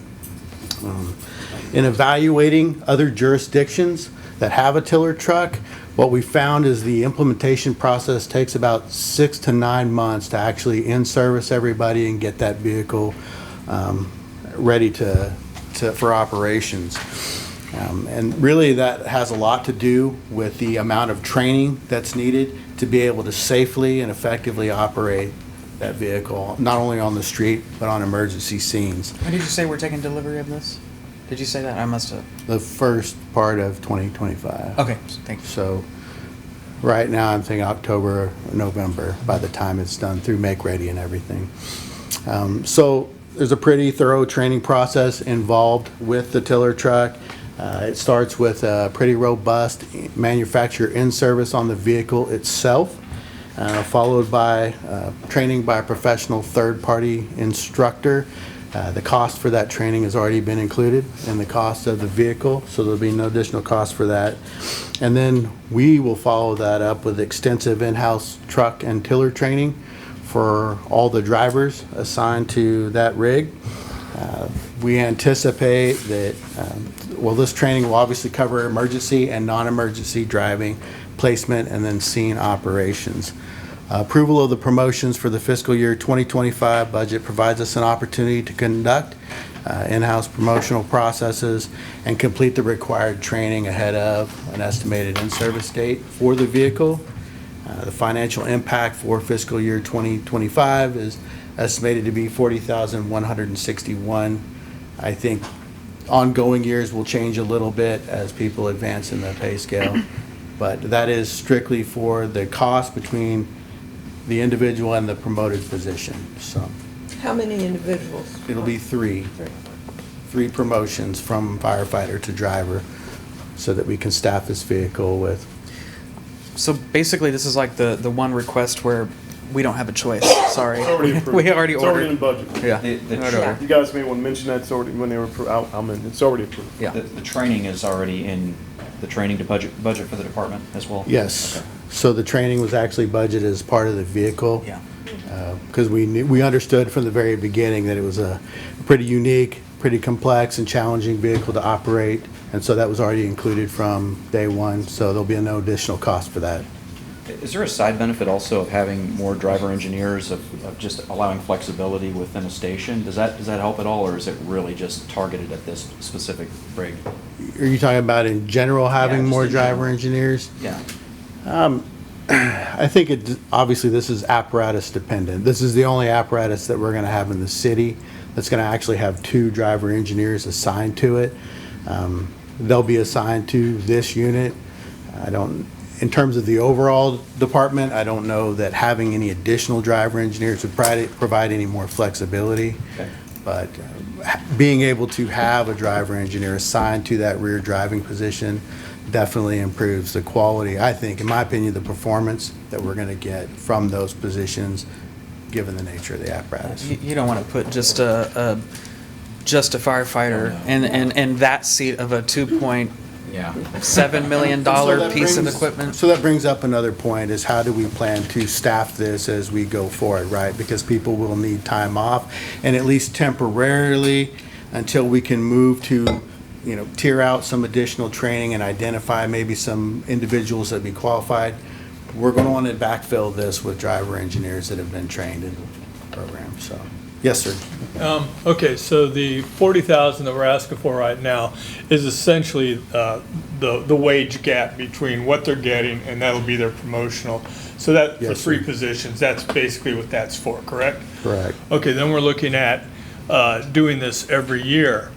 So is that, and you did say that they could fluctuate, but will that again, just to ask it simply, I guess, do you anticipate another 3 individuals having that wage gap, or is that just sort of a placeholder number? Or? No, sir, it's a one-time promotion. The ongoing cost is associated with their move in the step pan from step, Okay. like 1 to step 2 in the driver operator scale. Okay, that makes sense. I got you. All right. Any Nothing other else? questions? That was it. All right. Thank you. Thank you. Who's next? For Joey. That would be me. Joey. Hi, Joy. Good afternoon, Mayor and Council. Thank you for allowing me to give my spiel about our budget. Can we go to the next? Oh, it's me. Before I start this, I will like to say I did receive an extra position last year. I appreciate that greatly. That position is dedicated to our ERP, so I now have 2 people dedicated to our ERP. What is that? Enterprise Resource Planning. Thank you. Walked over each other, huh? Enterprise Resource Planning. Thank you. It's a piece of software to help. Yeah. Yes. Not a clue. Thank you. That said, I am asking for another one, position that is. This was, my slides are in order of I guess, rank, how I want them. This was a request last year. This has been a request for probably the past 5 years. I think more, yeah. The executive team rated it number 2 last year. It's a public safety IT guy, basically. I used to be this position. We do not have this position anymore. We just have someone, a lieutenant that is trained to be a lieutenant doing IT support for our police department. When they moved me out of PD, we picked 2 people in PD and kind of trained them up, gave them some more access, and one of them has done real well with it. But we believe that person will be retiring in January, and if that happens, that will leave a hole in my department for this department. And to fill that hole, all the other departments are going to receive a lower service level, because I'll have to push the resources that I have on the city right now. I'll have to share with PD as well. If I could get this approved and get them in, we could do some knowledge transfer with the current person that's doing it over the lieutenant, and then give him a lieutenant back. Go ahead. Was this one already put into the budget? No. No, okay. I will let you know. But if you look at the table, I'm comparing the city and public safety departments from 2015 to now. And both the city and public safety have increased over 33%. My department has increased 14%. Public safety IT obviously went to nothing. It's like my department's not really growing with the city. More people means more devices, more things to support. We're about to build a new fire station, maybe 2. That's going to increase. So that's pretty much my support for this position. Any questions on it? Well, I don't think a police officer or lieutenant should be tasked with providing IT support services. I mean, city operations are totally dependent on IT these days. And the fact that we have, yeah, just looking at your little table there, it's ridiculous. I totally support this. What is the actual salary, Joe? Ooh, I want to say 80, 78 or 80, maybe a little more. It would be That'd be the start, that'd be the minimum, right? correct. Yeah. And it would be an actual system administrator, but they would be doing a lot of desktop support, which I'm kind of getting in the weeds. And they would be dedicated to the public safety function. Police and fire, yes. Office scene where? That would be, I would probably have to work with him to see if I can get a desk over there. If Okay. not, then I'll cram them in my area and they'll just go But back and forth. ideally, that Yeah, when I was, individual would be. We're gonna put a cubicle in Chief's office. Yeah, because they have so much extra space. yeah, we may, and I'll talk to both of them actually.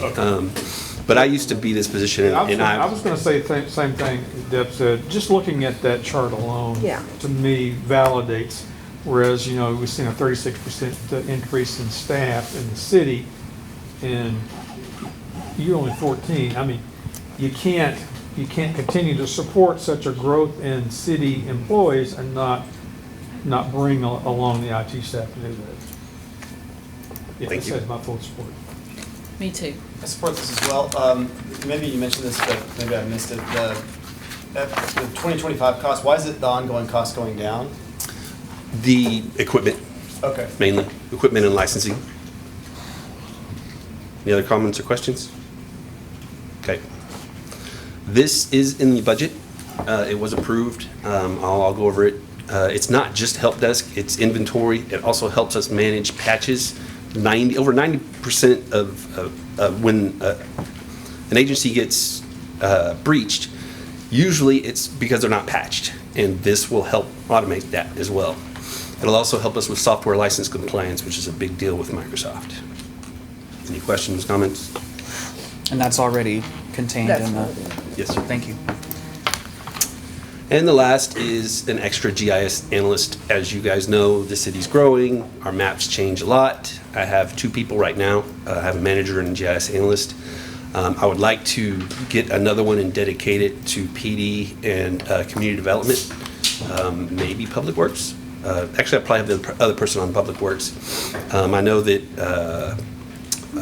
PD had a crime analyst, and they sent them to GIS training, but they're no longer with the city. I believe you've got another one now currently? And that will rely heavily on GIS. Also, our asset management, planning and development system, and our 911 system are based on GIS, the mapping. So that's all I've got for this. This is not in the budget. No, that is correct. For a city our size, what is the typical number of GIS personnel to administer their GIS? Because I can't imagine between cities what the software supports. I can't imagine it's too much different, so. It depends on how many systems they have relying on GIS. I would say for ours, probably about 2. How many? Probably about 2. And how many do we have? 2.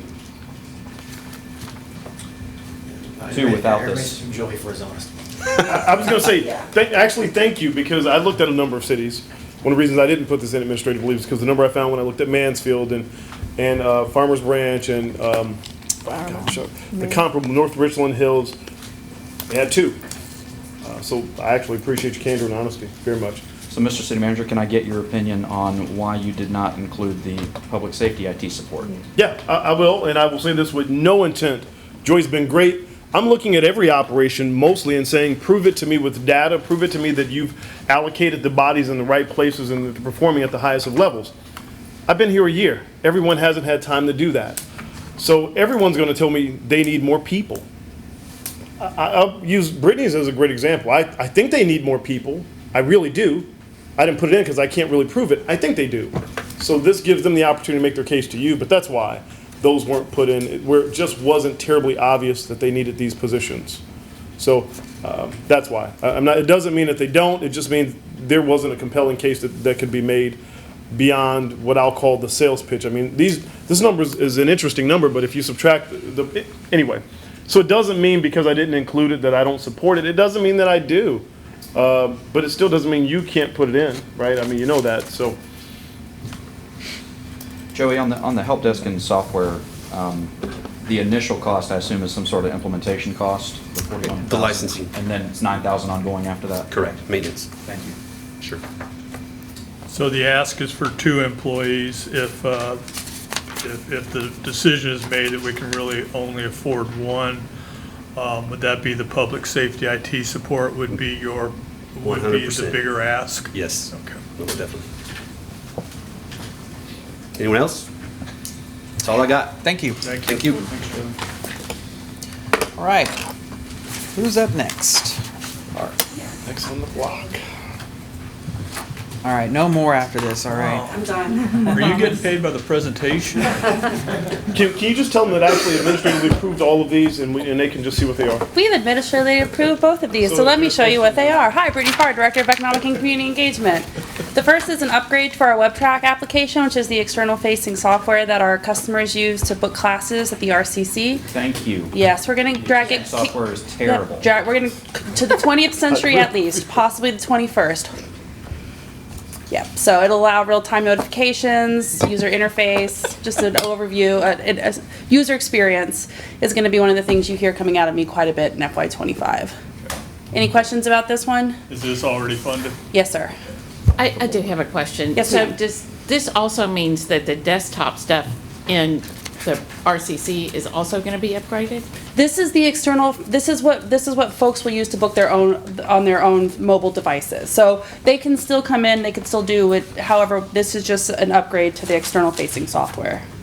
And does the actual rec center software need to be upgraded as well? So we've done some modifications over the course of this year that make it a little bit easier to navigate on our end. We're looking into it right now, but we know I can sit here and look in the whites of your eyes and tell you we need this from an external facing software. Absolutely. Give me a little bit more time to do some digging into Parks and Rec, and I suspect you'll have more supplemental requests coming from me in FY26. Okay.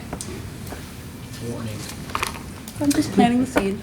The second is for a PA system in the RCC. This would allow for us to make notifications RCC-wide in case of emergency when things are closing. This has already been administratively approved as well. Startup cost of $17,000 to implement the system, and then an ongoing cost of $600 to maintain it moving forward. Yep. You've had enough Pretty of me. easy. Yeah. All right, thanks, bye. This concludes Parks and Rec. Bye. Thank you. No more. Okay, bye. All right. Oh, again.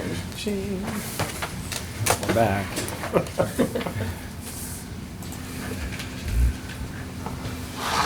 All right, good afternoon, Mayor and Council. I'll start this off by saying that none of these have been incorporated into the budget yet.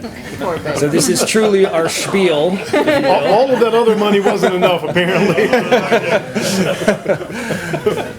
I know, poor Lisa Parker. So thank you for allowing us to give our spiel. I love that word.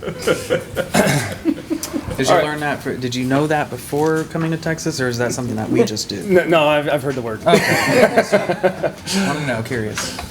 So we have 5 requests before you today. 3 of the 5 requests are going to be for dispatchers or communications officers, as we call them. As you know, in past years, when you think public safety or you think law enforcement, you visualize a police officer in uniform, and so do I. However, having worked in the field now almost 25 years, the dispatchers are oftentimes forgotten about how important they are to the success of the overall mission of the department. And so I did not take this lightly when we put this together, not asking for police officers. In fact, my own staff has come to me and said, Chief, actually, we need a break we need to catch up with what we have in terms of the officers. As I mentioned in the earlier presentation, 19 to 25 in training at any given time. It's 19 right now. We barely have enough FTOs to train what we have. And so they've asked for a pause so that we can catch up. So this is actually a perfect opportunity to focus on another area that has been neglected to some degree, and that's our dispatch center. So 3 of the 5 are 4 dispatchers, and I'll explain to you why three is significant. But first, obviously, you know from seeing previous data, there's been a large number of increases in overall calls for service, particularly in the last year, because of, good news, our officer proactivity. It's not because we're that much busier with 911 calls, although we are. But every call that goes into the dispatch center from a citizen, from our officers over the radio, or from the chief calling saying, hey, can you tell me what's going on X Street, is an impact to dispatch. And there's a lot of those that go unaccounted for. They support police, fire, and EMS, which is not always the case. Many dispatch centers don't support EMS. So what this does, the benefits is it's going to reduce overtime, burnout, turnover, and liability. Ultimately, from my overseeing communication centers in the past, what I call our staffing is what I call a zero staffing model, which means that with the amount of dispatchers that we have, if anything happens, whether someone calls in sick, someone takes a vacation day, it's automatic overtime. So unlike some departments where someone takes a day off, you can manage, you can kind of get by, no one has to get called in. Every single time that happens, somebody has to get called back in, meaning zero staffing. We don't have a surplus to address and plan for vacations and sick time. And so that's a significant impact on the dispatchers, to the extent that, and I'll say this candidly, I've had the spidey senses, if you will, since I've been here regarding our dispatch center, because I happen to know anecdotally that we have several dispatchers that have applied to other dispatch centers, and we've had a communications supervisor actually step down because of the burnout. Now, the good news is they don't want to leave. I've spent considerable time in our communications center. This is probably my biggest area of concern in our department, and the reason is if we lose dispatchers and we end up with 2 or 3 that leave at the same time, and it's happened before, the only people that can work in the dispatch center are really police officers and firefighters that have some kind of basic level of training. And frankly, they're not the best ones to do it. We don't want to get to that, because the impacts of that are there's now Chief Gauthier is trying to figure out how to backfill his firefighters. I'm trying to figure out how to get officers back out on the street. We're not reducing, our impact of proactivity and reducing crime is all impacted. So this isn't, clarifying, this isn't about adding a position. This is about providing us a reserve, like assistance for the main. So that's the next point. So what this will allow us to do is establish 4 communications officers per shift with a minimum staffing of 3, meaning we've built in knowing that you should always plan, someone's going to be off, someone's going to be on vacation, someone's going to be calling in sick. It gives us that little bit of a cushion. It allows them to take a day off and not have to worry about getting called back in on their day off. It'll also improve our supervision and our distribution of the workload, meaning our shift supervisors are actually just dispatchers right now. There is very little supervision that can go on because they're having to wear a headset, they're having to take the 911 calls, they're having to dispatch the calls because of the shortage that we have. It'll allow us to do a better job of scheduling and place our communications officers increase the number of staffing during peak hours. We know that the busy time is between 11 a.m. and 7 p.m. In dispatch, so we'll be able to adjust the schedules accordingly to make sure we have enough communications officers when it's the busiest time on the radio, et cetera. And overall, and then the significance of the 3 is if we're able to add 3 dispatchers, that is what allows us to establish 4 per shift. Giving us 1 dispatcher isn't going to do that. Mm-hmm. Giving us 3 will allow us to establish a true 4 per shift, 4 different shifts, with a minimum staffing of 3, and it will allow us to create what we call a TCIC, NCIC channel. Everything done in the police and fire department is operated off 1 radio channel. And so that we can move to a TAC channel when there's a fire, when there's an incident going on. But the general day-to-day traffic stops, and then when someone's running somebody over the air for wants and warrants, the name, the date of birth, social security number, all that's coming over 1 channel, which becomes a safety issue during the peak times when officers can't get on the radio when they're dealing with someone that's not cooperative or whatever. What is the current head count Is it 9 and you want to add 3? I mean, what's our head? So the graph here over to the upper right will show you that we're currently at 13 dispatchers and 2 supervisors. So you can see over the course of 20 years, it has remained relatively stable. There have been a few increases, and they played with some staffing, the way they staff a manager that's non-sworn. They used to staff it with a sworn person, but for the most part, it's remained at 15 or so employees for 20 years. I got you, okay. Particularly over the last 4 or 5 years, we've had the same number, 13 dispatchers and 2 supervisors. So Chief, will this allow your shift supervisors to truly be shift supervisors? It will allow them to supervise more often. They're still going to have to fill in as dispatchers, even with 3. Even if we get 3, because again, someone takes a day off, they're now there, they're going to be handling calls and answering things, but it allows them certainly a larger percentage of their time. And we're going to staff it smartly. In other words, you know, between midnight and 4 a.m. is typically the slowest time. So we'll be able to adjust and hopefully get some cost savings in relation to overtime. But the answer to that question is yes, they'll be able to supervise, but more often as a primary role, but not all the time. And most comm centers, I don't think they're only supervising. They almost act as a quarterback, if you will, when there's a major incident. The dispatch supervisor is sort of there to make sure things are being covered that need to be covered. Agencies are being notified if there's a pursuit going on, if the dispatcher is overwhelmed and doesn't have time to, you know, get on the air to give that information. We have the technology and space to add another full-time We do. person. We do. We have 4 consoles, and we're working on a 5th console that's in the budget. And so we do currently, and we also, you know, obviously we're going to be getting a new communication center, so we'll be able to grow. Chief, do you have any information from other cities with basically the same number of officers as how many dispatchers they have? Well, we just went and toured Mansfield, for example. Similar size agency, maybe a little bit bigger, so good agency to look at as we're growing. And they have a significantly larger number of professional staff employees in general, but their communications center has, I think it was like 20, 23, somewhere around there. 23 dispatchers. They don't even have enough going on in that town. Oh, yeah, they do. Really? Mansfield? Oh, my goodness, yeah. Now, I believe Their budget is significantly bigger. Their commercial corridor is exponentially bigger than ours. I believe they might. Population's even a little larger, sorry. Yeah, no. I believe they might cover more than one jurisdiction, too. No. No? Okay, maybe not. Maybe I'm thinking of another one. Just a couple of other stats to consider on this. Overall, dispatch just for police, we've seen a 12% increase in police calls. Fire EMS services over the last year, we've seen a 56% increase. I'm sorry, this is over the past 5 years. I misspoke.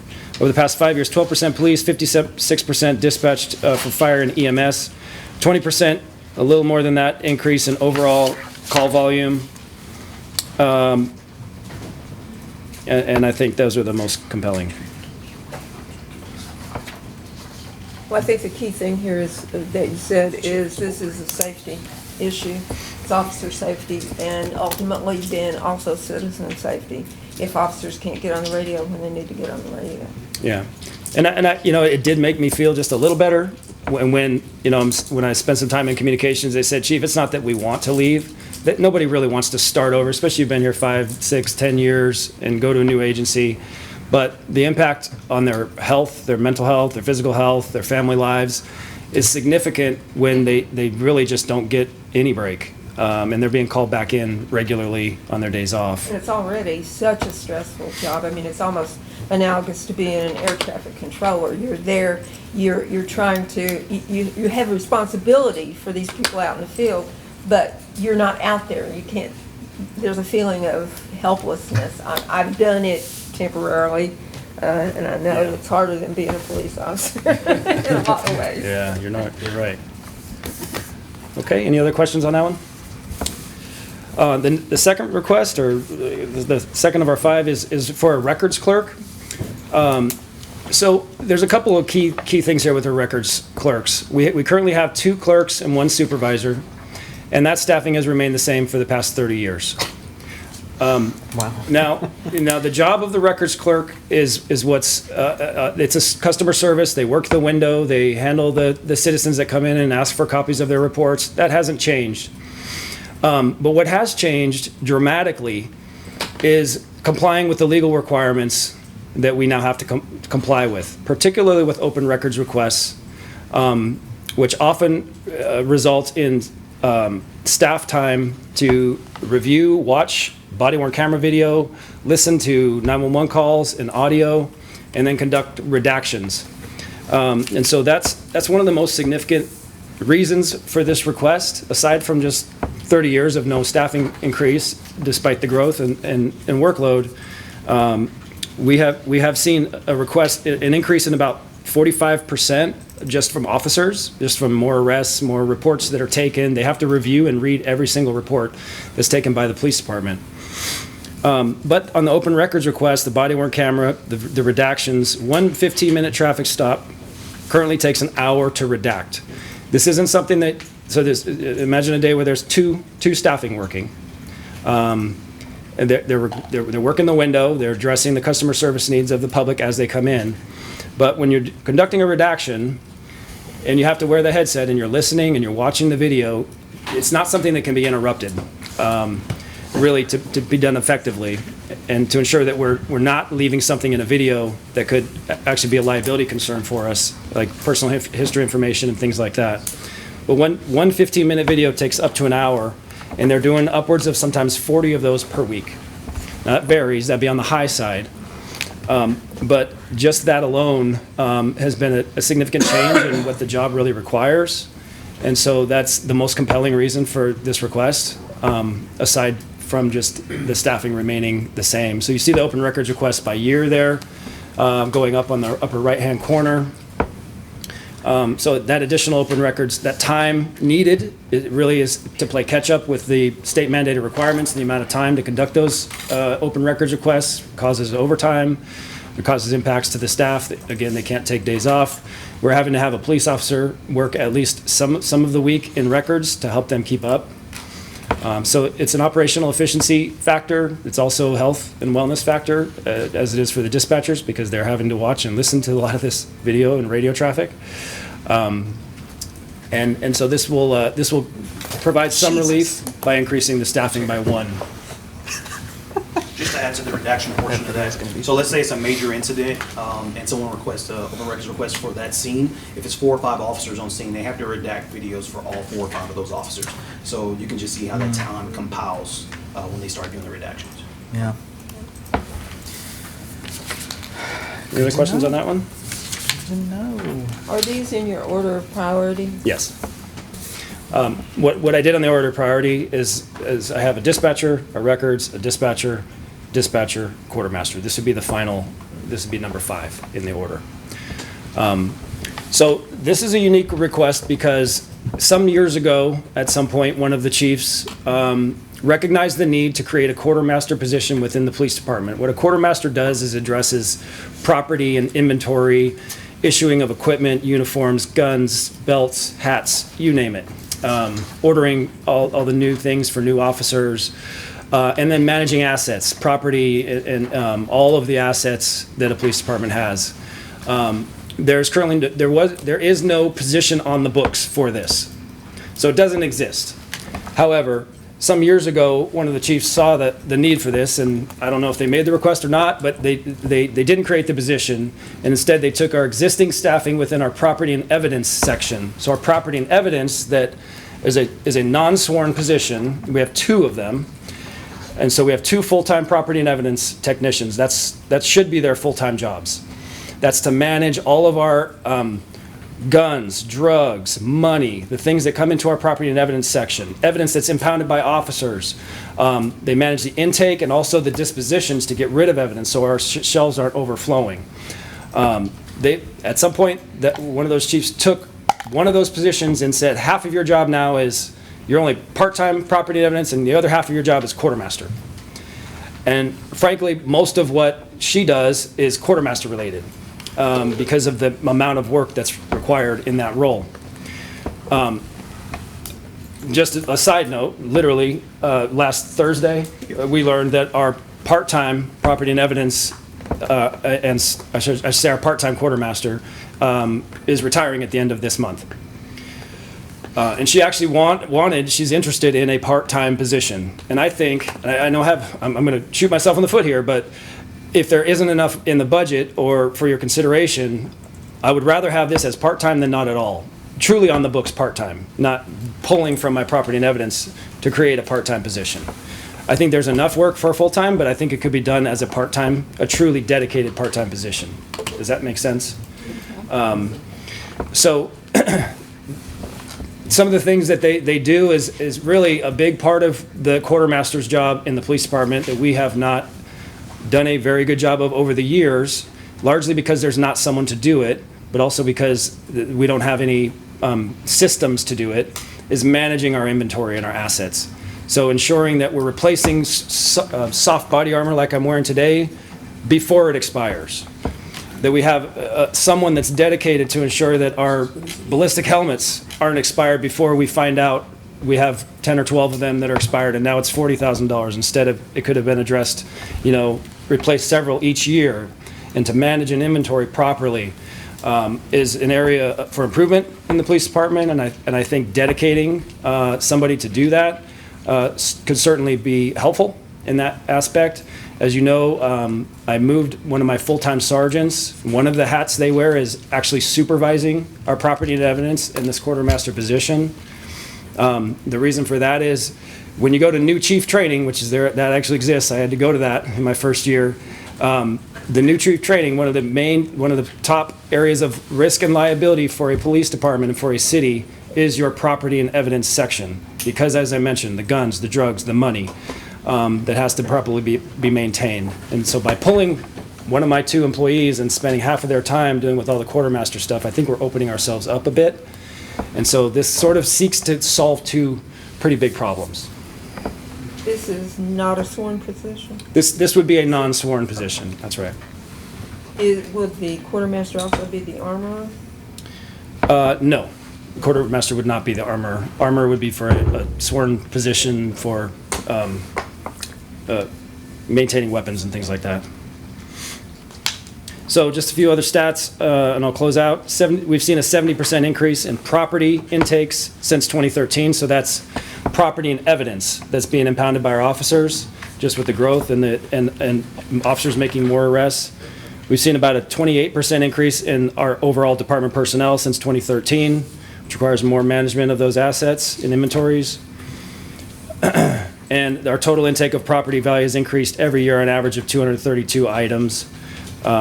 With each officer hired, we're issuing an additional 58 additional items to those officers. So that person would manage all of that additional workload.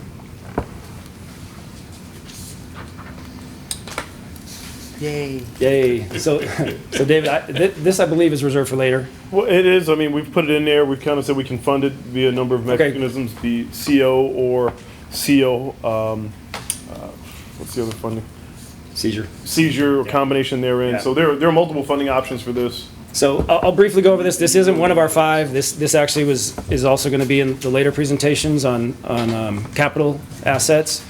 What I'll say about the Bearcat is, so you all know we have an MRAP. Mine resistant, I forget what it stands for. It's a military vehicle. It is we're happy to have it. We obtained it through military surplus quite a few years ago. It's well beyond its useful life. It is not designed, it's not a modern police vehicle. It's not designed for an urban municipal environment. It exceeds over 40,000 pounds. It's really not really safe to be driving on our streets, especially on the highway. What the modern solution to that is commonly referred to as a Bearcat. Lenco is one of the companies that makes them. It's kind of the industry standard. In modern law enforcement, when you see the news and you see major incidents, I promise you're probably seeing a Bearcat. Through my career, I've utilize these. They're really the bread and butter for your police department in high-risk situations. It should be almost like connected at the hip to your SWAT team. Everything that they do, the Bearcat is a piece of valuable armor that's a rescue vehicle that really should be utilized on all missions. And because of the limitations of our MRAP, it really hasn't been. It's not reliable. I don't trust it. We've had an officer do a good job of maintaining it in-house as best as they can. He's no longer here with us. So I think this is for the size of our department and is with the increase in our proactivity with our PSU unit and CID doing more proactive work that's going to result in high-risk search warrants and things like that. This would be utilized in that capacity, and I think is an important investment as we Can you grow. see this already including? More or less. I don't know, did we place that? Where did we place it? Because I saw it in the It's CO. on the opportunities list. Is it? Yeah. Okay. It's still an opportunities, but it's opportunity for CO issuance is what I saw. Because it is, because there are multiple sources for this. Right, so- because it's a capital item, so Yeah. it, we don't have to pay for this via general fund. Well, it shouldn't. Or seizure, right? It's seizure eligible, and that's why I don't think we categorize it anywhere else. Ideally, it should be in the COs. Yeah. So what would you do with the MRAP? That's a good question. That's a good question. I think we have to either More than likely, return it there's or a keep it. process to return it. There may be a small agency out there that, I don't even know if they would reissue it. It's very old. It's like a 07, it was deployed in Afghanistan. Yeah. It's beat the heck up. They're designed for the battlefield. They're not designed for a municipal, really, environment. So how many times have we deployed the MRAP to a scene, if ever? Ooh, I can count. just since Chief Hutchins was on the SWAT team for It's several probably years. been less than 5. I was gonna say 3. How many times would we have deployed a more capable vehicle like this? Every time. Yeah. So we would take this on every search warrant we go on from here on out. So that, to me, that's the answer, right? Yeah. It's a good visual deterrent. Well, and We're not using a piece of equipment we have because it doesn't work well, when we could be using a piece of equipment we can. Well, and also the SWAT team, right, there's somewhat of a new SWAT team, their tactics are changing, things were kind of, the approach of our SWAT team is different than it was before as well. So, I'll add that, Yeah. right. Yeah, the MRAP, because of the weight, I'm concerned about utilizing it the way it should be utilized with our SWAT team for these high-risk warrants, because it will get stuck. It's just too heavy to really have on residential streets, and oftentimes getting it stuck isn't going to be easy to get it out at the. I'm sure NTX could help, but that's not something that is ideal for sure. Well, CERT can take it. No, okay, I'm good with this, yeah. Thank you. You're welcome. Any other questions related to the rest?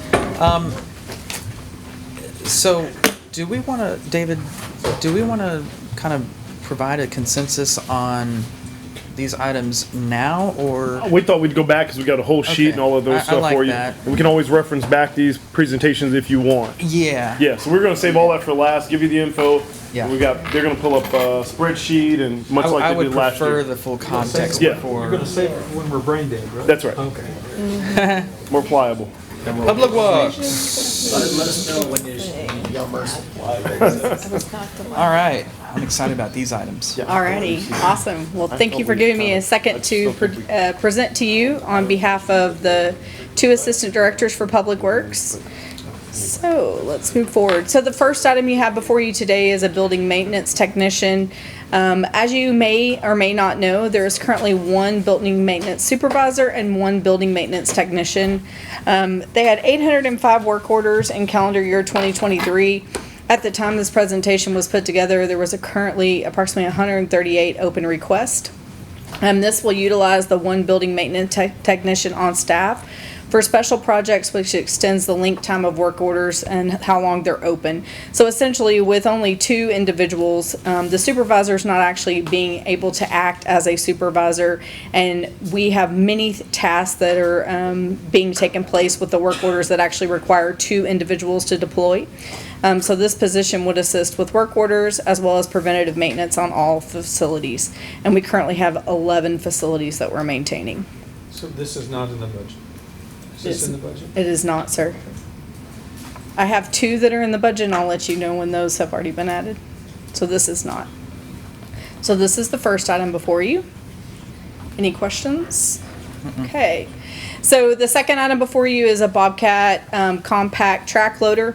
The important piece about this is, as you're aware of, we are moving from having external crews doing our concrete and asphalt replacement to having internal crews do our concrete and asphalt replacement. Currently, we do not have this piece of equipment, so we are utilizing the parks and the water division's equipment in order to make this happen. It'll be used to help remove breakup and backfill concrete, along with asphalt level ups and flex space installation, and it is essential to the operation of both the asphalt and concrete crews that we have deployed in-house. Any questions on this one? How much longer is it practical to continue borrowing from Parks and Water Department? If you talk to Chris Patterson, he would say it is not practical to do so, and he needs this piece of equipment to run his operation effectively. Today? Absolutely. Okay, thank you. This Z Sprayer Max stand-on sprayer has already been approved through the city manager's approval. This is basically this, and the piece of equipment that I'm going to mention to you next are two pieces of equipment in order to bring in-house parks maintenance into the city. As you're well aware, park maintenance has been moved under Chris Patterson. I will also mention that our new park maintenance supervisor started last Monday, and he has hit the ground running with looking at how he can move forward with better utilizing not only the equipment, but also the maintenance of all the facilities. So this Z-Max stand-on sprayer will help assist with that. And ultimately, the goal, as you can see at the bottom, is to eliminate the contract with True Green and have this being done in-house. How much are we spending on True Green? You know, I knew you were going to ask me that, and I don't. 40,000 Okay, was the last I 40,000. remember. And I've Thank never you. seen them okay. Mine's pretty quick. I have never seen them in the city. 40,000. Thank you, David. That's the way it works in my yard as well. Yeah. Be careful, we're on camera. So we're You're a great spending, company, you just don't know how they serve us. we're spending $40,000 a year on True Green. We bring it in-house, pay roughly $20,000 for a piece of equipment. What's the ongoing cost to purchase stuff to apply, chemicals? We have not done that evaluation, but happy to do so. You think it's a net savings? All overall? I cannot answer that question effectively and don't feel like I should give you an incorrect answer. I don't think the driver has been a cost savings necessarily. There may prove to be one. They did enhance the budget for the supplies a little bit. I couldn't tell you what that number is. The driver isn't net savings. There may be some. It's performance, the ability to control what's happening, when it's happening, and to the point that was made, we don't see them out and about. Not that you maybe always will, but it's really about controlling how we can perform the service. Got it. Thank you. And just a side note, particularly with various types of sprays for this, they're a lot of them are very timely. I mean, you have to do them within small windows. When you're waiting for somebody else to do them, you don't have the flexibility, wind, rain. So you got to work around all these things, and having a piece of equipment gives you that flexibility to be able to do all those things. And it also gives you the control to be able to choose more environmentally friendly chemicals rather than. Or less. Yeah, or less. Oh no, we're using Roundup, y'all. Oh, so you can go. We're using the join worst that stuff. lawsuit. Strike that from the record. The goal would be to use this piece of equipment monthly, similar to any contractual service, and more as needed. So this was already put in the budget. The second item is the Z-Turf Z-Aerate Commercial Aerator. That's a mouthful. But essentially, it's going to give us the opportunity to help facilitate aeration at ball fields, parkland, and city facilities. And we're very excited about getting this in-house so that we can actually move forward with decreasing the time spent aerating, because the commercial aerator is bigger and can do more at one time. And Christoph's backyard. I did not say that. but- So is this a tine type, drag behind a tractor type? What? Yes, What? sir. Okay, I'm not saying yes, no, anything, but I know that there's two pretty good pieces of aeration equipment out there. There's an Airway I know that, now I don't, it's been sitting a while, but that's a really functional, good piece of equipment. And when I looked at it, it looked like it needed a coat of paint and some grease, and that was about it. So Really? Where is this? It's in the bone pile out there. We may not know how to use it. I don't know. They may not. Because it's on the replacement list, and I don't know which one it is. but Well, we there's got an actually airway on two the replacement different, list. it says airway on it. It's a big yellow thing. Yes, it's currently on the replacement list, but happy to look into it. It's hilarious. I find this hilarious, okay, because, I mean, I've been a part of, this is my 7th budget stuff, but 7th budget presentation now in Rowlett, and previous leadership, none of y'all here, we would converse about getting an aerator. It's like, oh, it's so expensive. It's like going to be $100,000. It wouldn't work. We just, seriously. And then to hear that we actually have always, apparently, according to you, Got at least one. You have might at have least two. one that I don't know. that is just You'll case see it in in the package, it's point on our why we replacement have, schedule. yeah, case No, in point. and that's fine, but like, let's take a little bit of a We'll look take a at look it at it and because I know it's back there because I Yeah, but 14,000 for, detail on it with the Parks group. and if we have more than one, that's even better, so. But I don't know when the last time we've ever even aerated a single field in this city. Well, with that machine, it's been a long time, I Yeah. guarantee you. Well, we're going to change that. Alrighty, and then the last item I have before you is facilities overnight cleaning at RCC. This is something that is important to the maintenance team, so that you're aware of. This proposal is actually to have contract labor fund. The funding is to have contract labor to assist with the cleaning on off hours. So currently, the facilities team is using 2 full-time staff to serve the RCC. You can see their schedules before you. One's in the morning and one's in the evening. Also, we work between Monday all the way through Saturday. There is not currently anyone there on Sundays. And when the hours of operation have a lot of individuals that are currently there, it's very difficult to clean because there's people coming in and out. It's difficult to clean not only the individual pieces of equipment, the gyms, the restrooms, the locker rooms. But we felt like it would make more sense to have an outside company come in at night and clean the building when it's not occupied. They would use as many people as necessary to clean as quickly as possible to complete those tasks. We would still use city staff during the day to porter the building, make sure there's trash picked up, toilet paper, paper towels, and minimal impact cleaning that needs to happen. But this FTE could be spread amongst other individuals, the ones that are currently associated with the RCC. So that you're aware of, we currently have 7 cleaning staff that are cleaning 11 different buildings within the city. And so I wanted to make sure that you were aware of that. So this is just a new idea of how to facilitate cleaning. Brittany can speak from experience because she obviously is at the RCC more often than most with managing that team, but this is something that we thought might actually give a benefit, and that cleaning can actually happen in times that is not heavily populated and actually there's no one there present. Is this just for inside the building? That is correct. Can we do something on a fairly routine basis about at least knocking the cobwebs down off the windows on the outside? We sure Every time I can. go up there, It looks pretty they're bad. just covered all the time. It does not look good. Absolutely. We can get on that today. Fish flies. So is outsourcing this less expensive than No, but it's hiring a horrible. person who would work a night shift to do the cleaning? We currently do not have any individuals that are slated to work night shift, and we've found that it's difficult to get individuals. The goal with the actual group would be that they could have, whether it be 2 people, 4 people, whatever it would be, we could contract with them to come in and physically do that cleaning versus having one individual that might take a larger or longer period of time. As far as the staff of the individual, estimate of an individual who's currently serving that FTE, it's about $34,000 a year for their salary. But if I go back to that building maintenance technician, you can kind of see those are very similar salaries. I think this is a very good idea. What happens with the 2 FTEs that are currently cleaning the building now? they get reabsorbed back into the parks budget or into public works, or? They would stay, it would be my recommendation that they would stay within the facilities team, and that would provide for greater service that could be provided to the other 11 city building, or 10 city buildings.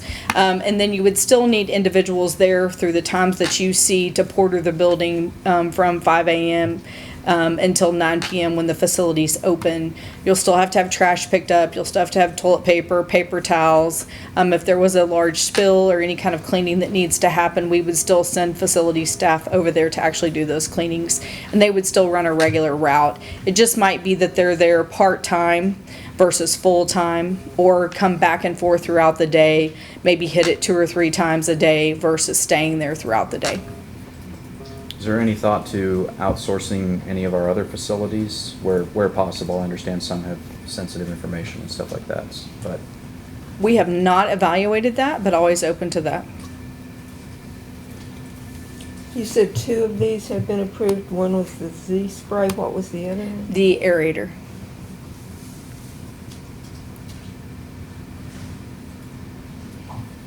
Okay, thank you. Absolutely. All right, community development. I'm getting tired.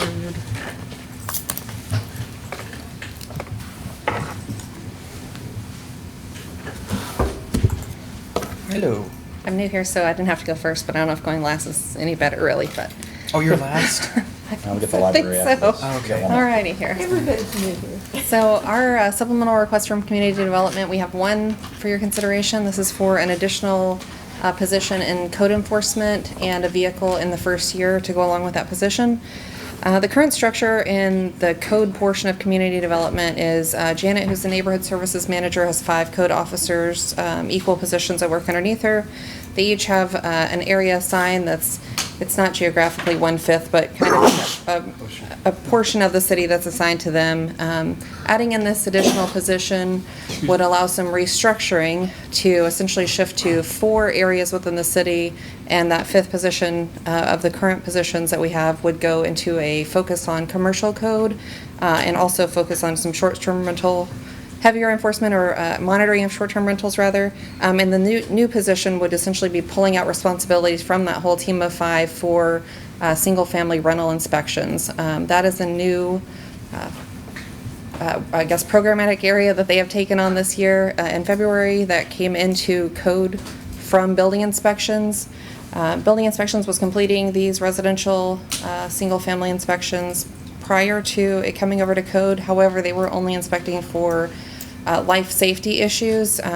Code, when it came into their department, have kind of stepped up the level of inspections on those homes to also include, as the code says you will, enforcement of really any nuisance issues, International Property Maintenance Code. So they're looking at things like, is there paint on the outside of the home that needs to be fixed up, or do we have, sidewalk issues in front of the home, that sort of thing. So Should have always been. I can't even believe that that we weren't even doing that. If that's an accurate statement, that shouldn't have been. They should have always been looking at that. Those are not new regulations. Yeah, our building official, who was actually one of the inspectors who did this previously, said they were told no more than 5 or 10 minutes in and out, kind of get it done.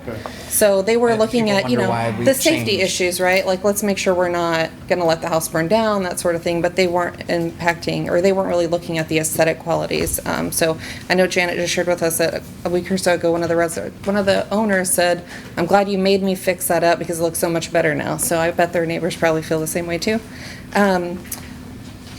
When I made this pitch a little while back to the executive team, I didn't have all the stats together, which I have learned is very, very important here. So I don't have a huge history of information, but kind of looking back at last year, March, April timeframe versus this year, the total number of open cases in code enforcement have gone up by 23% in 1 year.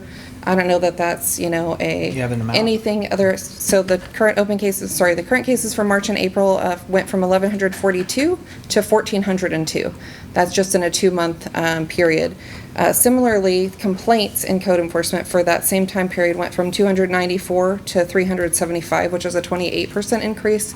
So we're obviously seeing a significant increase in activity just in code alone, which I think would be substantial and maybe or maybe not support an additional position, but the The increase of the residential inspection into code, in addition to the increase in code, is pretty significant. So that's what our goal is for requesting this additional position. We believe that we'd be able to kind of focus more on the commercial code, like I said, and also the short-term rentals and multifamily, which we have not really been focusing on. Has there been a particular driver in the increase in cases? Is it mostly against STRs, or mostly against multifamily, or mostly against businesses, or is it just kind of across the board? So surprisingly, all of the complaints and proactive on commercial code has stayed almost exactly the same last year to this year. The only increase that I've seen is related to residential, and it's going to be your common code issues: junk vehicles, grass and weeds, fence complaints. It's really no different from one year over to the next. I don't know if the number of complaints has stemmed from. We're still, I think, performing a similar number of proactive, initiating proactive cases. So I don't know that it's that we're not doing proactive stuff. So I really couldn't tell you if we have a higher bar now and people are used to it. So I appreciate you going into that, and I know that you're new. The information that I'd like to have sent to council eventually is how often, I guess, question is proactivity. How many times have our code enforcement officers created a call for service? Are they doing grid patrols through the city to be proactive, or are they just simply responding and being reactive every time? They're just going to calls, not actually, Why don't we do this? Yeah. I don't think it's a bad idea, because, and I don't want to pick on code. In fairness, I started my career as a code person. But I think it would be worth a quick presentation to the council in a work session to kind of get a state of, if That you would will. be lovely. Yeah, I'd love to So do that. I think it's something that impacts, it's a hugely important part of the community people don't often recognize. We only think of police and fire, but we forget public works code, and I'm not being funny, and the impact that they have, right? Y'all get my emails about code issues. Oh, I get them all the time, trust me. So I think it would be worthwhile, because I think there is also a lot of stuff that they're doing that we may not know. And so I think it will give a complete picture if we can, in a very near future, next meeting or two, just get a state of. Because having 5 code officers, I mean, to me, 20 square miles. Yeah, it's not bad. It's not bad. So in fairness, I don't oppose hardly any of these, and I don't really support them all either, but some of them I support more than others. Yeah. Right? I don't know how I feel about this one, and that's why, Corey, I was like, I don't have any data, so this is DOA to me because I don't have any data. That's kind of how I feel. That's why I'm like, okay, I want to get that information, because I feel like, okay, maybe not this year, but next year after we know. So or even okay, I'm mid-year. going to sabotage Corey a little bit, and I'm sorry. No, you're fine. I don't mean It's to. fine. But I wanted to provide her some relief to make whatever maneuvers she needed to make in her department. So there is an FTE in her position, in her department, that was, I feel when I looked at the organization there, they were overloaded with administrative help. Some of the project management and slight administrative duties that are typical for planners and other professionals in those kinds of departments were not being absorbed. Corey has, to her credit, recognized that and begun moving some of those tasks into that area. Point being that there is an FTE that will not be filled that she has at her disposal to allocate as she sees fit, except administratively. He totally sabotaged you. Did I? He just. I actually Doesn't tried have a to. plan for that position. So she really what I'm saying is I'm giving her the power to choose the destiny of her department. Wow, you just sunk that ship. Well, here, on the other hand, I'm always transparent with this council, am I not? Right? Yep, I appreciate And that. so, have you allocate this position, all I'm gonna do is take that one, so you may wanna give her something else. Interns. Well, interns are great, but they don't need to be supported out of that. We can pay them from somewhere else if we need to. Well, I think the idea of a work session is a really good one. I'd like for us to talk about the whole. Yeah, because I think there's a lot code does that people don't recognize, and I think it'd be a great opportunity for them to see that. Also, I think set some priorities as to what we really want focused on in terms of enforcement. I want us to enforce the code. I don't want us to turn into one of those cities where if your grass is half an inch higher than whatever the limit is, then so there harass again, the you place residents. us. I will be very candid. You placed the code in a very precarious position, and I would have to speak against that because our code in that respect is prescriptive. I don't know if it's 12 inches or 10, but it's always prescriptive. It's not discretionary in that regard. And then you place code in a position where they're going to be castigated for being prejudiced or biased, or when it's prescriptive, it's prescriptive. Conversely, to your point, there are a lot of subjective things, and I think it would be beneficial if the council could articulate kind of an order of preference, if you will. But if the grass ordinance requires that you cut it at 10 inches, and that's what it is, and they have an obligation. Remember, they don't give you a citation visit one, they give you a notice. And so I don't want to go too far, but I think it would be beneficial to hear. You know what I'm saying? I do, and There I think are that would be cities part that of the go benefit overboard. so that they can have a sense of what's important to this council. Yeah. Everything is, but prioritization helps. And maybe So- we'll need to look at the ordinances too. Maybe there are changes. I will that say need to be made to the another, ordinances. this is a sour point for me, and you know this very well because I'll email you about it. But the dang signs scattered through the city on the weekend, just, it's mine like a too. pet peeve. I just So get tired in of it. credit to code, they tweaked and they've got a weekend crew now. Oh, but they do? Okay. They do, good. All and right. I will give them credit. I haven't seen any signs I was here recently. weekend and I saw a code person just driving around touring, so they are working on the weekends. Love it. They do. There have was a rotating point, y'all, where they weren't working on weekends, They're and working that on would the be when all the weekends. code violations happen. Credit to Janet and staff, they quickly tweaked their scheduling and they have adjusted, and they've had it now a month and a half, maybe two, if not about 2 two. months. That must be Yeah. why I haven't seen as many So- signs. No, Have that is why. also informed them if another position were approved, there would be some anticipation of evening hours as well, because we have some evening, especially in the Well, commercial areas. I would like to say, however, that I do think that focusing on the rentals is important. That is something, the single-family rental market really does concern me very much. I really would love to figure out, home ownership private home ownership, to me is always the goal. But there seems to be a lot of single-family rentals going on, and I think that we really do need to keep an eye on that. How would we do that? Well, if they get It's through inspected. it's enforcement through the ordinance that's passed. Yeah, if I could expound on that though a little bit, I guess my bigger concern and what we hear from the city all the time is the short-term rentals. That's the big code issue right now. I don't want to do anything that takes away from You staying could on top even of that. allocate 2 positions. You have that authority. Let me be clear. If they're concerned, because there is a capacity question at some point. You just like pendulum. Right? One way or another. Let me ask you. Because Let me there are ask you multiple arguments that you can make because listen, this is a lot of work and it's about level of enforcement, right? There's one thing to say we've gone out, and then there's another, and it's the next level when you talk about heightened, focused, proactive enforcement. And so that's for you to tell us. So if you really want this heightened level of attention and focus on the rental market, well, then you probably should dedicate 1 position. If you want a heightened level of focus on the commercial sector, then you probably need to dedicate 1 position. Well, I do look forward to a work session because I'd like to understand. My guess, it's probably less on the proactive side right now than it is on getting a call from someone. You go up and down Rowlett Road, especially south of Miller, and it could be rental houses, but some of the grass is that high, and I haven't seen much happening there, so. And again, you may not see it, doesn't mean they're not doing it. That's the thing that will be beneficial Yeah. to this presentation is people understand that code is a very slow-moving glacial in its pace.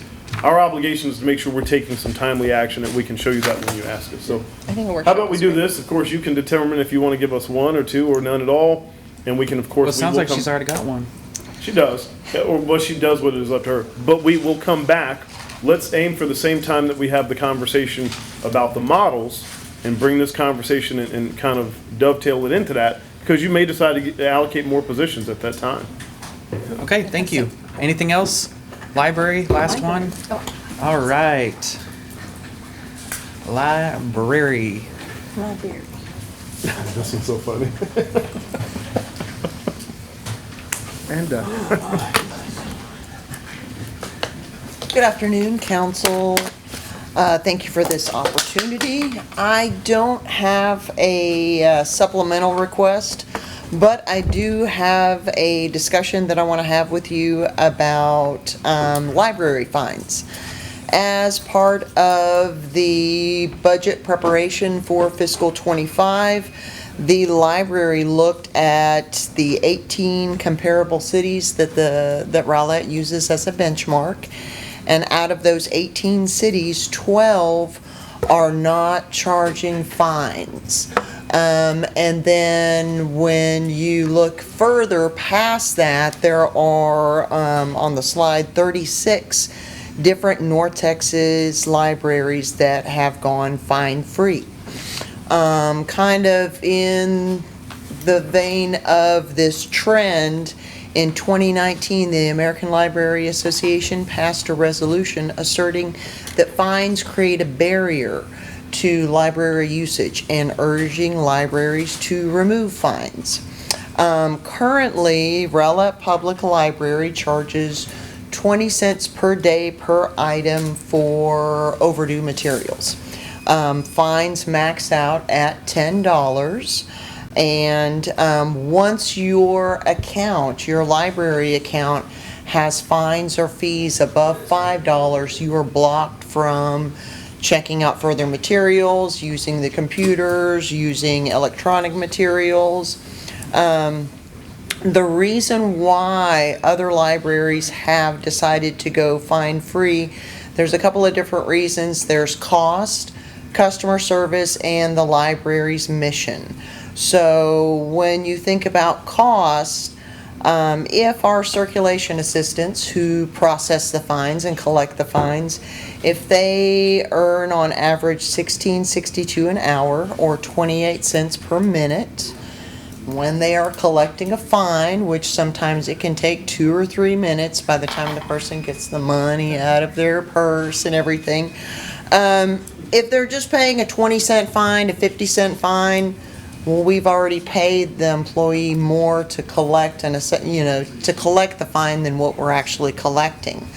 And there's also the time that staff spend educating the patrons on their fines, arguing with patrons over their fines.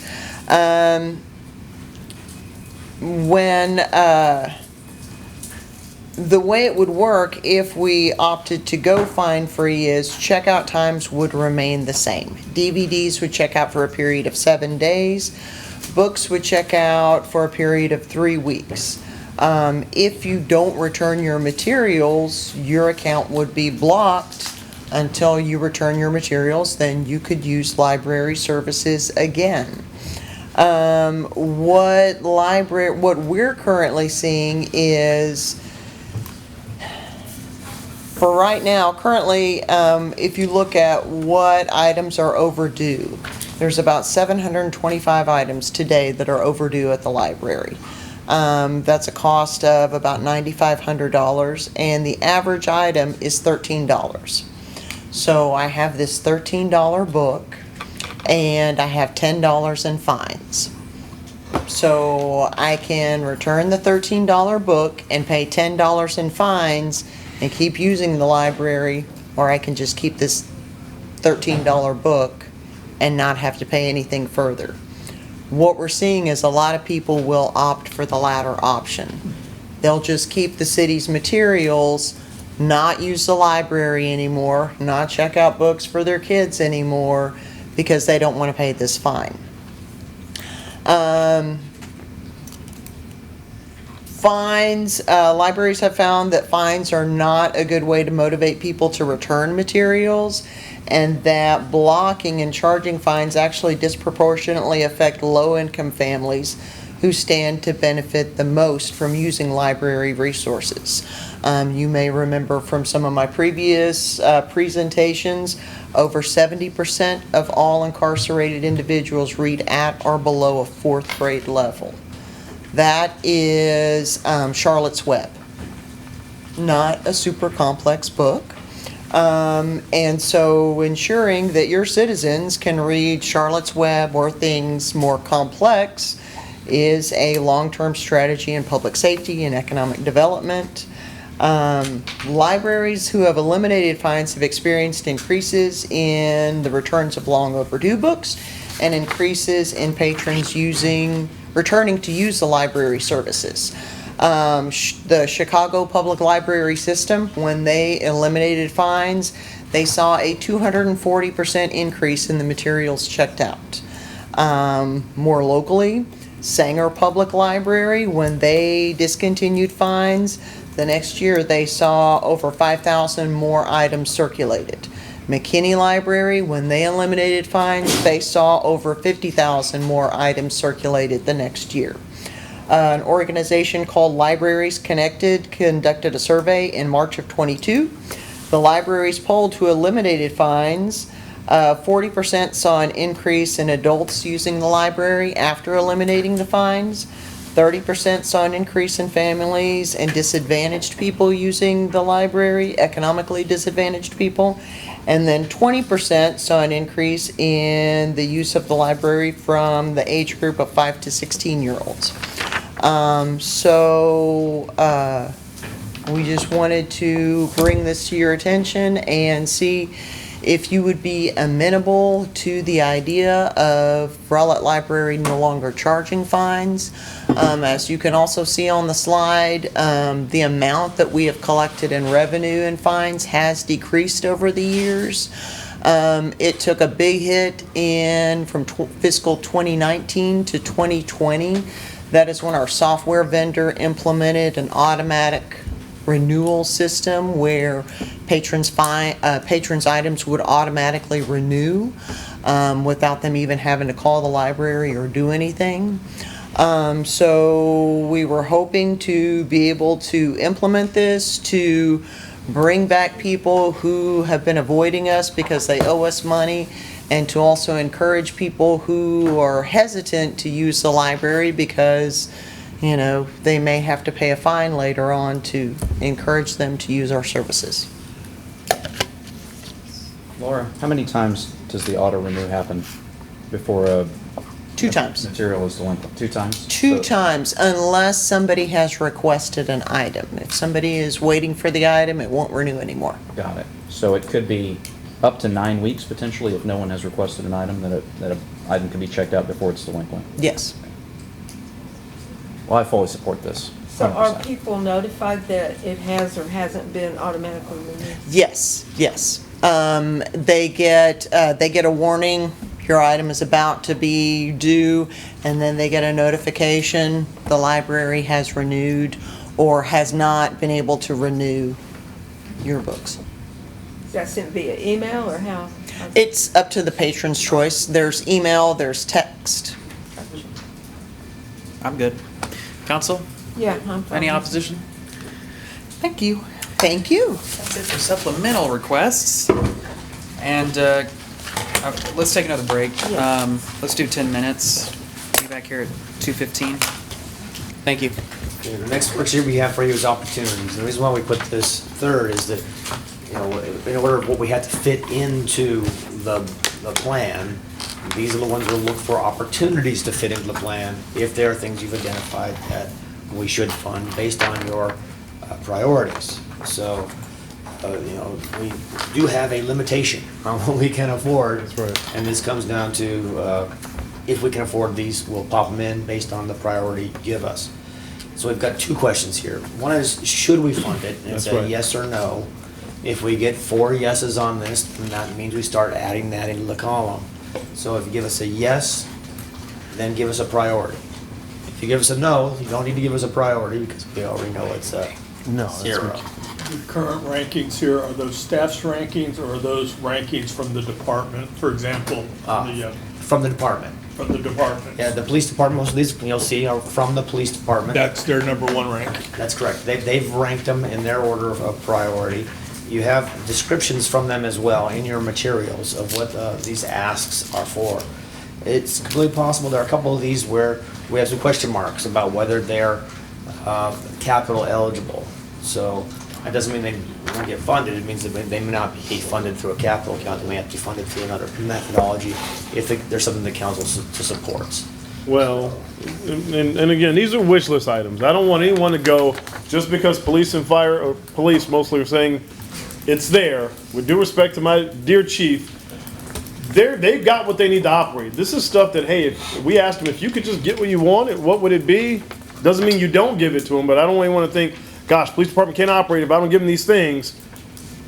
You know, but they may have a little more fun or operate at a slightly higher level if you do. So if there really was a Santa Claus. Okay. There is, and it looks like 7 different people in the room, man. So you say How many ones priority, can we use? As long as somebody. Is it one? As you like. Okay. you All say right. priority 1 through 3, so do we only select 3 to fund, or? No, those are your priorities. Is you just give it what you think is an importance ranking, just as the. Can you give me another one then? Absolutely. One is most important. Yep. Yeah, but you know, if you only choose to fund 4 things and you make Right, it we're all not at once. ranking them, we're just. Yeah. Okay. So can we get some context around some of these? Is that? Well, I was just gonna ask. Yeah. So, I was gonna say, okay. All right. Hold on. Figure out exactly what we needed in order to manpower, because those conversations with PD and public works, Right. and other entities involved, haven't exactly occurred the way that we need to. So that was a lot of the reason why I asked to push it out a year, so that we could sit down and have those conversations. I do think 1.2 million will get me a command post.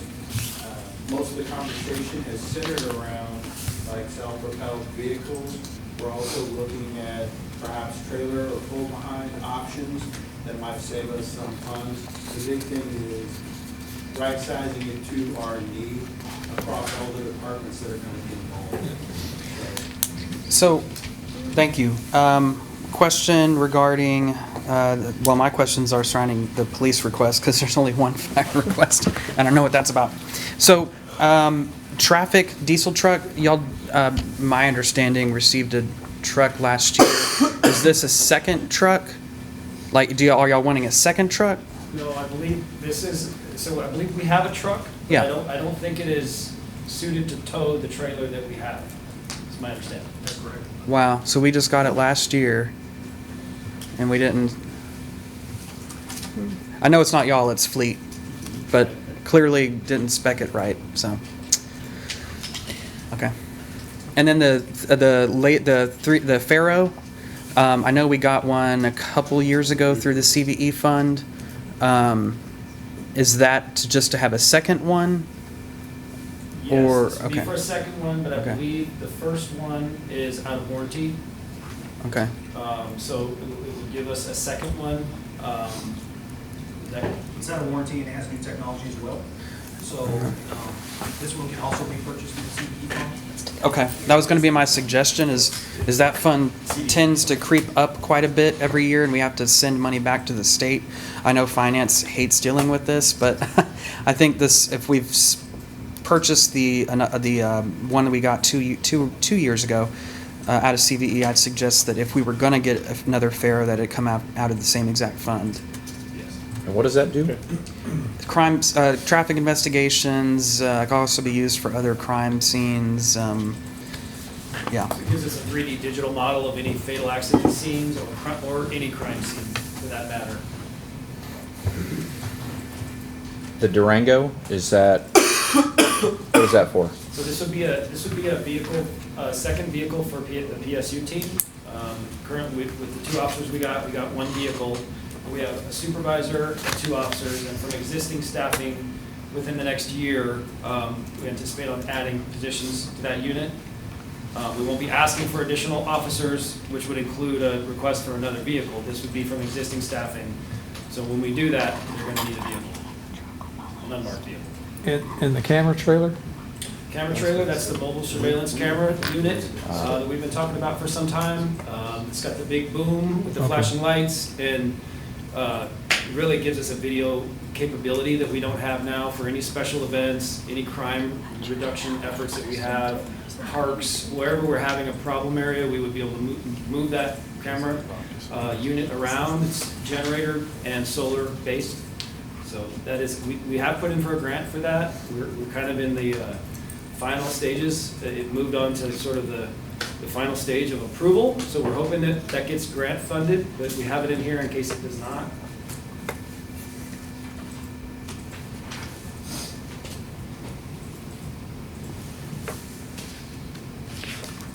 the repair to the padded cell at the jail, is that just fixing the problems that it has, or is that redoing the interior? Because I know it's in pretty bad shape. It's fixing, I believe, the problems that we have with the flooring now. Okay. Yeah. Particularly in the padded Yeah. room. Yeah. Yeah. Spider Tech? Spider Tech, yes. So this is a new technology. It's utilized by some of our partner agencies. That is one of the most exciting pieces of integrated software that I've ever seen. When you talk about a system that would improve our overall level of service to the community, this is it. Allen PD utilizes this and swears by it. It has been a game changer for them. It's not only improved communication with the public with regard to any 911 calls for service. Think about it, if you call 911 and the officers are delayed, we can program it to send a text message to the citizen that, hey, the officers are on a priority call, they're going to be delayed. After every call for service, the citizen would get a survey on the officer. So much like body-worn cameras, that's changed the scope of how our officers treat people because they know they're on camera. In a way, this would do that as well with surveys. It's integrated into our CAD system, so it's a big deal for victim notifications. We actually have applied for a grant for this as well that we did not get this year. There wasn't a lot of funding for it in the first year. Victim notifications are a big deal.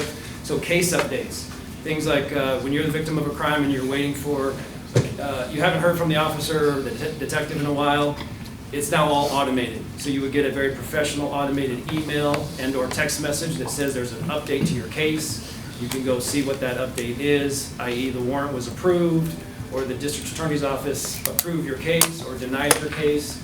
So it would be almost instantaneous updates instead of waiting for a phone call from the detective who's on vacation and then you haven't heard from the detective and you're playing phone tag, or you're calling communications, because that's who everybody calls when they want to get to the police department, is they call communications to try to get information about their case.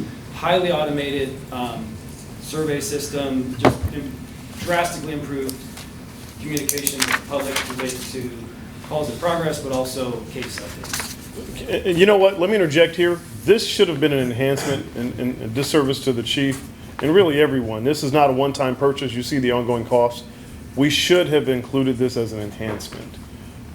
So I would ask that if you want to consider this, please do, but this shouldn't be on this list as a one-time capital purchase. It may not even be capital eligible. We're not sure, I know. But more importantly, it's not to say that this isn't a good thing. Be clear. What I'm saying is it's not categorized properly, and that's our fault. We should have had this as an enhancement that you could consider, and you still can, right? If you want to fund this, if enough of you want to say this is just the greatest thing since Cat's Meow, and you want to fund it. That's not great. The dogs bark. Yeah, there we go. Then it should be an enhancement. But it wouldn't be fair to, and not, again, this isn't chief, his colleagues, that he really gets a yearly enhancement here through what should be a one-time purchase. And we should have caught that beforehand. I didn't catch that either. And one last thing, Chief, speed trailer? Yes, speed trailer. So we have two speed trailers currently. They're 100% of the time out in the community deployed with the amount of traffic issues and or complaints that we get to do speed studies in various areas. It just gives us additional capacity to do those. There's also improvements, of course, in the technology with the speed trailers now. So these are the larger speed trailer, not like the speed signs, those gather data as well. This is the actual trailer that we deploy out to a problem area, like most recently was Toller Ridge. Thank you, Toller. We've done 7 speed studies alone on Toller utilizing these speed trailers that give us lots and lots of data that the traffic engineers then can go through and analyze. And we get to use the heck out of these. So it's looking at capacity and speed? It looks at volume, speed, gives us the average speed, lets us know if we actually have a speeding problem. We get lots of complaints from the community that think that there's actually a speeding problem, but once we deploy the trailer and we get 7 days, 14 days of data, it actually tells us if we truly do have a problem, or maybe it's more of a problem with the volume or the design of the road. The traffic engineers, Gary is very well versed. It's a pleasure to have him because he's got a lot of experience in that. And he can look at those studies and go, well, actually, we need to look at some traffic calming measures, and speeding's not the problem. So do you ever pull anybody over and their excuse was, well, I was speeding because of the design of the road? That's a good one, though. Maybe I gotta use that next. try that out sometime. Yeah. Hey, I would have been speeding, but the design of the road. I think it has a lot to do with neighborhoods being used as shortcuts, Yeah, cut-throughs, pass-throughs. because happens yeah. all the time at Dow Rock and 66, right? People going southbound on Dow Rock don't want to wait to go toward Rockwall, so they cut down those neighborhood streets over to Scenic, and it just turns into a hot mess, because there's one street that literally goes all the way through, and it becomes a raceway. I mean, people are going 40 because that's what they're going on a major thoroughfare, so they do it in the neighborhood too. Just want Yeah, those I love spike those strips out of trailers. those people. Yeah. They feel very responsive in the neighborhoods. Like, oh, you're doing something. What's really alarming is when you track like the highest speed, like he said, because I'm I remember ready to when cement. we placed one on the Dow Rock curve and caught somebody doing like 125 or something like that because they were, You gotta get somewhere. Drifting. I mean, it's, All right, we ready to submit? Yep. We will submit. You got yours?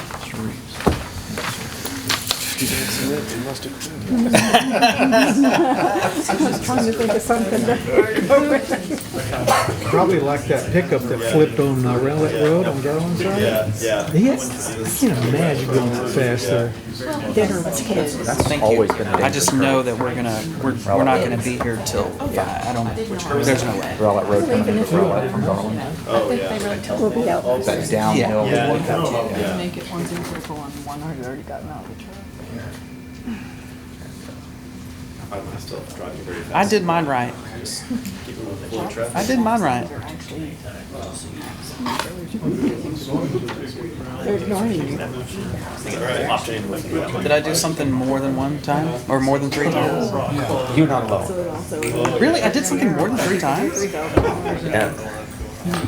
So, you ready? Did we fail? Can I drive this? He heard you a mile before he saw you. Hey, the motorcycle cop, he pulled you over here. All right. Cough in your ear and then yell at your chair. Yeah, you're gonna make me sick.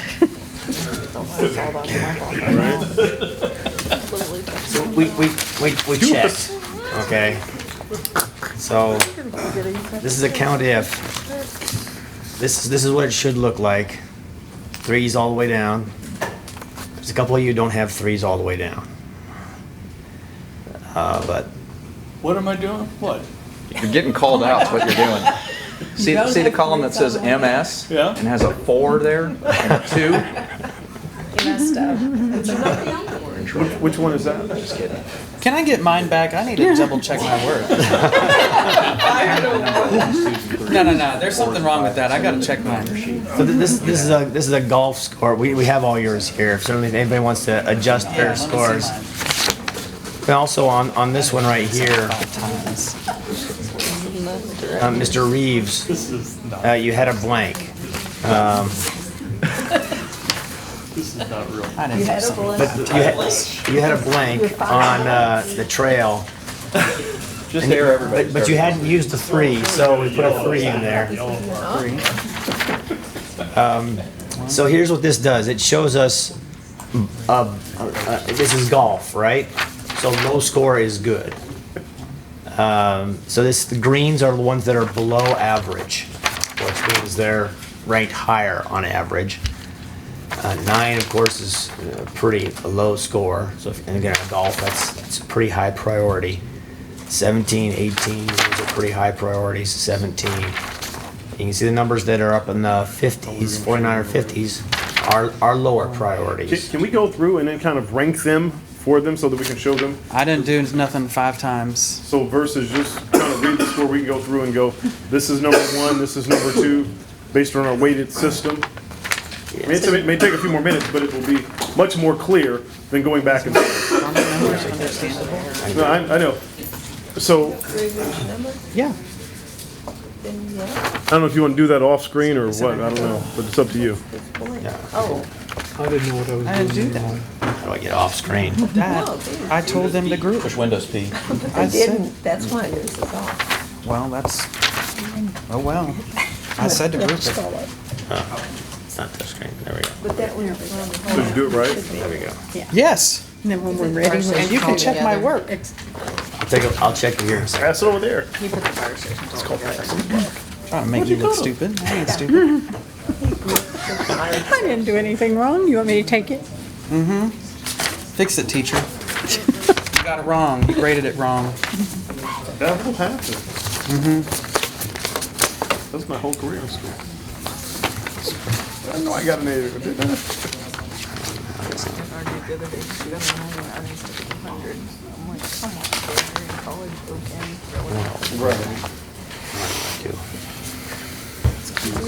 All right, what are we doing next? He's going to rank them. Okay. So you can see the order versus kind of zooming up and down. Sort them, that's gonna change it all.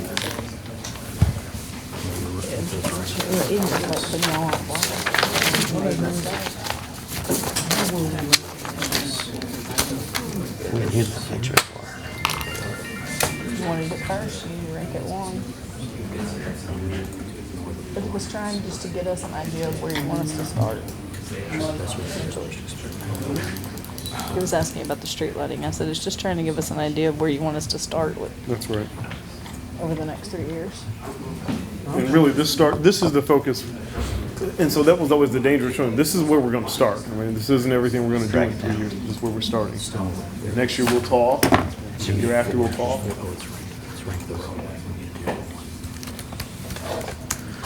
There you go. We just can't start at all those projects at one time.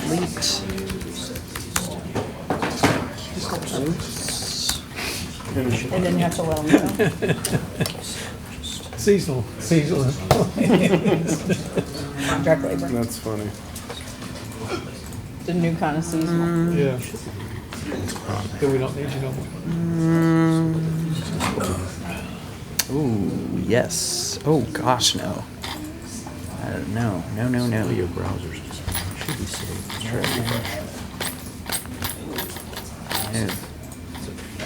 No. There you go. Could have added to the agenda a 5-minute walk. Correct. Probably so. What is the temperature outside? Next. We're pretty good. 89 and windy. Next. Very good. Thank you very much. Windy when I was up there. Windows P. It's 89 and windy. P. And then hit the duplicate. That's a real deal. Yeah. Do you have the list? Mr. Shoops or Mr. Rodriguez is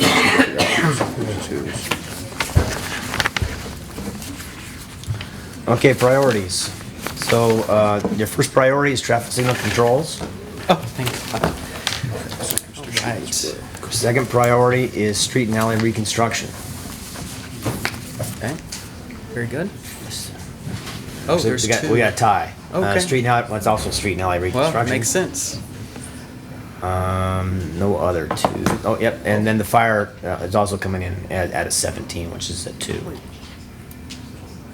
I ranked it at There's this. David. I ranked it at. I'm stunned. You should be proud of me. So that means our next one's a 7, which is gonna be concrete panel replacement. Good. 8, which is asphalt repair. Roads. Yes. 9, which is road construction. 10, which is traffic signal install at Liberty Grove. 11, which is Rowlett Community Center. 12, I think, was up here. Maybe not. Let's see where 12 is. There's another 11. 2 11s, street lights. Thank y'all. All right. 13 is up here, right here. Yeah, that's important. Maintenance facility. 14 is up here. Oh, there's 2 13s. 13 is also Liberty Grove Y'all Road. are seeing how mean I am. 15, Excuse me. which is right here, which is the downtown district infrastructure. 16, let's see where was 16. There's 16 is the nature trail. 17 is erosion control. 18 is Rowlett Community Center. 19 is. You just passed it. Thank you. Keep going. There it is. Parking lot improvements. let's see, there's 21 right there, which is the Kylock launches. Let's see where 20 is. Here's 20 is the Chisa Road Design. 21 is the Kylock launch. 22 is Lake Front at Pecan Grove. 23 is the floodgate automation and also sidewalk connectivity. 25 is a screen wall repair. And 26 is Shorewood Park and also the Twin Star Basketball Park, and that is all. So that's it. Okay. Does that sound true? Y'all understand kind of Oh, yeah. where our That priorities was are clear. then? Numbers are the numbers. Very clear. Roads. Yeah, very clear. Roads and traffic signals. Very clear. Fire stations. Yeah.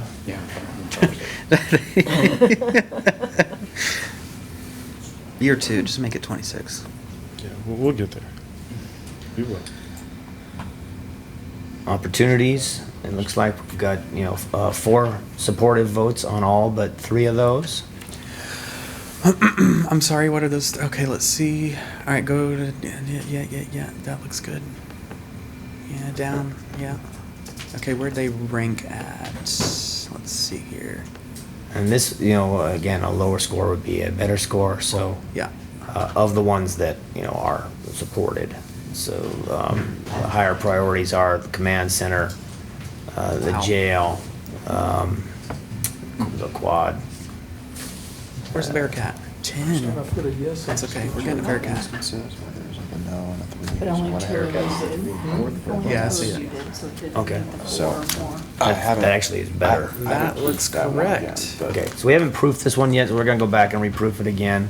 But this gives you the idea of The sort of how spider that should works. be with the other category. They're actually including that in the list for the Yeah. council to look at. I took that off my list. Yeah, I so X'd council it will out. look at that list. So we'll take a Look look at at that this item on the separately. other list. Excuse me. I'm going to highlight that one here so that, that's gonna be looked at elsewhere. Here, an owl.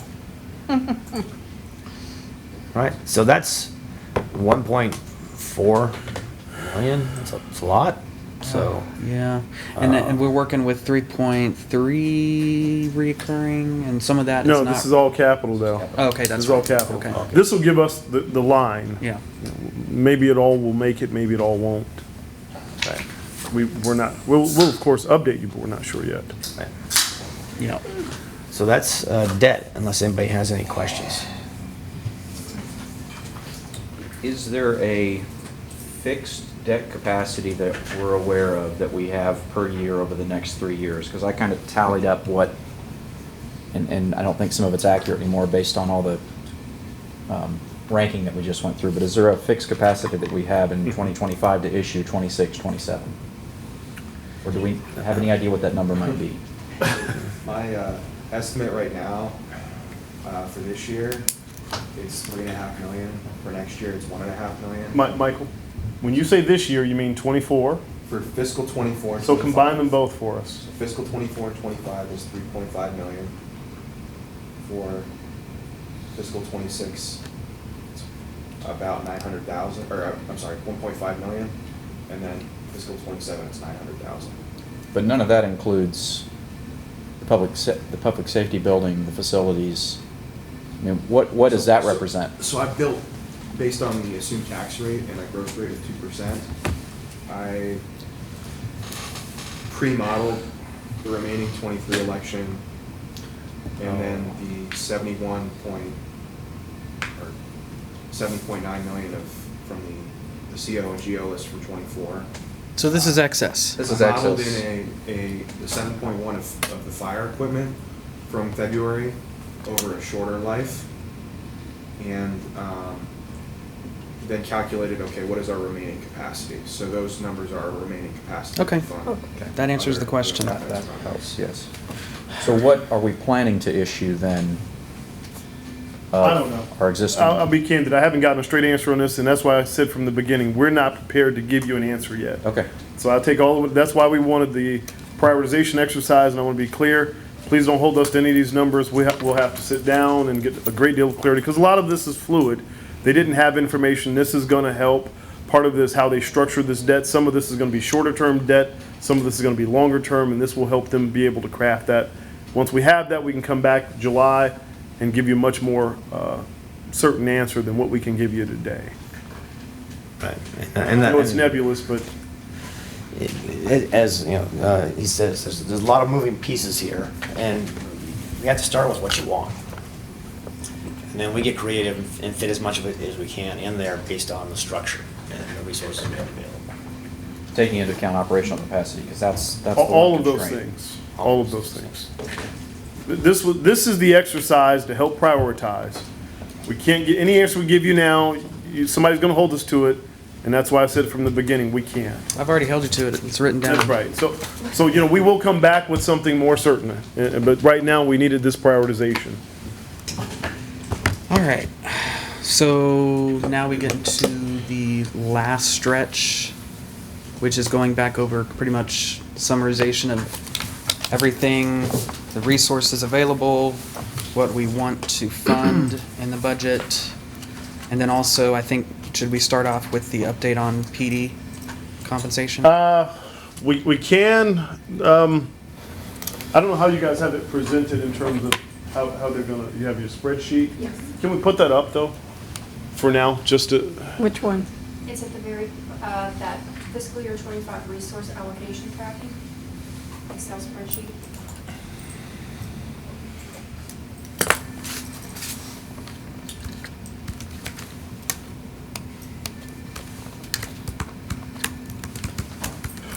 This broke down to the 3.7 one-time, the 3.3 ongoing, and so far what's in there, we can confirm the items that were discussed and seem to be consensus for the board and commissions and the nonprofit, and then eliminating the senior council program, so we have there so far.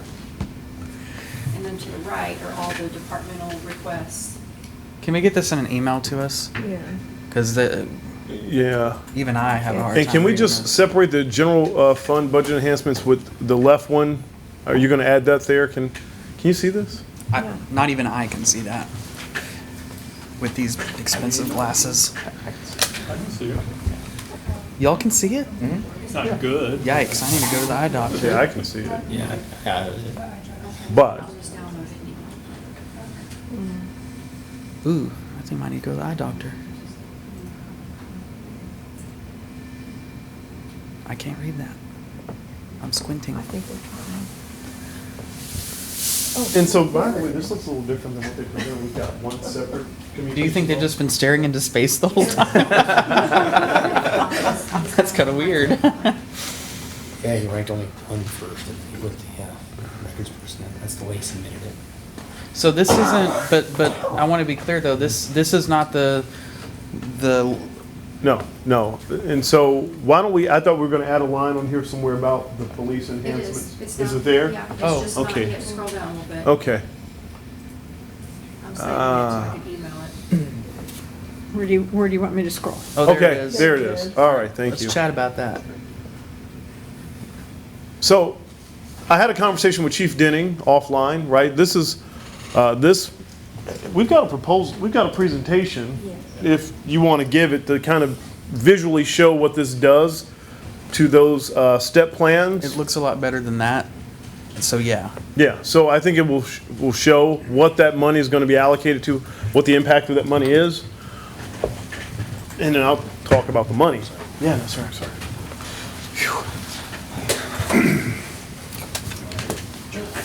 Down to the bottom of that. All the way? Keep going.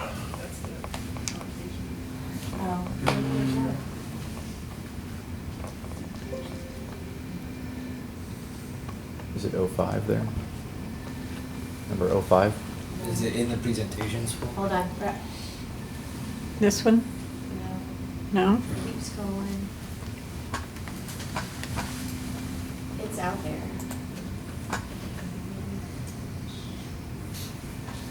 Now scroll to the bottom. See if it's-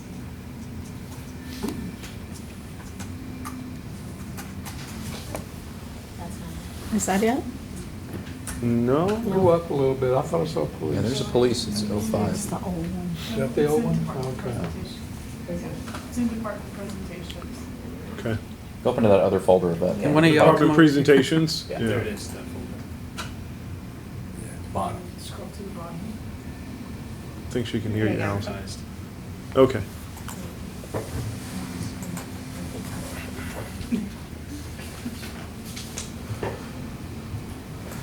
It's you're gonna hit the highlights of the Yeah, so just based on the recommendations from the last time we presented, we just went in and we added 3% to the first step and to the last step, and then we just spread the money throughout the steps. So this is what it would look like. We get us to that, around that 80,000 mark, and it would top officers out at around 105.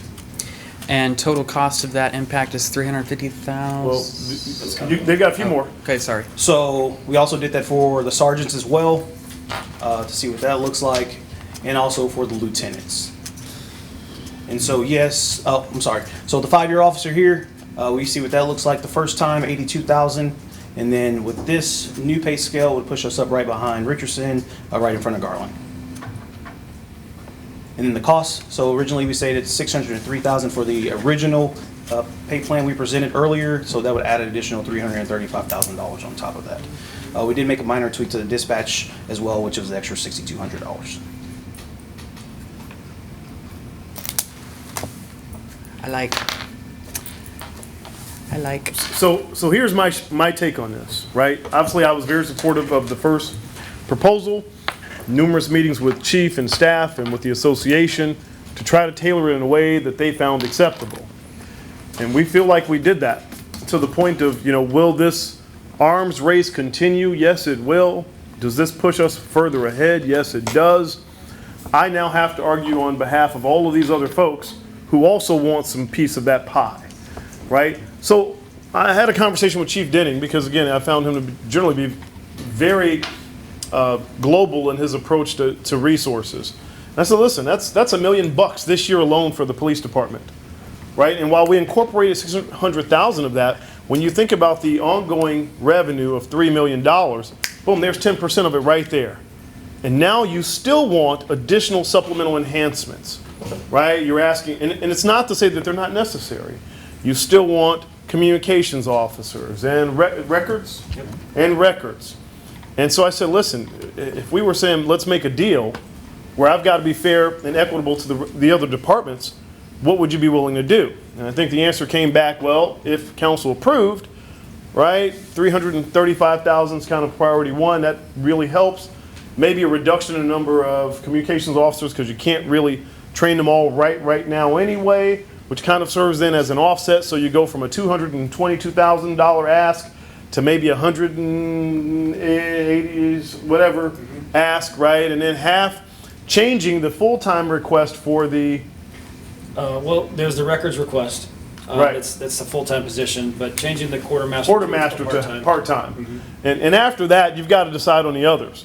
Because now we've also slid in this technology piece, right? So I'm going to argue, be mindful, and it doesn't in any way mean police isn't important, but be mindful of how much resource you give.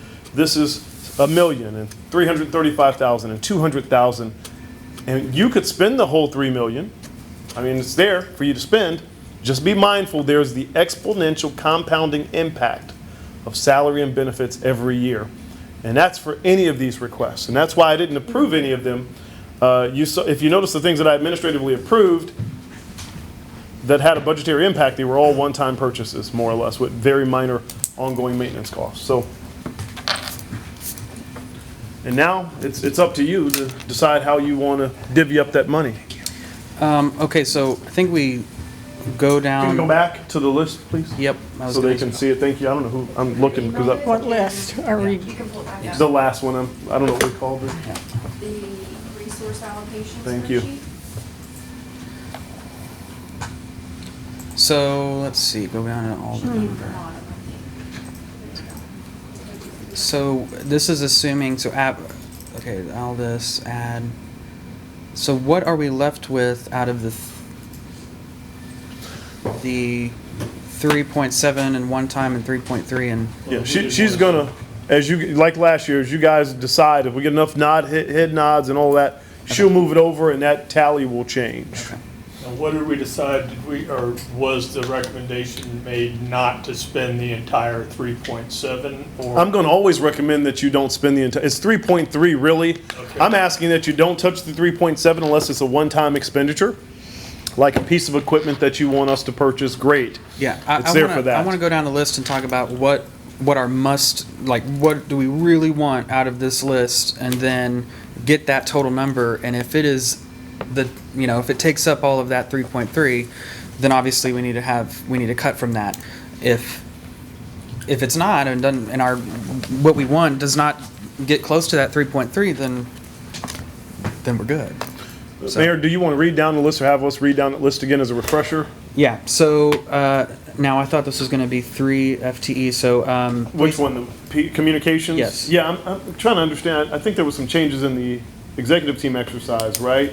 How you have the one ranked, One FTE for communication? How the executive team ranked it? Yeah. So the executive team ranked it number one for just one position. for one. Yeah. His internal position was not to have all three of them as number one. Yes. And that was. One communications Yeah, as I officer was said. number one priority. Number Yeah. two priority was something different. Gotcha. And the three Counts- priority yeah. was the second. For today's practice, do we want to go ahead and consider that we say 3 for now? Like at this moment, let's plug in 3 communication officers. I think that makes the most sense. Yeah, It let's doesn't, just- it doesn't buy the department very much to just get one Right. communications officer. It Let's- might help a little bit, but doesn't solve the problem. I think it's also good just so that we have that number again when we get to the end and we've put what we want in and see that end number. So let's do best case scenario, I guess. Yes. The little highlight KRB 40K, they are not going to apply. Correct. They're not. Okay, Yeah. I just want. So, so then we have police, 3 communication officers. Then next is information technology for the public safety systems administrator, dedicated to IT to support police and fire. Where do y'all think on that? Do y'all want to fund that this year or? Yes. Yeah, I think we need Okay. to. Yes. So I heard a yes on the IT. Are the right people listening to this? Yes. I'm listening. I didn't Okay. hear 4. I hear Yes. 1, 2, 3, 4. You There we have go. you have what you need. Got 4. What was that?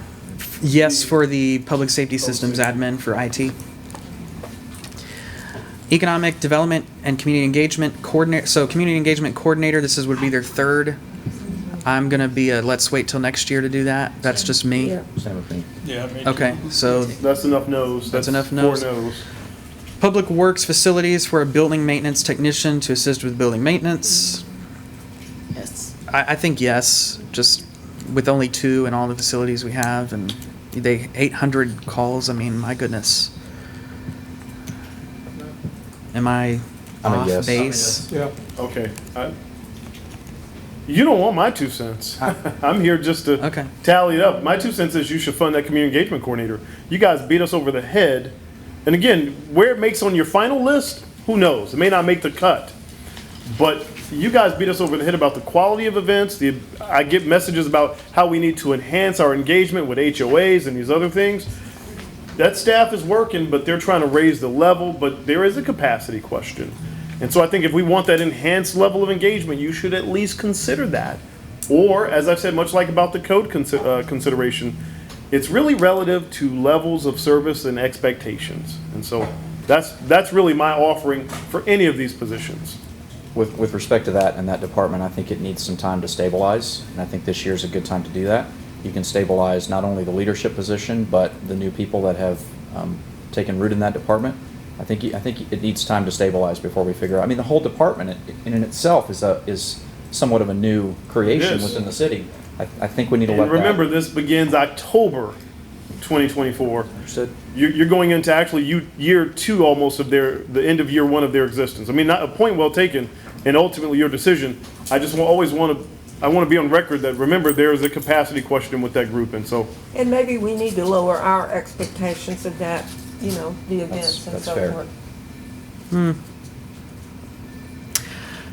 Let's just go down the list and see where we fall. Let's see. So we said yes to building maintenance technician, facilities overnight cleaning contract for RCC.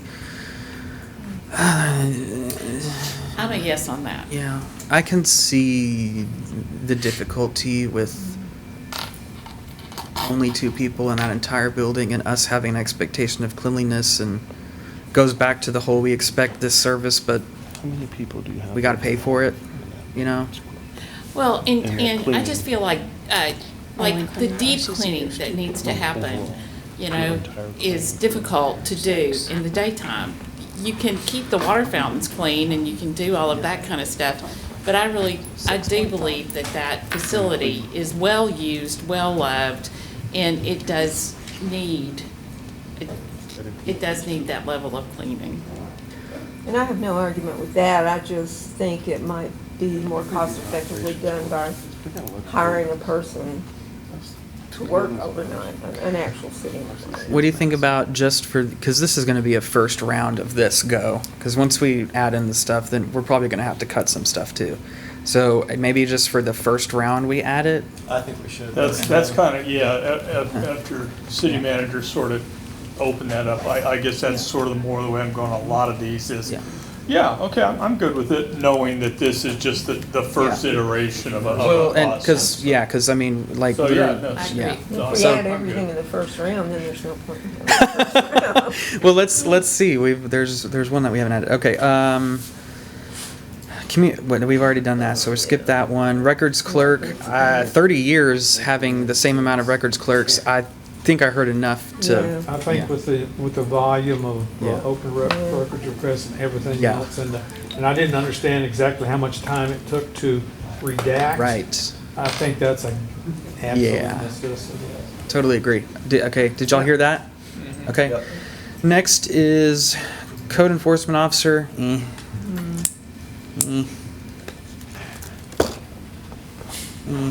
Yeah, I mean, that's one of those things that'd be nice to have, but as a priority, I'm not sure. This is 2 no's. There are all these Anyone other else? things. 3 no, you're yes? Can I get some clarity on, there was a made mention of the short-term rental revenues being a certain amount, 130 some thousand Corey, dollars, I think. Would you be able to address that, please? In the slide presentation about the code enforcement, there was a note about short-term rental permit revenue being 100 and some odd $1,000. How much of that's currently being expended on, like, the software that we're using, Don't we contract with someone to Yeah. manage the? We do. Yeah. Rentalscapes. I don't know the cost of the Yeah. software offhand. We've got it in the budget detail actually We somewhere. currently do, and that contract's set to We can expire, pull it so up. we're evaluating new software specific for But that. that cost is really just to fund the position. Yeah.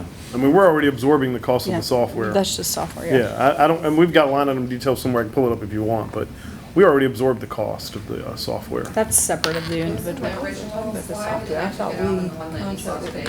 Rentalscapes. Yeah, Is who we yeah. contract with, but that is the software. Family inspection fees and single family inspection fees and there's just so much, it's just more than I think just a one number thing, but we can try to get more of that detail for the workshop. Yeah, and Rentalscapes is the company that we For the contract with STRs. short-term rental for STRs for them to track and report. Right. and- How long have we had 5 code enforcement officers? Do we- I do not know the answer to that. I don't know I the don't answer know to the- that. We had 4 for the longest time, and then I feel like early on in my term, as council member, I feel like we hired another one. Like Well, one. we had 4 through 2019. We're gonna try to look for at sure. I'm sorry. Yeah, we're gonna try to look at the FTE count real fast. to see if I'm curious, with the number, I mean, the amount of growth, number one, in STRs, which is a tremendous, I think, responsibility to try to manage, but also the number of just rental properties in general that lead to people Well- maybe not caring for the property as much as a homeowner might. I think when David kind of said that there's another position that's not. There is. That's true. Yeah. I'm like, okay. Don't forget, you've complained about commercial code enforcement significantly. I want to mention that, and I do believe our dear mayor sent me some emails recently about the deficiencies in the commercial sector, and it is a problem. The commercial sector needs some code enforcement attention. So I even though I'm telling you they have a position, again, this is just about your expectation levels, and it doesn't mean we're not going to try. It doesn't mean we're going to say, well, just forget about it. If we have a capacity issue, we have the obligation to show you that. I don't know that we can fully tell you that now.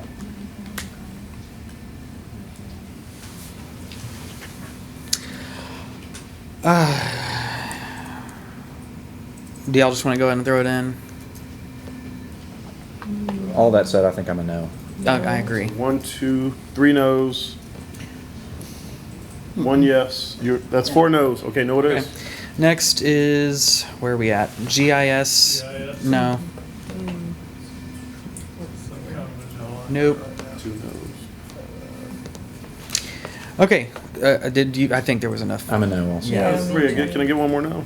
No. Okay, there it is. Just so I can hear officially. Quartermaster, I think I heard that there was a willingness to take that to part-time. Is that, does that number, is that the full-time number or the half-time? That's a full-time number, right, Chief? That's right. So are we, council, y'all want to do full-time or part-time? I think I'm opting for full-time, just knowing how much effort needs to be in the evidence and integrity and everything else. I'm for a full-time. And keep in mind, Councilman Britton, the part-time position will give us back our full-time second property and evidence. Okay. Right. Okay. So This is the halftime quartermaster. that'd be half-time, no benefits. Right.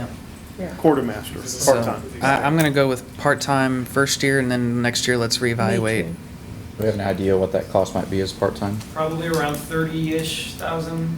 I don't have it specifically. We can take a Are y'all swag at getting it. that, finance? Y'all hearing? Right, halftime quartermaster. I just want to make sure they're catching what we're Yeah, saying. so just cut it in half. Yeah. Yeah. Be on the safe side. Okay, all right, then, already got that. Rowlett website, that's already covered, and Spider Tech software, I mean, yes. Yes. Yeah, I think our chief did a good sales pitch job on that one. So I'm a yes on that. Anybody a no on that? Okay, I think there's enough yeses. So, did y'all get that as well, finance? Yes on the Spider Tech? The Spider. Which is 30,000, 10,000 one time, 25, and 30,000 ongoing. Different funding sources, too. I know, I hate the name of it. I think they take the website from that. Okay. And for grins, can we throw in that police compensation increase? Sure. And let's see throw it what that final tally Yeah, looks that's like. one time and ongoing. And It's then, both. yeah, how much does this impact our ongoing fund? They just need a few minutes to Yeah, yeah. tidy it up. If we've hit the max, then we need to cut stuff. Just a good practice. We said three communications at the top. Are we gonna? The enhanced communications. Yes. Is that, will you scroll down, please? Yes, that was 6,278, and yes. Yeah, it's down at the very bottom. Can I ask Chief something right quick? On the quartermaster, part-time Oh, that, quartermaster. yeah. Would that be a true single individual working part-time? It's not gonna be a full-time employee who's having his duties halved? or- Correct. We would specifically look to hire a part-time. Okay, it would be a part-time individual, it wouldn't be, okay, that's what, okay. Would the intent be for that individual be the person that's looking at retirement? Ideally, we've kind of already, we just found out about this last week, so I think she's assessing that option. I don't know if she can do it without the benefits. We'll see. Okay. That might be the trick, is finding somebody who wants to do it without benefits. That's where a retired person might help, because, you know, if you got your own benefits. Or someone who has benefits through their spouse. Yeah, yes, already. Yeah.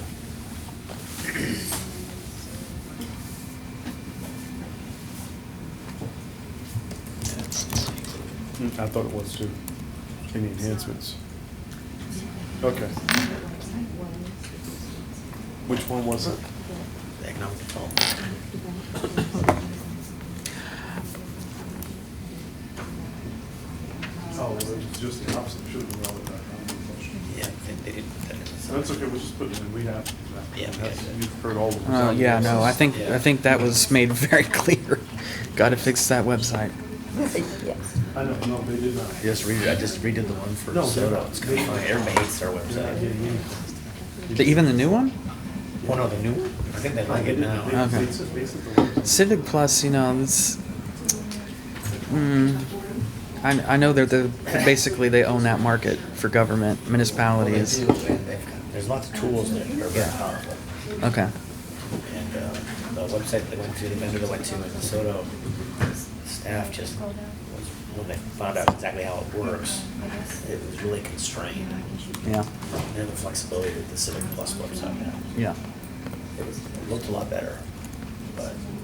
Yeah, I think it's what we need is just better functionality, usability, Yeah. clarity. That's something, look at a lot of different vendors, but Mhm. Civic Plus is, Yeah. they've got a whole bunch of different tools. The real question is, what do they want to charge us? Yeah. Well, it's also a content question, I think, that we all I recognize. think the biggest problem with our current website is its content. You could clean it up and have all the pretty tools, and Yeah. content is bad. Yeah. We know that. So that's all. That's good. So Okay. the only things Thank you. not funded on the list are the community engagement coordinator, Mm-hmm. the code enforcement officer, and the GIS. Mm-hmm. Okay. Just wanted to make sure we got Yep. it off this list. So,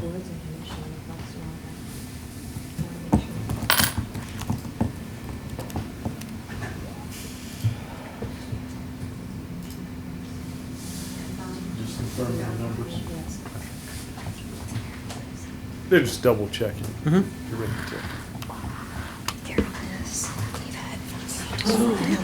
Because I want to get a confirmation on that. Scroll, because it's your screen that's out there.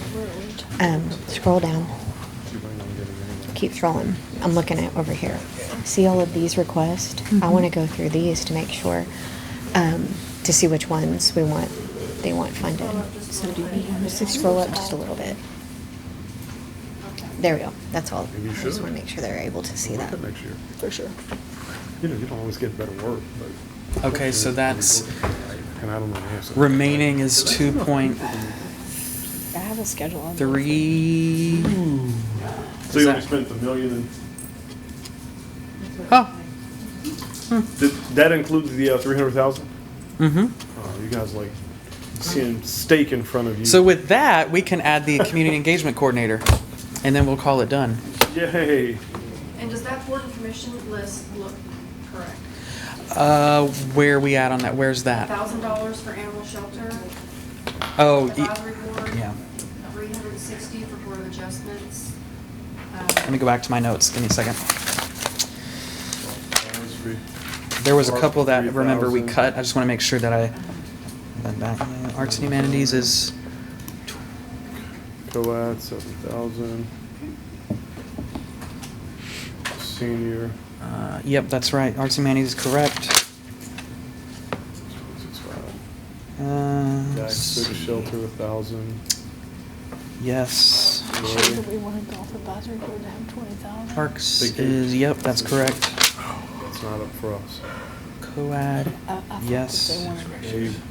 Okay. We're I just gonna wrote it down administer wrong. the Got it, programs. 30,000. But no, but we're gonna administer the programs. The 30 and the 20. But Okay. they've given it to them for that Yes. purpose. Perfect. So, Yeah. Fix the fountains. we're gonna get those fountains, best fountains And ever. then if we scroll down just a little bit, you'll see the. Yeah, I'm looking at that now. They're fantastic at that. Nonprofit. Yeah. Not long That first time to is do this. correct as well. Yep, all that looks good. So council, it appears that that's changed since the last time. Oh, was that adding in the community engagement coordinator? All right, so. Can we shrink some of those cells so we can kind of see the whole list? So if you look at remaining resources for ongoing, under the ongoing fund, that is now after all of the things we added, plus the community engagement coordinator, that number, wanted to show the the list and remaining just bring the resources is now remaining resources up. $2.22 million. So that's Oh. after everything that we just added, Sorry. which is still really good and provides us that 2.22 million to go into Are you? We're just gonna reserves. try to bring it up so you can see the Yeah. balance and list kind of together. Yeah. As best we can. Are you shrinking it? Will you have her shrink it? I can't. Make it awkward. Deb, sorry, I spoke with that. Will you hear? Yeah, you can bring the tally up, where you're showing remaining balance. Just bring. Oh, you're just- wanting yeah. this hidden. Remaining resources, you I can thought either hide everybody or was drag here, that I up, realized however that you we wanna were do it. missing. There you go, so they can see it comprehensively. Is that too small? Yeah. You said no? That's not too small. He has better vision than me. There. So. Well, he's kind of in a better position directly. Actually, that screen's smaller than that screen. So. Mm-hmm. That's true. That's a little blurry too. Come on, where's Shoot? Come on, Shoot. There he is. All There he right. is. You're good. You're good. Welcome back. So the new number, this also includes the third community engagement coordinator. So with all of those enhancements that we added, including the community engagement coordinator, we are left with the remaining resources in the ongoing fund of $2.222 million. You want to just throw that code officer in there? I mean, if I gotta ask for something. Yeah, I'm good with it. Throw the code officer in there. Yeah. Now that we know our available resources. So this may be the unpopular opinion, but that enhanced police compensation, I think, is not mission critical right now. I think we're already taking a substantial leap forward in terms of solving that problem. We always do, and that's the thing, right? We're always going to be. Wiley today is 77, right? We're going to just catch up to them at 77 in October, and by that time, they're now up to 80. And we're just always going to be behind. They're not going to make another, again, and you guys do what you want to do, but they're going to make a mid-year adjustment, and they're mid-year. And we've asked them this question, and I'm not speaking against it, but I also said in terms of the resource allocation, this is an arms race. And even when we do 80, someone's going to pass us at some point, and it's happened already. Cities like Carrollton have said, enough. They've drawn their line in the sand, and they're going to live with the results of that. I'm not saying you do that. I'm saying this is an arms race, and somewhere somebody's going to stop and say enough's enough. 15% annual attrition. 44 officers in 3 years gone. This is us making a statement that we value and are investing in our law enforcement, that we know how important they are, and that we don't want them to go anywhere. We want them to stay So in you're going to Rowlett. make the same investment in your public works people? Because I will Are say they- this. Is it as competitive? Well, let me say this. Yeah, it is. And I will say this. If you check the market for your public works people, they're on the low end of that spectrum. And we need to get that adjusted. We haven't here. And so I am obviously not anti-police. Chief and I have been negotiating, discussing this from the beginning. Right? I met with the association. Nobody dragged me there. I wanted to hear their thoughts. So I am definitely not. This was my budget priority to make sure. I didn't want to ask you for it. I put it in there. And it was important that we work together to get them a plan that they felt made them market competitive. It wasn't the city manager saying you were market competitive. They said, and I would respect the chief should try to get every penny you give him. But I have an obligation to speak for the entire city. And so I'm saying this, you're the final decision maker here. But I have an obligation to speak for those public works people. They are on the low end of the spectrum. We are making a statement for our police department. Let's make no mistake about it. Look at where we rank in our competitive scale. Look at where we are. So give them whatever you want to give them, but then let's break off some money for public works too. And we'll go back and I'll do an analysis and I will come back. And all I'm arguing for is if we're going to take care of police, let's not forget public works. I was trying to do a kind of an iterative approach because I didn't really know how much money would be there. So I am not arguing against this. I'm saying if we're going to give them this extra $350,000, can I go get some extra money for public works? Absolutely. Yeah, I agree. We'll be back with probably another couple $100,000 in ongoing costs. Are you going to Thank you. include parks?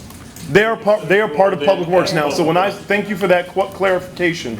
When I say Public Works, I'm speaking of the former Parks Maintenance Group and that group that you traditionally saw as your Public Works group. Why are we spending money that we don't need to spend when an agreement and an arrangement was agreed upon and decided upon by members of the police department through the RPOA and city management? Why are we spending extra above and beyond that just to put a feather in their cap and say we appreciate you even more than we already appreciate you?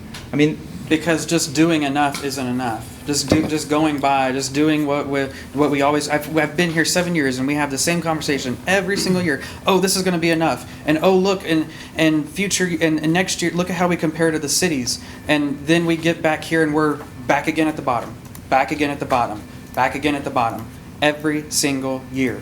This is about trying to be actually really competitive, not pretend to be competitive, not just catching up with the average every single year. Just this is about being ahead of the game. All the other cities are having this exact same conversation, and they have been, and we haven't. Which one?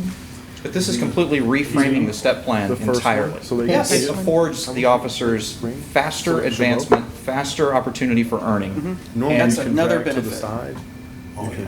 And To you me, can that show is both, the 'cause I would main love to benefit. show them both. The increase is Do that for their deliberations. nice, but what you're giving them really is the opportunity to earn a whole lot more money a lot faster, along with some You know, I- you set I the think- screen and show both. retain Let's Right, just- show the let's old just- one. let's just- Let's just get to the point, Right, okay? so here. So, you heard city manager, he said, if we're gonna do this, let's look at public works. So I think we should look at public works. I think that's fair. We have $2.2 million in available resources And then where's the other one? to make a over here? difference. I don't remember a year that we've had, Go to department. last year, for example, we had maybe $600,000 in available resources, which, that was before we realized that we had a huge landmine, right? So this is the first year that we really have something, we can actually do something meaningful, Okay, that's really. So, I'm all in on the, let's go the See if they'll let 350,000 me do and it. let's look at public works and evaluate them. You good? Yes, although I don't know why, I mean, we haven't done, I don't know why it's just Public Works and Police. I mean, we're not doing a cost of living for the entire city staff, right? Open range is Open different. Yeah. And that, they're getting an adjustment. Open range is getting an adjustment. Oh, I didn't see that. What's the The open range? open range is getting a 1% market adjustment and a 3% Oh, merit-based okay. adjustment. Sorry, I missed that somewhere. That's okay. Are you good with the police enhancement I am. and going and looking at public works? Yes. Okay. Sir? Did you get Then- 4? I'm sorry. I Yes, was- you got okay. 5. Okay. And are you good with that? Looking at public works, I'm not committing to public works. I know, but you're yeah, good with the, yeah. I just said Yeah, looking. I'm- Looking. yeah. Okay. So you have 6. All right. What's next? I think we're done. Are we done? We're done for now. We'll come back at another session. We'll coordinate with you and come back with another session with additional information. But for this session, unless there's anything else that the council has, I think we're done. If you think of anything, Shoop's gonna be here till 9 o'clock. Alone for a long time. All right, I want to thank everybody for being here. Finance team for doing a fabulous job. Y'all did fabulous today. Y'all were on it, as y'all usually are. Thank you to all the directors for being here. And it is 4:12 p.m. and the city council stands adjourned.